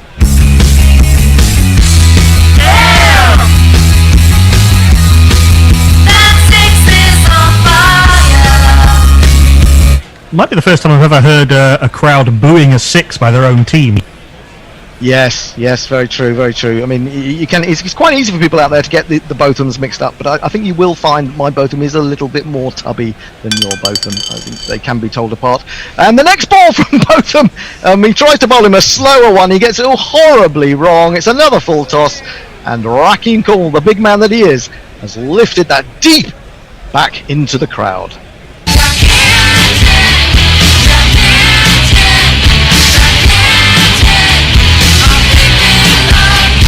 Braley's having a word with both of them because of the 4 balls this over. 3 have gone for 6 and the other one's been LBW. So Braley just kind of take the air out the tyres there a little bit, I think. He was that kind of bowler in those days, wasn't he? I mean, he'd take wickets, but he would drop short and he would occasionally overpitch. Anyway, he's coming in again to bowl to Rakim Cornwall. What can he do this time? He bowls, and it's a 6 again. It's 3 sixes in a row. My goodness me, this time it's a top edge. He pulls at that one, which he again pitched in short, and it goes flying over the wicketkeeper all the way down to the boundary for 6 more.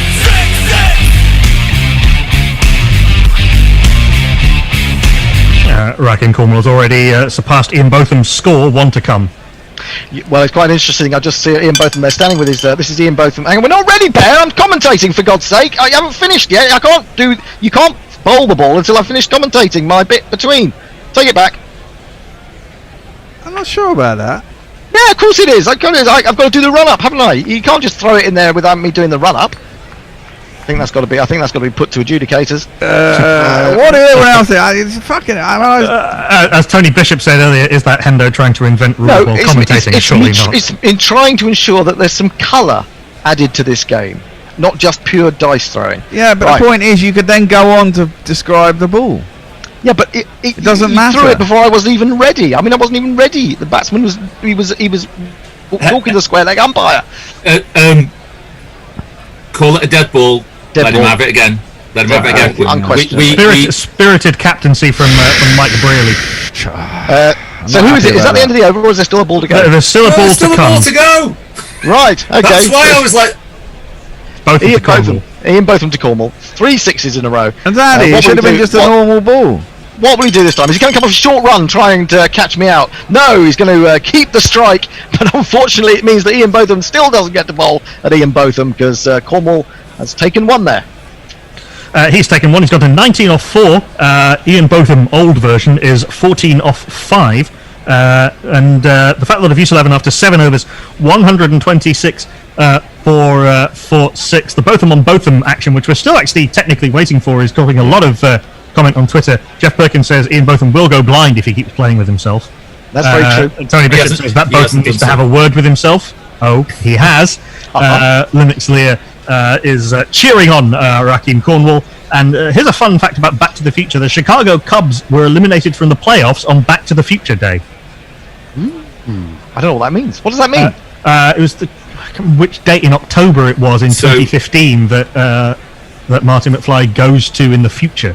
So Marty McFly jumps forward into the future, and in the sports manual that the evil person is using in order to be able to get rich off predicting or unknowing events as they happen, it talks about the Cubs winning, and the Cubs won the World Series in 2017, their first title in 108 years. Yeah, the joke being that the Cubs never won anything. Philip Shaw on Facebook says just had a video chat and back now and missed 5 wickets. Oh, just a 5. Just a 5. Go back out. It should have been 6, but fucking, Mr. Misery Guts over there is fucking complaining. Right, so I've got to stick up for myself. I mean, you people would have me bowled out for 50 the way you're going. It's dice. Who knows what happened? Anyway, who's bowling at Rakim Cornwall? Rakim Cornwall will be bowled up by Mike Hendrick, continuing his spell into a second over. Well, I'll be surprised if Raheem Cornwall can deal with Mike Hendrick in the same way. He's almost metronomic as Mike Hendrick. Tall, bearded, he runs in, he bowls to Raheem Cornwall. And Raheem Cornwall, well, he hasn't hit him for 6, but he has got a thick outside edge and is thrown away through the unguarded slip area for 4 runs. Great guns, I hit the ball. 4 runs, I hit the ball, and it went for 4 runs. In he comes again. Oh, and there you are. You caught me out again. I didn't have a chance to do the run. Fuck off! Give us a chance. No. It's a no ball. Oh, fucking taking a piss now. Justice is done. Justice done, mate. Let me get back to my mark before you bowl for me.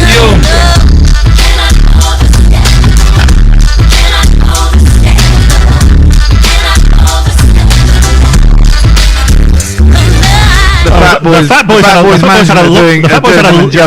Boys had a lot of goodwill going into this tournament, and with such likeable cricketers as Sumit Patel and Raheem Cornwall, why not? But the coaches' antics are causing them to take on heel status in this tournament. The boos ring round Trent Bridge as the booze flows round Trent Bridge. Well, as you know, if once you start booing me, I just get even more obstreperous. In comes Mike Hendrick to bowl, and it's ended up on the end of the dice again. Shocking dead ball, I'm afraid, there from... hang on, that should be a how's that by your logic, shouldn't it? Yeah, exactly. Fucking hell, I'm giving him out. No, it's not. What are you talking about? Raheem Cornwall has just stepped forward and he's launched Mike Hendrick over extra cover, and he's picked up 6 more runs.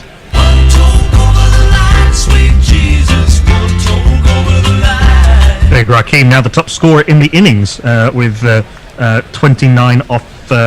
Joint actually with Mohammad Shahzad, 29 off 7 balls.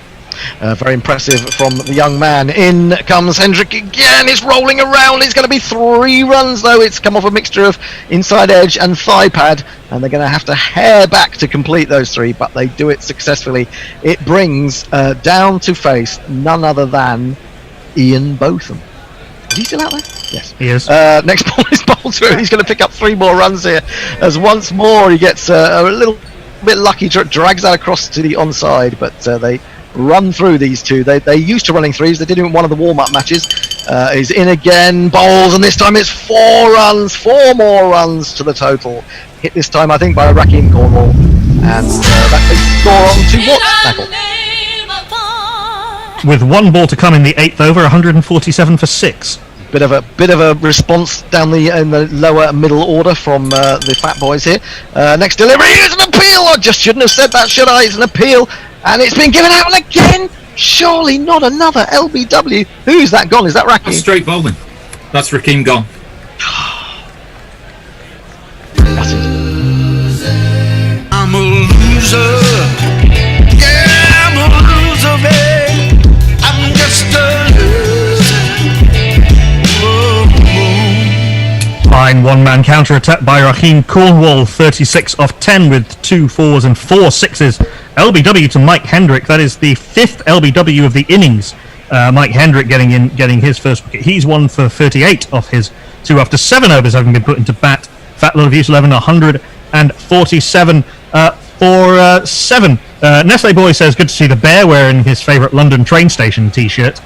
Linux there says, the Cubs won in 2016. In the 2017, the Astros cheated themselves to a title. I apologise.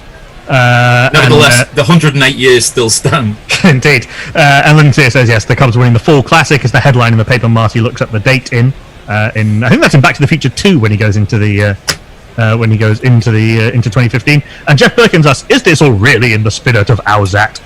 I think it is, but I want to come back to the Future. And I think, wouldn't it be interesting if in Back to the Future 1 he went to Back to the Future 3 and then came back to Back to the Future 2? Now that would be really innovative. I'm sure there's fan fiction along those lines. So we need a new batter, the identity of the number 9, and a new bowler to bowl the 9th over. Well, it's a chubby Lancastrian, Cricketer of the Year, Wisden, 1999. A good year for fatties, as big as Ranatunga also made the cut. It's going to be Ian Austin. Brendan Ian, Austin Ian. And he's not going to face immediately because it's going to be Ian Botham. Now the curious thing is Al Hodge, the coach of the Beardies, going to keep on the early era? Cross the streams. Got to give the people give the people what they want.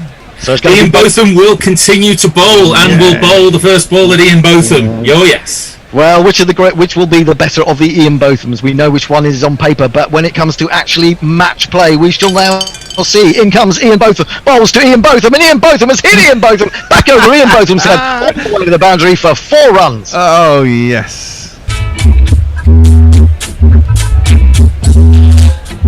Good start for Ian Botham against Ian Botham there. In comes Ian Botham again. Bowls to Ian Botham, and Ian Botham has hit him for 6 this time. He's dropped short, and even though he is a little bit tubbier than his namesake bowling to him, he's put that away over mid-wicket for one of these. Sorry, who for 6 and who dropped short? It was Botham dropped short, and Botham hit it for 6. Nice. Botham again into the other Botham. Oh, it's fiddling around. I thought it was going to land on the house out, but no, he's got away with that inside edge. It's going to run down to to fine leg, and they're going to come back for 3. So just for a moment, we lose the direct competition between the two Bothams. It brings Ian Austin, the left-hander, down to face his first delivery, and it's an appeal already. Ian Austin, a man who got 80 against How the Fuck, has been out-bowled. It went in between bat and pad, and that is an absolute disaster for the Fat Boys. Ian Austin, who has got runs down the order, this time goes first ball. Then he waddled away, waddle. Yes, Owsat giveth and Owsat taketh away. Old Ian Botham young Ian Botham picks up his 3rd wicket, 357 off 2.4 overs, so continuing to be expensive, but continuing to be a wicket taker. 160 for 8 after 8.4 overs, and joining old Ian Botham is a man who made himself a hero in a World Cup in one of the biggest defeats in World Cup history. He did, the man who springs to his right to take catches one-handed. He scored 77 against the How the Fuck Did They Play for England 11 in a fantastic partnership with Ian Austin. But can he fare better than Ian Austin, who has just gone? It's Dwayne Leverock.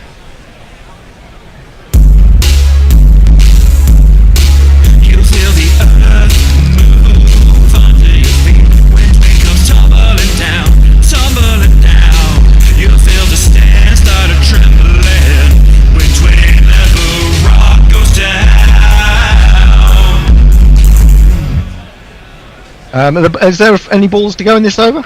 2 balls to go. Dwayne Leverock facing up to the young Ian Botham, who is in, and Dwayne Leverock, he was in good nick against the How the Fuck 11, and he smashed that one. He offered it up outside off stump. He's leant into it. He's brought through a big bat with big forearms and smacked it over mid off for 6. I believe in miracles. Since you came to bat, you sexy thing, you. I believe in miracles. Since you came out to bat, you sexy thing. Well over half the runs Ian Botham has conceded have been in 6s. He's been hit for 6 sixes, and he's still got 1 ball left of his 3rd over. Yeah, well, he's very expensive in one of his other games, wasn't it? None for 70 off 3, I believe, in one of his earlier games. Well, he's coming in to bowl the final ball of the over to Dwayne Leverock, and all sorts of strange things going on there with the frame capture, but it's ended up being a single. Dwayne Leverock has just turned it off his thigh pad into the onside. It's easy one, and that is the end of the over. What's the score, Knackle? So, after 9 overs having been put into bat, the Fat Lot of Youth 11 are 167 for 8. Dwayne Leverock, who will not be facing, is 7 off 2. Ian Botham... no, will be Dwayne Leverock facing. Sorry, it will be Dwayne Leverock facing 7 off 2. Ian Botham 30 off 9. And beardy Ian Botham continues to be expensive, but wicket takery, much more in the spirit actually of old Ian Botham. Linux Lear says, I'm sure there is such fanfic, but it's mostly very explicit sex between Martin McFly and other assorted characters, but none of them women, of course, though, because we can't have that filth. Would point out, aren't most of the women in Back to the Future related to Martin McFly? Ooh, that sounds dodgy. In fact, that was sort of the plot of the first film, where he has to rescue his dad. Well, he has to get far closer than he should be to his own mother. Oh yes, that's right. Oh well, we don't want to go there. So who's going to be bowling? Is it going to be Mike Hendricks continuing, or Mike? No, Gillespie is coming back into the attack. Although we don't need to hear his jingle because, like you said, it was a bit trippy. No spin today so far. I'm a bit yet. disappointed. It's all been pace, hasn't it? All been pace. All sort of fast medium bowlers bowling wicket to wicket. It's working. It is working, I suppose. Well, I don't think the Fat Boys will be happy unless they can get past 200. 167 for 8 it is. In comes Hendrick. Gillespie even bowls to Dwayne Leverock. And Dwayne Leverock has a horrible hike at that, but he's aiming it over mid-wicket. It ends up going down to third man, and he picks up 4 runs. 1, 2, 3, 4. Good start for Leverock. In comes Gillespie again, and he's going to pick up 6 this time. He's dropped short. He's tried to pull. He's got a horrible top edge. It's gone way, way high into the Nottinghamshire sky, and it's dropped down the other side of the boundary. 6 runs to Leverock. Let's talk about 6. Let's talk about 6. Let's talk about 6. Let's talk about 6. Good stuff from Dwayne down the order. Important runs these for the Fat Boys. In comes Gillespie again. Bowls, and it's going to be 2 runs there. Rather edgy 2 runs. He was swinging that away. A bit of an inside edge onto pad. They're going to hurry back for a second run, which Leverock keeps the strike. Both of them doing good running for him. Next ball, Leverock leans into this one. Picks it up off his toes.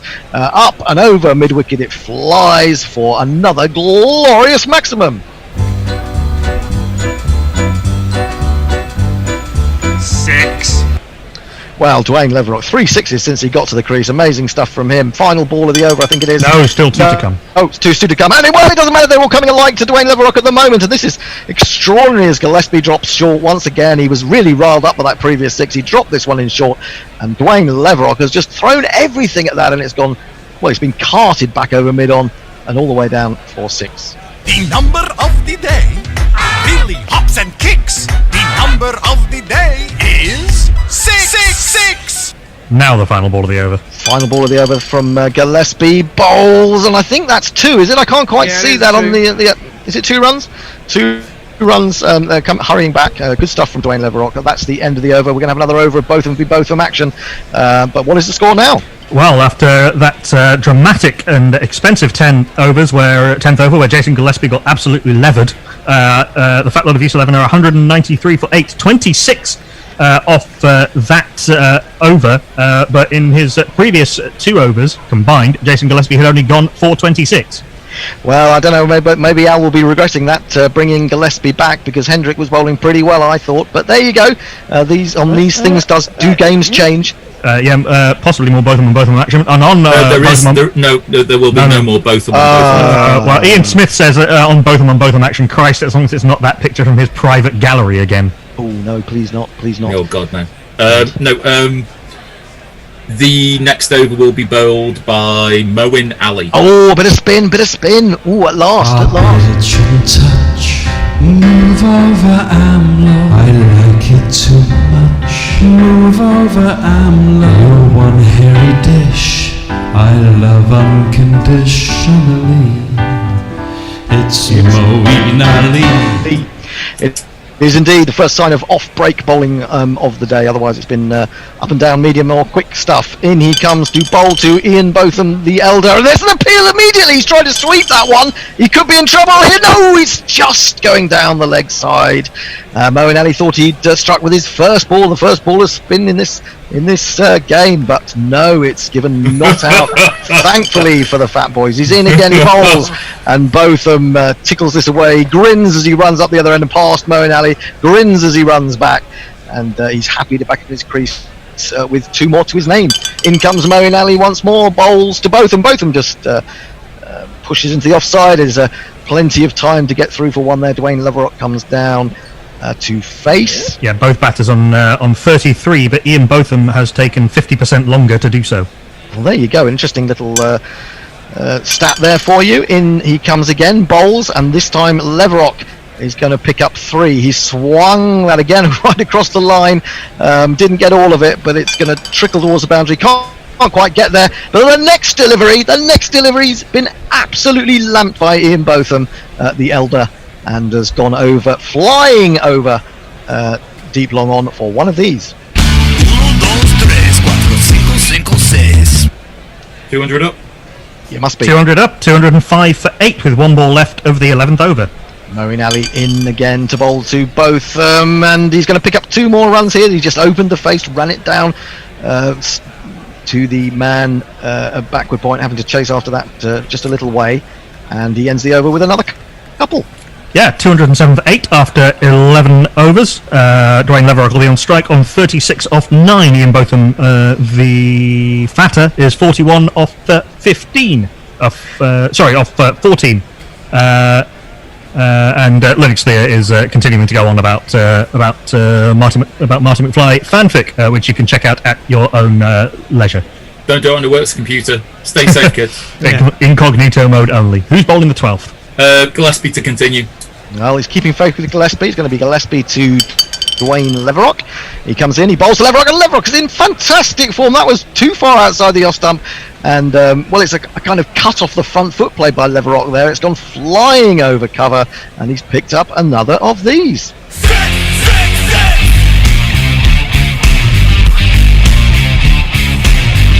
50 partnership for the 9th wicket, the first 50 partnership of the innings, 53 of 15, 1 4 and 6 sixes, 5 of which have been hit by Leverock. In comes Gillespie again to bowl to the Bermudian. He's in, he bowls. He's going to take a single this time and just relax, just drops it down into the offside. Both of them is quickly through. He was looking for that single from the outset, really, and they pick up 1 more. Brings both of them down to face, and well, it was a bit of an appeal there, rather curtailed because he must have got an inside edge. He's going to pick up 2 runs there and survive. So this 9th wicket pair doing a job at the moment. In comes Gillespie again. There's going to be a single this time for both of them, I think it is, and bringing Leverock back down to face. Yep, both of them overtakes Leverock to move to 44, but off 5 balls more than Leverock has managed for 43. He comes to Leverock, and Leverock has slammed that again. He's holding nothing back. It's not always pretty, but it is effective, and he's picked up 4 more to mid-off. 1, 2, 3,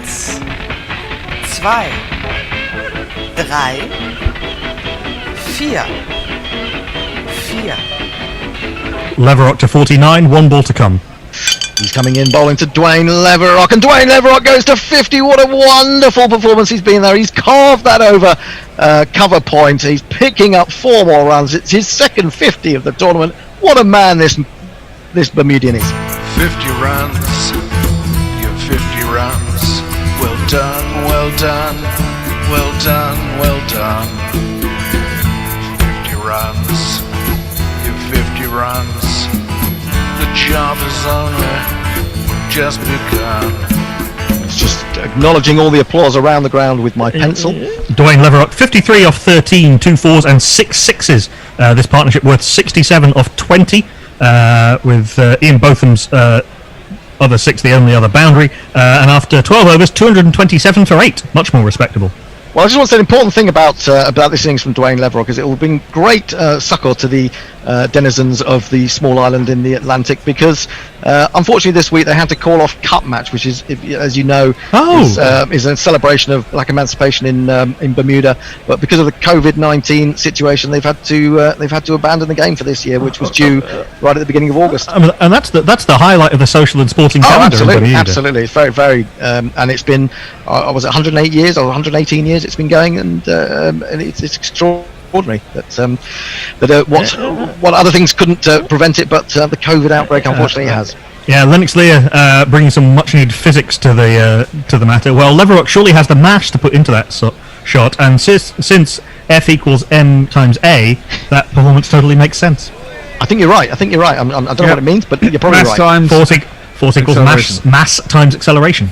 Well, it's going to be Ian Botham to face. Who's going to be bowling? Moeen Ali will continue. Moeen Ali will continue bowling to Ian Botham, looking for his own 50. He bowls and he smacked that for 4. He's just stood up straight and proud, and banged it back over his head for 4 runs. There's not one boy for me, I must have 2 or 3, I need 4. On 48 now, Fatty and Botham.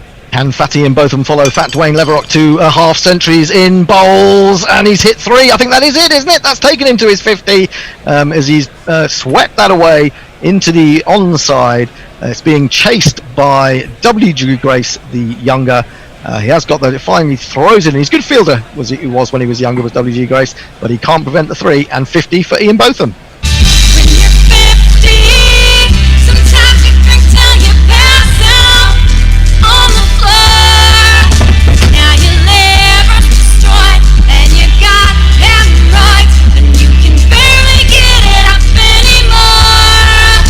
considerably slower Ian Botham's 50, 51 off 18 balls as opposed to the 12 with which Leverock got there, or the 13 rather. 2 4s and 3 6s for Ian Botham. 234 for 8 4 balls to come in the 13th over. He's rotated the strike pretty well as well, hasn't he, Ian Botham? He's waiting now for... No, it's Leverock to face now as Moeen Ali is in. He throws this one up, giving that a lot of air. He's gone after it!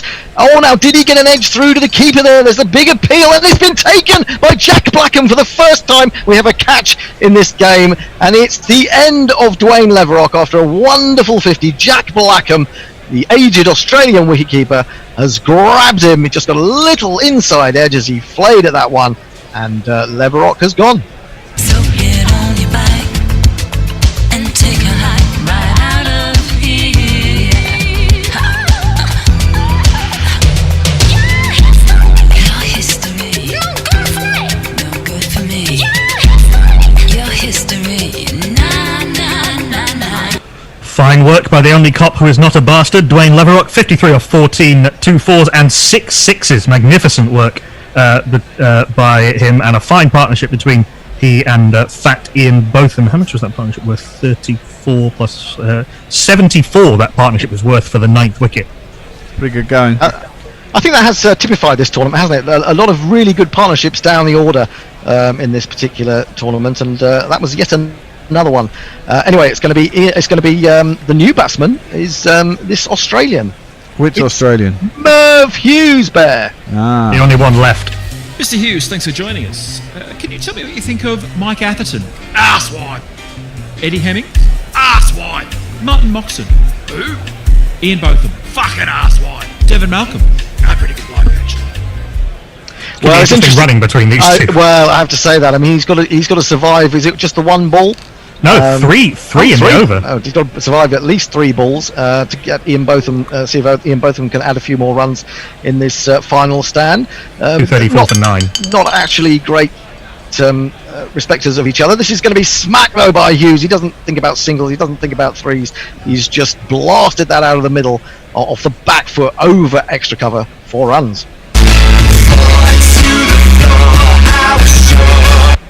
2 balls remaining from Moeen Ali's over. He's in again to Merv Hughes, and Merv Hughes has smacked that one. He got a little bit offline, and he's followed through with a big slog sweep, and it's soaring over the boundary for another of these.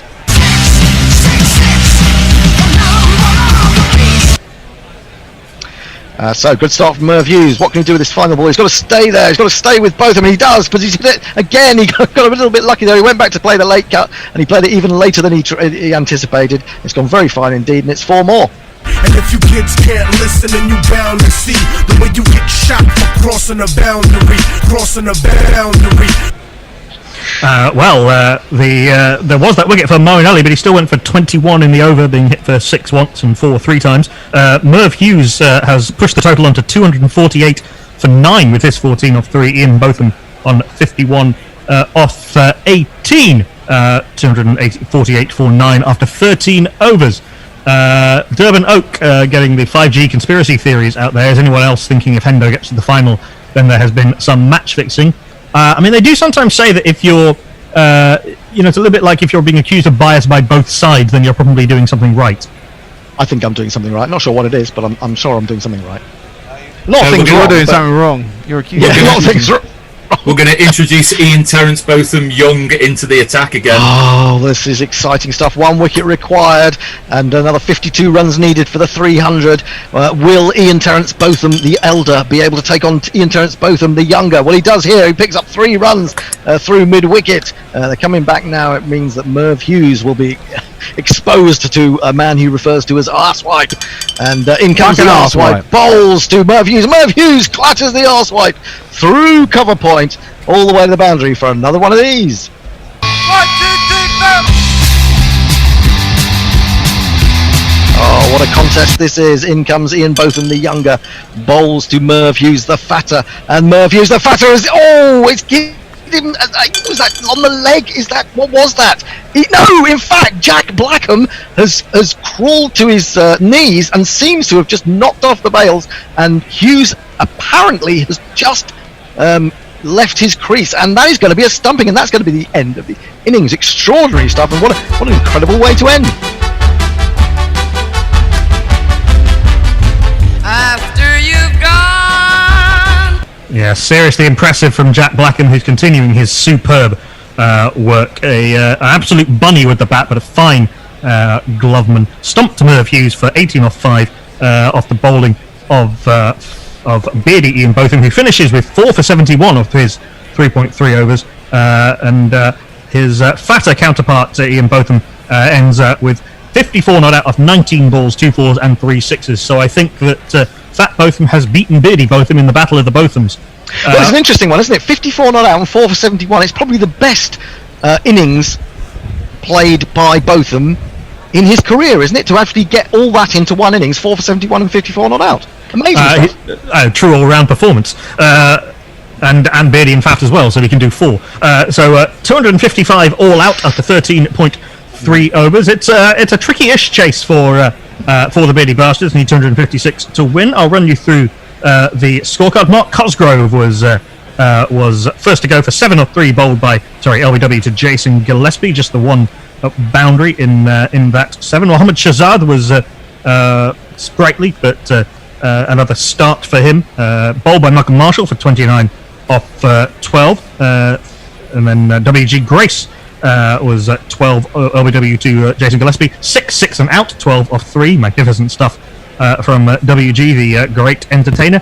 Arjuna Ranatunga didn't last very long, just 2 balls. He was bowled for 3, again by Jason Gillespie. Warwick the Big Ship Armstrong, a decent performance by the Fat Lot captain, 28 off 11, 1-4 and 1-6, not scoring at any great pace. Sumit Patel entertained with a big 6, but didn't last too much longer, 12 off 4, LBW to Ian Botham. There was a partnership of sorts until Raheem Cornwall was gone for 36 off 10, LBW to Mike Hendrick. There was some crash bang wallopry from Botham, but then Ian Austin got to face and was then bowled by Botham.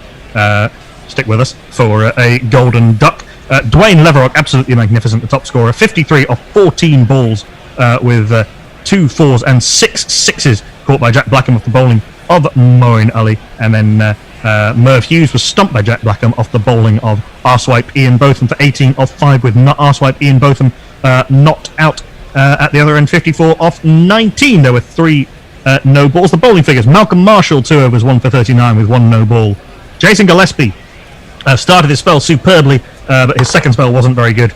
3 for 72 off his 4 overs. Ian Botham, even more expensive, 3.5 overs for 71, but those full wickets and a no ball. Mike Hendrick, 2 overs, 1 for 38 with a no ball, and Moeen Ali, 2 overs, 1 for 35. So 256 to win and go through to the final for the Beardy Bastards.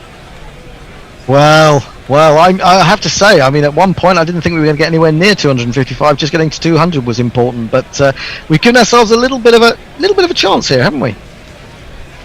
Certainly have. It's going to be a cracker on our hands, I think. Linux Lear says, "Wow, never see Anthony Botham of all people make Rohit look hurried with that late cut." Indeed. I think the bear may have gone for a break because the dice are just sitting in the middle of the plate, and I can hear nothing from him. So maybe we should just allow you all to gather your thoughts for a little bit. But they're back. Once the fat thumbs come back, everything's all right with the world. Well, it's all over to Al Hodge now for commentary for the second innings as the Beardies go in pursuit of 256 to win. History awaits for either team. A place in the inaugural Dick Weller Broad Trophy final.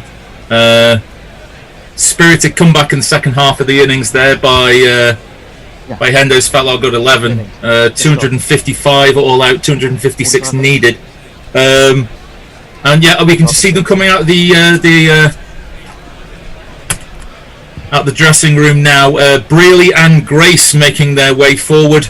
It's going to be Brearley. I think he's going to take the first ball. Okay. So I think we're just going to jingle up Mike Brearley and WG Grace. Really, and he was the best as captain for a test. Who's bowling, Hendo? Well, it's an interesting one. WG Grace has come out to open. I'm just going to hold back WG Grace for now. May come on and bowl some of his medium pace stuff a little bit later, but I'm going to open the bowling with none other than the man who is holding this fat team together by the skin of its gut.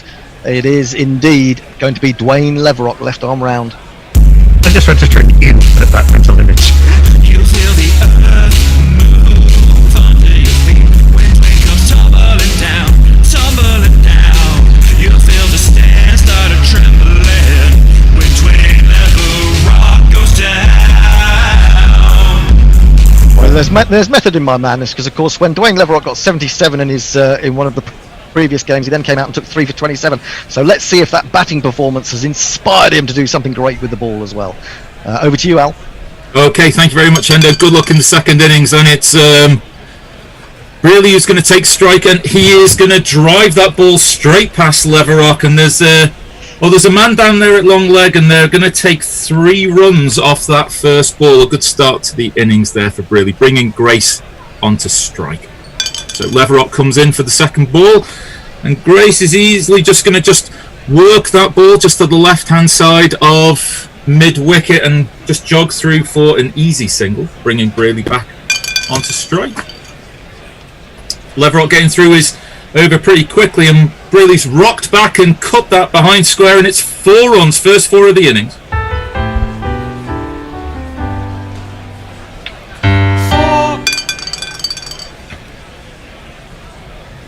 Oh, and it looked for a moment as if there might be something in the offering there for Leverock, but it's just been chipped ever gently back over Leverock's head, and they'll take an easy 2, and Brearley moves on to 9. More of the same, quick running between the wickets, good communication between Grace, calling through Brearley for that second run, for that ball just pushed through to square. Boundary Rider's throw, not able to cut that off in time, and it's another 2. Brearley moves on to 11, last ball of the over. Oh, and Leverock's gone up. Oh, hey! No, Brearley has played all around a straight. We played for turn that just simply wasn't there, and Leverock has swooped into strike with the last ball of the first over. Disaster there for the Beardy Bastards, and that's the fall of the first wicket with 12 runs on the board.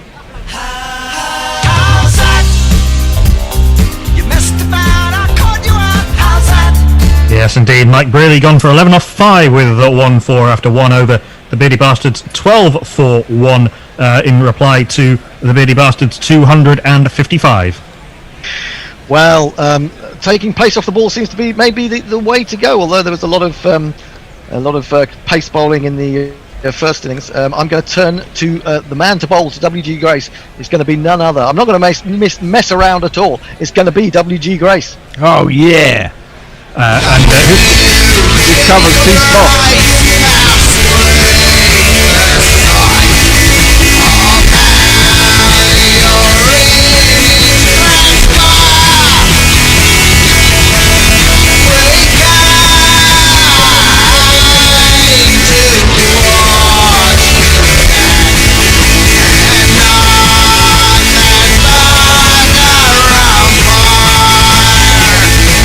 Botham on Botham, we have Grace on Grace. Who's at the non-strikers end, by the way, Al? Who's number 3? The non-striker, who will probably jingle up when he comes to face his first ball, is going to be Moen Ali. We'll do him now. Our bed shouldn't touch. Move over, AMLO. I like it too much. Move over, AMLO. You're one hairy dish I love unconditionally. It's Moeen Ali. Linux Lear says, specialist captain playing a specialist captain's knock. True enough, he did get a century in his last inning, so a bit disappointing there from Brearley, but it's fat WG Grace coming into bowl to thin WG Grace. And it's been punched away by thin WG Grace. Fat WG Grace not really troubling him at all with that ball, and he's driven that ball through cover point, and it's 4 runs.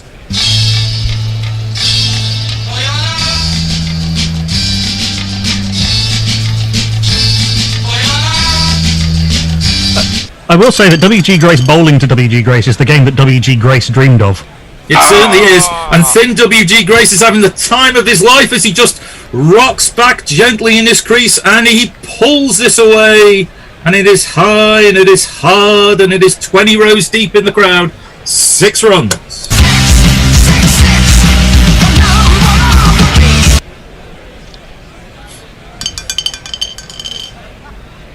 Oh, and with an almost identical delivery, Grace thin Grace almost teasing fat Grace there, just dropping the ball short, and Ali is as quick as a jackrabbit and he'll take strike, but Grace has moved on to 12. Oh, what a return by WG Grace. Oh!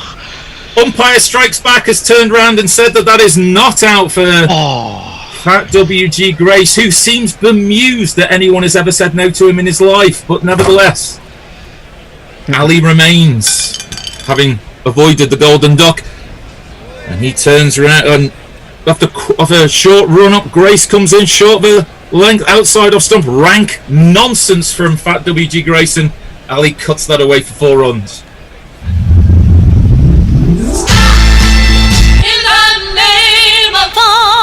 One to come. Last ball of the over. And Ali has driven that ball through the sort of extra cover region. Seems that it's not going to quite get there. Good fielding there by Merv Hughes on the boundary, and he's sent that in. It's 3 runs. Ali will retain strike on 7, and WG Grace thin on 12. Yeah, 7 off 3 and 12 off 4. 30 for 1, the Beardy Bastards, after 2 overs. Need 226 more to win. Craig Nutley asked the question we are all asking: what the fuck? Absolutely. Yes. The fair question at any time, particularly these times. Indeed. Well, I mean, you would have been great if you'd been supporting the How the Fuck Did They Play for England 11 back earlier in the tournament, if you'd joined us. But what the fuck will do. Indeed. Right, well, it's going to be Dwayne Leverock to continue. Left arm round the wicket. Moeen Ali will face. Oh! How was that? And he's bowled him! Yes, he didn't even... I thought he just... Oh! Not even offering a shot, Ali. A categoric, terrible choice.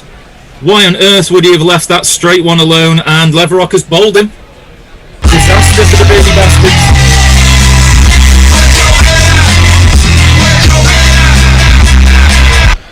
Why indeed, Moeen Ali, categorically and statistically the greatest hitter of spin bowling in modern T20 cricket over a very long period of time. Shouldering arms and bowled by Dwayne Leverock, the demon non-turner, beloved of the likes of Rangana Herath. Moeen Ali gone for 7 off 4 with 1 for 30 for 2 after 2.1 overs, and this brings another lusciously bearded, lusciously elegant batter to the middle. It certainly does. Was it Mohammed Yusuf? Mohammed Yusuf was on number 4 back.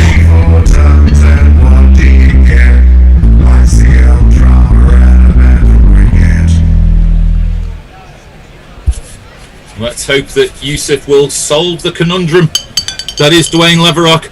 Oh no! And Leverock's gone up again. He's been given. Oh, Leverock's on fire. That's a hat trick.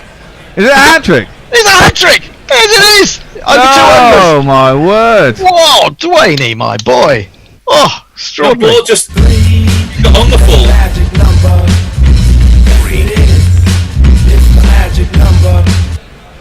Did that catch him on the boot? Did that catch him on the full on the boot? Full on the boot, not even just completely deceived in the flight, Mohammed Yusuf, and he trudges like a man who had known he's let his entire side down, and it's 30 for 3, and it's all falling around the ears of the Beardy Bastards 11. Yeah, recognising the tactic of bowling very wicket to wicket worked so well for the Beardy Bastards bowlers, and Dwayne Leverock had Mike Brearley LBW off the last ball of his first over, and then Moeen Ali bowled Mohammed Yusuf LBW, a high-class hat-trick for Dwayne Leverock to follow up his heroics with the bat, where he scored 53 off 14. What a day for the Big Bermudan.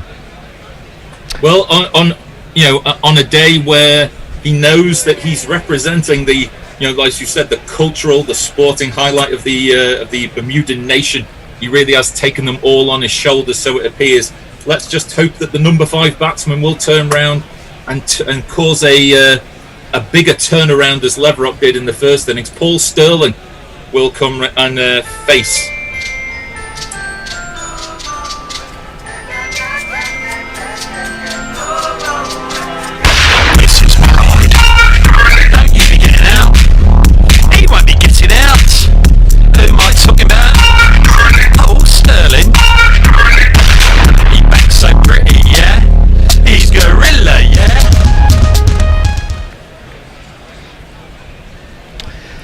Well, it's all talk about hanging delicately by a thread this entire innings. From Sterling acts as if there has been nothing going on but good things in the innings so far. One step down the pitch, straight down the ground, one bounce, 4 runs. 1, 2, 3, bounce.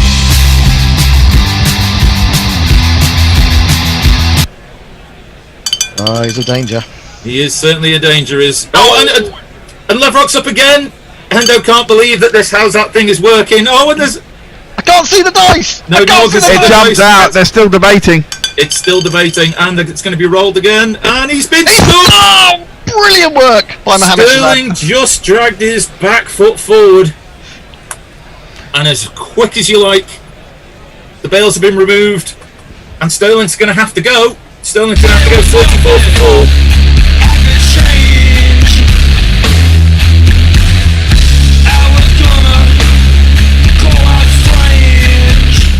Lightning Dhoni-esque hand from the big man behind the stumps. No take back towards the body at all. Just shoving the gloves forward and knocking off the bails. Paul Sterling gone for 4 off 2.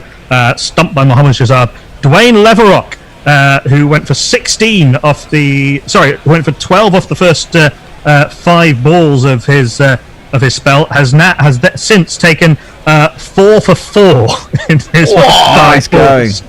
34 for 4, the beardy bastards. Well, is that the end of the over? It means that... No, 2 to come. 2 to come. Oh, 2 to come, sorry, I beg your pardon. Could get 6. One to come. 4 wickets and a 4. No, 2 to come. It's been 3 wickets and a 4 in this over. 3 wickets and a 4. Sorry, I'm losing count of how many wickets have been taken in this over. Well, we've had grace on grace. Now it's time for Finn Botham to step to the crease. In Terence Botham cut striding in number 6. That's right, it's Be Fair, bastard. Beefy has got boring, bastard. That's right, it's Be Fair. So, 34 for 4, no good time for... There's no more time for a Finn Botham innings than now. 34 for 4, 2 to go from Leverock in this quite amazing over. Oh, yeah! Oh, get in there! He's turned to the umpire again, and he's gone through! Oh, my word. Botham with a golden duck. Botham with a golden duck. It's 35 for 5. 34.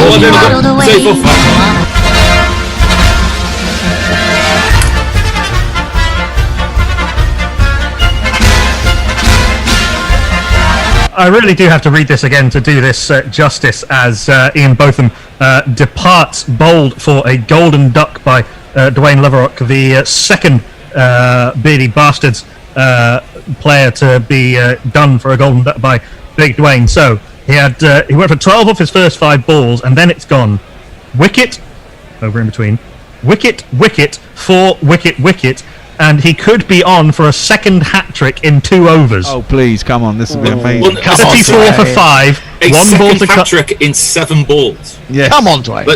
So, I don't know whether this is a tactic by Bonner, but Bonner is walking up very slowly to the crease.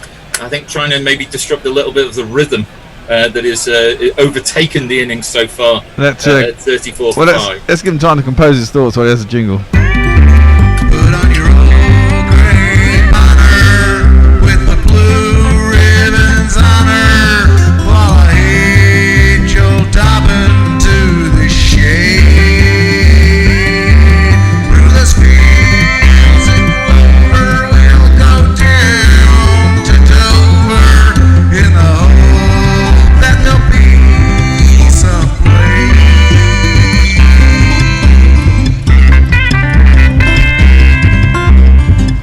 The only bowler to take multiple T20 international hat-tricks is Lasit Malinga.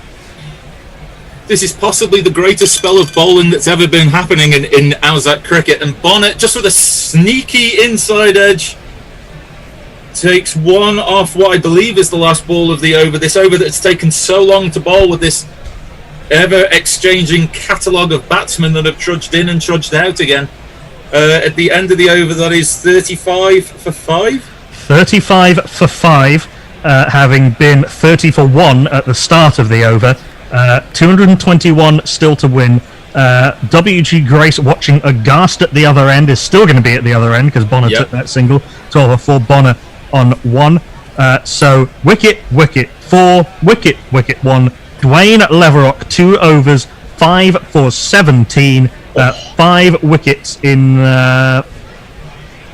6 balls for 4 runs. Outrageous work by Dwayne Leverock after his heroics. What a hero. With the bat. A hero to us all. Just one more thing before we go any further. In your life, Hendo, if you ever moan about a dice roll ever again, I am going to make you eat it. Yeah, exactly. I think I'm going to offer you a review. No. Let's not talk about who did what to who. If he moans again. Yeah. I'm We'll all gonna tell make him to fuck off. Eat that dice. Who's going to bowl the next over? As if it matters. Exactly. He's just been talking to his namesake, and in fact, he's talking to himself at the non-striker's end. It's going to be WG Grace again. Oh. We don't know his English. He's carrying on. Yeah, he's continuing. He's bowling to Bonner. He's continuing it. Oh my God! And will the carnage continue? No! Just down leg side. Grace can't believe it. Bonner smiles. I think he's just giving Grace a little bit of a wink there as he's coming back to bowl for the second ball. Dubious. Ooh. Bonner has flicked that away off his legs behind square. A bit of a misfield by Hughes there on the boundary, and they're going to come through and take 3. Bonner moves on to 4, and that means we will have more Grace on Grace action.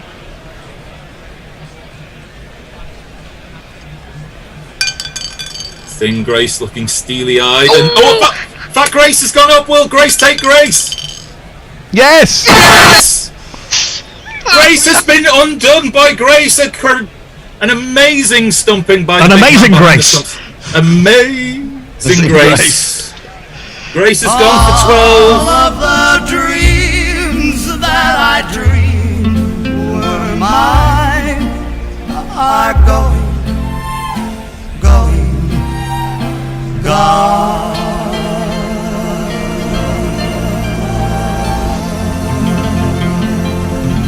More wonderful work behind the stumps by Mohammad Shahzad. WG Grace stumped Mohammad Shahzad, bowled WG Grace for 12 off 5, 1-4 and 1-6. 38 for 6, having been 30 for 1, not 10 balls 9 balls ago. It was interesting. Fat Grace waved Thin Grace like I'll see you later, like 20 years later or so. Just all the wind seems to have been knocked out of the sails. Marshall looks like a deer in the headlights as he comes out to bat at number 8. When I was a kid, we always gathered round to watch Malcolm in the middle.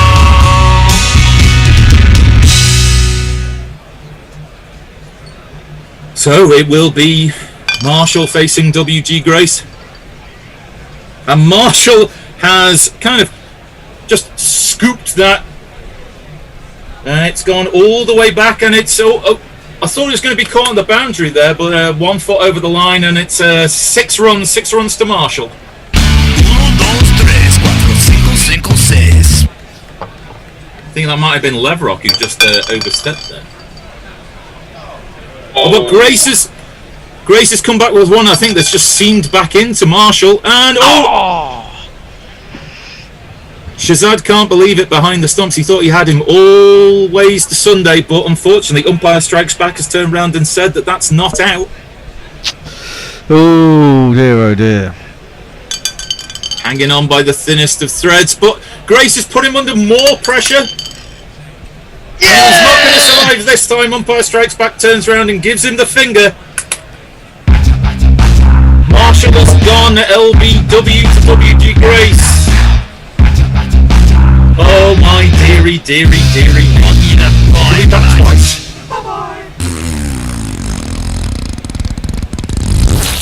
Might need to, and it might not. It might need to, and it might not help. Yes. 44 for 7. 44 for 7 off 4 overs. Malcolm Marshall gone for 6 off 3, or is it 6 appeal out? I think for Malcolm Marshall, LBW2. WG Grace has 2 for 27, but Dwayne Leverock 5 for 17 off 2 overs. So the Beardy Bastards 11 have lost 6 for 14 in 2 overs.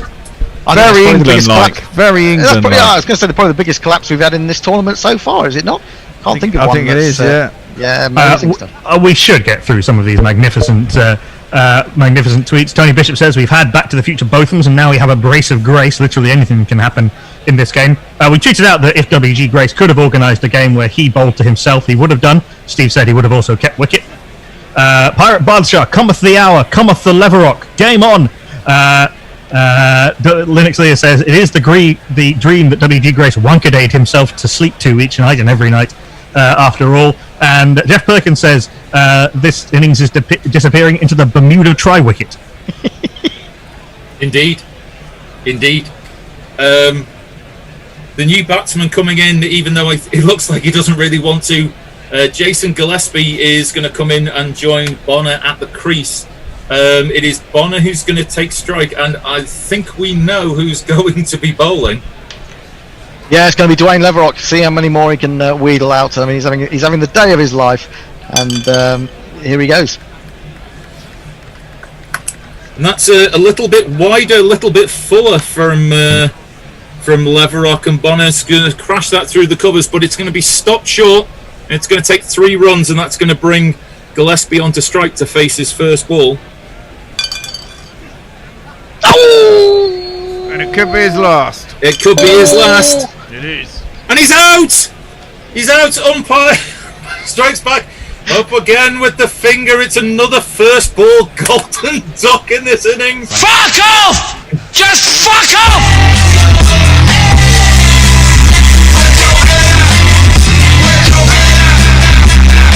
Outrageous behaviour by Dwayne Leverock. 6 for 20 in 2.2 overs. Oh, there's a big. They're getting together. The fat boys together. I mean, they're in a circle. They're huddling together. It's been a wonderful performance from Dwayne Leverock so far, and there's plenty of love out there for the Bermudian left-arm spinner. There's still another hat-trick on for him. Oh, there is. Yeah. Let's see who's coming out next. Next in, Mike Hendrick. Next man to the slaughter. Next man to the slaughter. So you set very containing fields, and you make all your sponsorship deals, and the selectors don't know how it feels to be Mike Hendrick. Should play, by the way, that the score is 47 for 8, still needing 209 runs to win, with Mike Hendrick yet to face, and George Bonner 7 off 4. So we're saying there's a chance, and it's going to be Hendrick to face, and he's going to just move that ball through mid-wicket, and they're going to come back and take a second run. Thought Bonner would try and retain the strike in order to protect Hendrick, but runs at a premium at this stage. Maybe Hendrick should have come in at number 3, because he's turned round and rocked back and cut that ball, and it's gone. Oh, it's just eluded the fielder and goes for 4 runs. 1 2 ka 4 4 2 ka 1. My name is Lakhan. My name is Lakhan. Dwayne Leverock has taken 3 wickets since he last went for a boundary before that before that ball. 50 up, massive ironic cheers. Massive ironic cheers. Hendrick is really bemused by that one, beaten in the flight and beaten in the pitch. The outside edge just eludes the fielder, and they'll manage to scamper through for 2.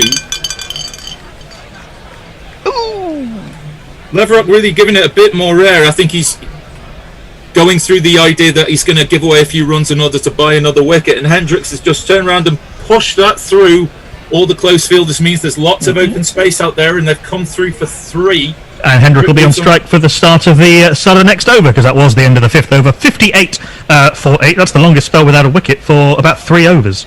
They do say when previous innings, when the target comes down under 200 with 2 wickets remaining, that anything can happen. Yeah, 58 for 8 after 5 overs.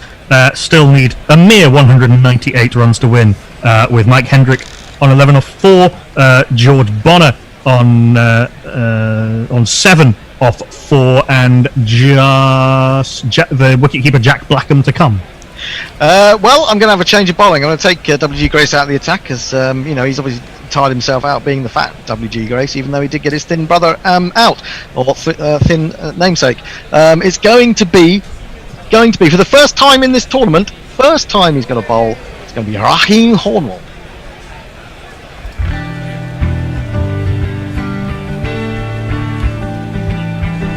Today is gonna be the day that you get on your new diet. By now you just somehow got really fat. I don't believe that anybody weighs as much as you do now. 'Cause after all, you're Rakim Cornwall. It was really quite remarkable captaincy by the big ship not to call on Rakim Cornwall at any point in the tournament so far. And it's very true, but he's batted well enough. He hasn't had a chance to bowl, but here we go. Oh, and he's immediately into the action with the first ball. Oh! Umpire strikes back, so he's not interested with that LBW decision and says that he is not out. Oh. Hendrick takes the next ball and again just pushes it just past the bowler's right hand side, and he will scamper back for 2, moving him on to 13, which I believe makes him the highest scorer of the innings. He reinforces that by sweeping him away. 6 runs to the short boundary, which I think might be only the second 6 of the inning. 3rd, in fact, yes. Third. And yeah, Mike Hendrick is not only the only one of the Birdie Bastards batters to pass 15, he's the only one to last more than 6 balls. Ooh. Here for a good time, not a long time, apparently. Hendrick is going to, again, take 1 step down the pitch. He's going to attack that ball. It's going to be just short of the boundary, but it seems to have plugged in the ground there. They're going to take 3 runs. Hendricks moves on to 22 and bring Bonner back on strike. Cornwall in, and that's been crashed away over the bowler's head. 4 runs for Bonner. 1 to come. Last ball of the innings, and that's more of the same from Bonner. Dances down the pitch. 2 plus 2 is And so ends only on to 15. Yeah, 15 off 6. Mike Hendrick 22 off 8. So ends the second wicketless over of the 6 that we've had so far. 19 runs off it. So also the most expensive over. 77 for 8. The Beardy Bastards after those 6 overs. Hell of a power play, if 179 more to win. Gonna knock it down in 10s. Lennox Lear says that Rakim Cornwall was robbed. That was Plum. I thought Blind Joel Wilson only officiated in Tony Bishop's games. Yet is, as Al's been saying, it is the Strikesbacks brothers umpiring. Jeff and Tony Strikesback, controversial umpires, not really liked throughout the whole of the known galaxy. But yeah, they seem to be doing a relatively fair job so far. Well, I'm going to stick with Dwayne Leverock. Okay, well, that seems a wise decision considering what he's done so far. Yeah, I would imagine so. Oh, and speaking of the devil, he's bowled him. My word! Almost the final word in this match, and it's been a match dominated by Leverock. Is that Hendrick is gone for 22? Yeah, Mike Hendrick bowled by Dwayne Leverock for 22 off 9, highest scorer in the innings, longest innings of the of this Beardy Bastards inning so far, 1-4 and 1-6. Dwayne Leverock now has the magnificent figures of 3.1 overs, 7 for 31. Well, all you can say is, I mean, that Warwick Armstrong went with his gut feeling, which was a big one, obviously, because he has a big gut. That Dwayne Leverock, when he scores runs, he also takes wickets. And that knocks Ian Salisbury off the top of the list in terms of best individual figures in this tournament. What was Salisbury's? That was Salisbury in the Halifax, did they play for England 11 versus the Naughty Boy Nets 11? Yes, the last group game took 7 for 88 off 6 overs, also including a hat-trick. Yes. He bowled well, Salisbury, which is surprising because how the fuck did he play for England? But there you go. Strange things happen in Dice cricket. So 77 for 9. George Bonner on the non-strikers and on 15 off 6. Wicketkeeper, very much wicketkeeper first and batsman third. Jack Blackham to the middle. Still need 179 to win.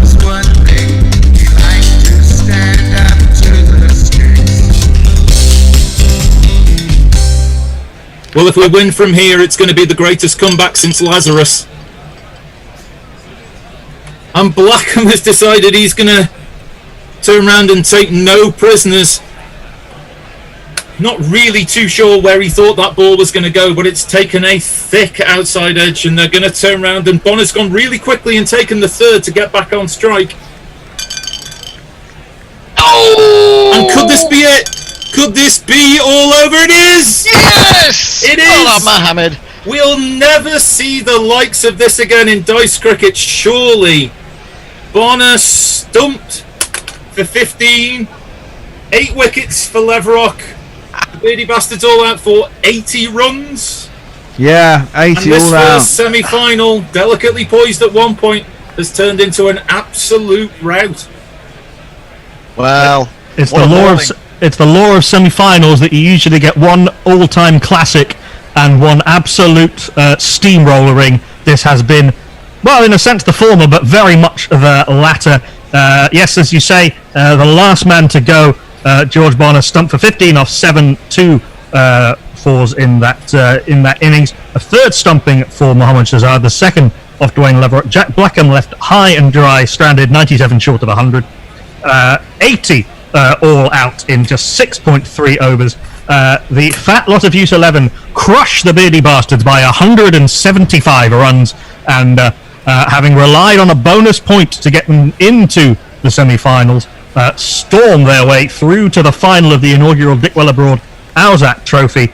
Rakeem Cornwall bowled 1 wicket this over for 19. W.G. Grace bowled 2 for 27, but after scoring 53 off 14 balls and with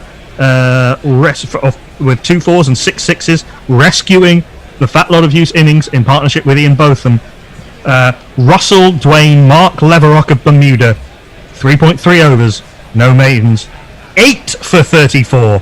The only men not to fall to Leverock were W.G. Grace, fell to W.G. Grace, and Malcolm Marshall, who also fell to W.G. Grace.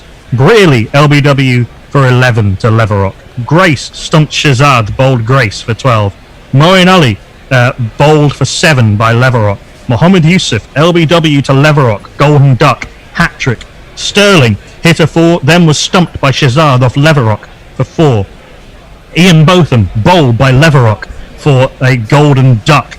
Then Malcolm Marshall, in fact, actually, Grace and Grace and Marshall both then fell to Grace in pretty short order, because Leverock took the first 5 wickets to fall. Marshall 6 and out, 6 off 3 to Grace. Then Gillespie, LBW, golden duck to Leverock. Hendrick survived the hat-trick ball and was the top scorer in the innings with 22 off 9, 1-4 and 1-6, bowled by Leverock. And Bonner stumped Shahzad, bowled Leverock for 15 off 7. The greatest all-round performance in the history of Dice cricket, the most outstanding man of the match that we have ever seen in this prestigious form of the game. Nigel, there are no words. Well, there are plenty actually, and those words are ones of amazement, really, because Dwayne was absolutely on fire today. What a man! I mean, sometimes you just get the feeling perhaps your name is on the Dick Willer Broad Trophy, and it wasn't meant to be for the Beardies. I mean, they've had a difficult tournament, the Beardies. They've not always had their first line coach on board. Al has stepped manfully into the gap, but just couldn't pull it off today. I must say, Al, though, surely Mike Brearley, I mean, he's lauded as one of the great captains of all time, but putting the Fat Boys into bat after winning the toss, and then that result. Tomorrow he's not going to want to look at the Sunday papers, is he? He's not really going to want to look at the papers, but this really was a game that was delicately balanced. Probably at round about the time that Leverock and Botham came together to form that wonderful 8th wicket partnership, that really proved to be the turning point. Some generous captaincy by Brearley at one stage, where it seemed like there was a justifiable appeal that was taken back by Brearley, but then really the wheels came off, and the wheels came off really quickly. And once Leverock got going with turning his arm over, there really was no response. I think it was just rather than a piece of bad captaincy, I think this was 11 people who really need to do some soul searching ahead of the 3rd, 4th place playoff. Yeah, 160 for 8 became 255 all out, mostly thanks to that magnificent partnership of 74 between Leverock and Fat Botham. Yeah, I think at that stage you probably would have made the game at least 50-50, if not slightly in the Beardy Bastards' favour.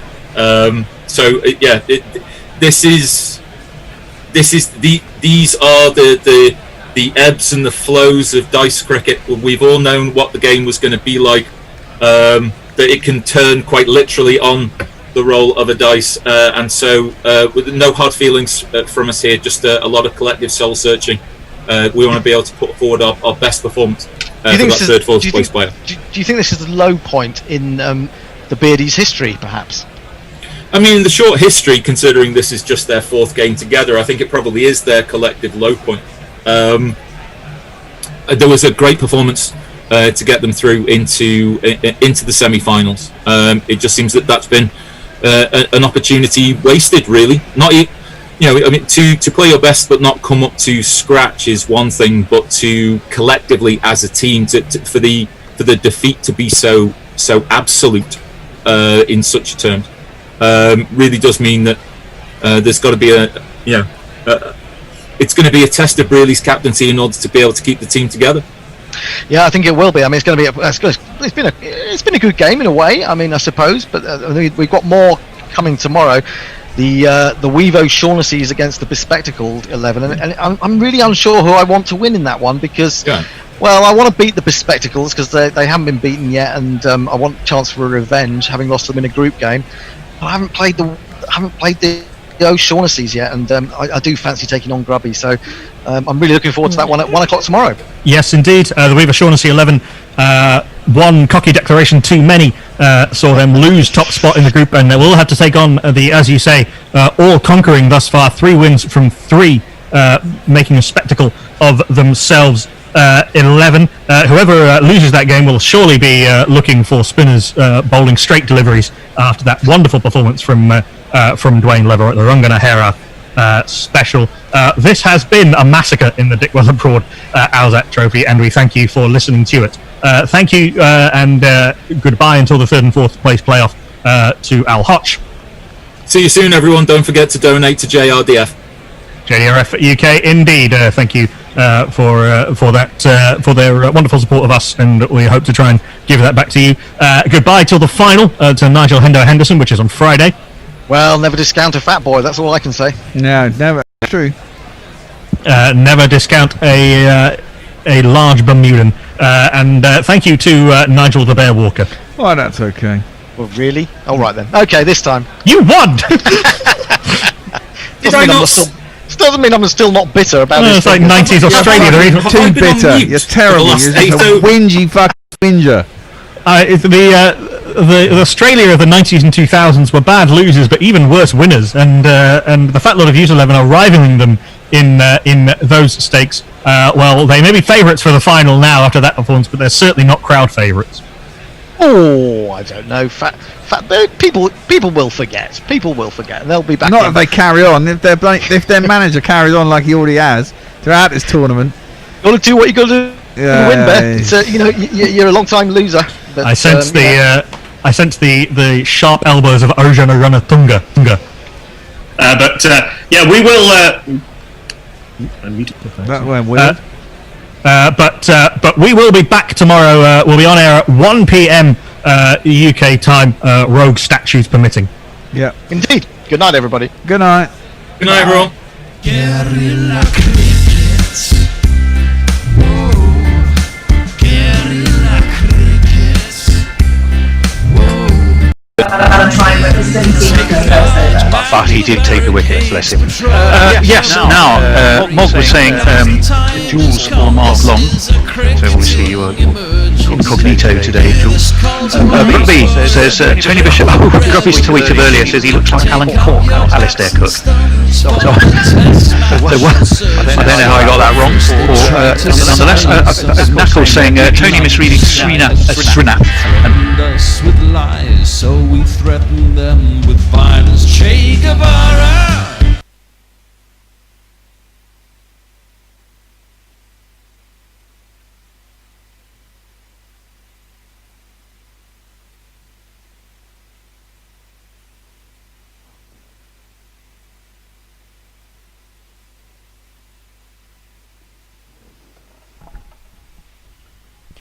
Hi everybody, sorry that's your lot. Play has been abandoned on day 2 without a ball being bowled, so we go into the final day when probably 98 overs will be bowled, weather permitting. The forecast for day 5 is quite a bit better than it has been for today, i.e. there will be some cricket. In fact, we expect a full day of cricket tomorrow, so please do join us from 10:50 a.m. UK time tomorrow when the West Indies will resume at 10 for 2, needing a theoretical 389 to win, and England needing a very, very real 8 wickets to win and retain or regain the Wisden Trophy, soon to be renamed, and win the series. Thank you to everyone who's been wibbling through today. We'll all be back tomorrow with a few other people as well. But until then, from everybody here on Guerrilla Cricket, thank you for your patience on what's been a very frustrating day of not cricket. Join us tomorrow for what we hope will be a less frustrating day of cricket. Bye-bye. Guerrilla crickets. Whoa. Guerrilla crickets. Whoa. Guerrilla. Take guard, man the barricades, patrol the cover boundary. At last the time has come, this is a cricketing emergency. Hear this call to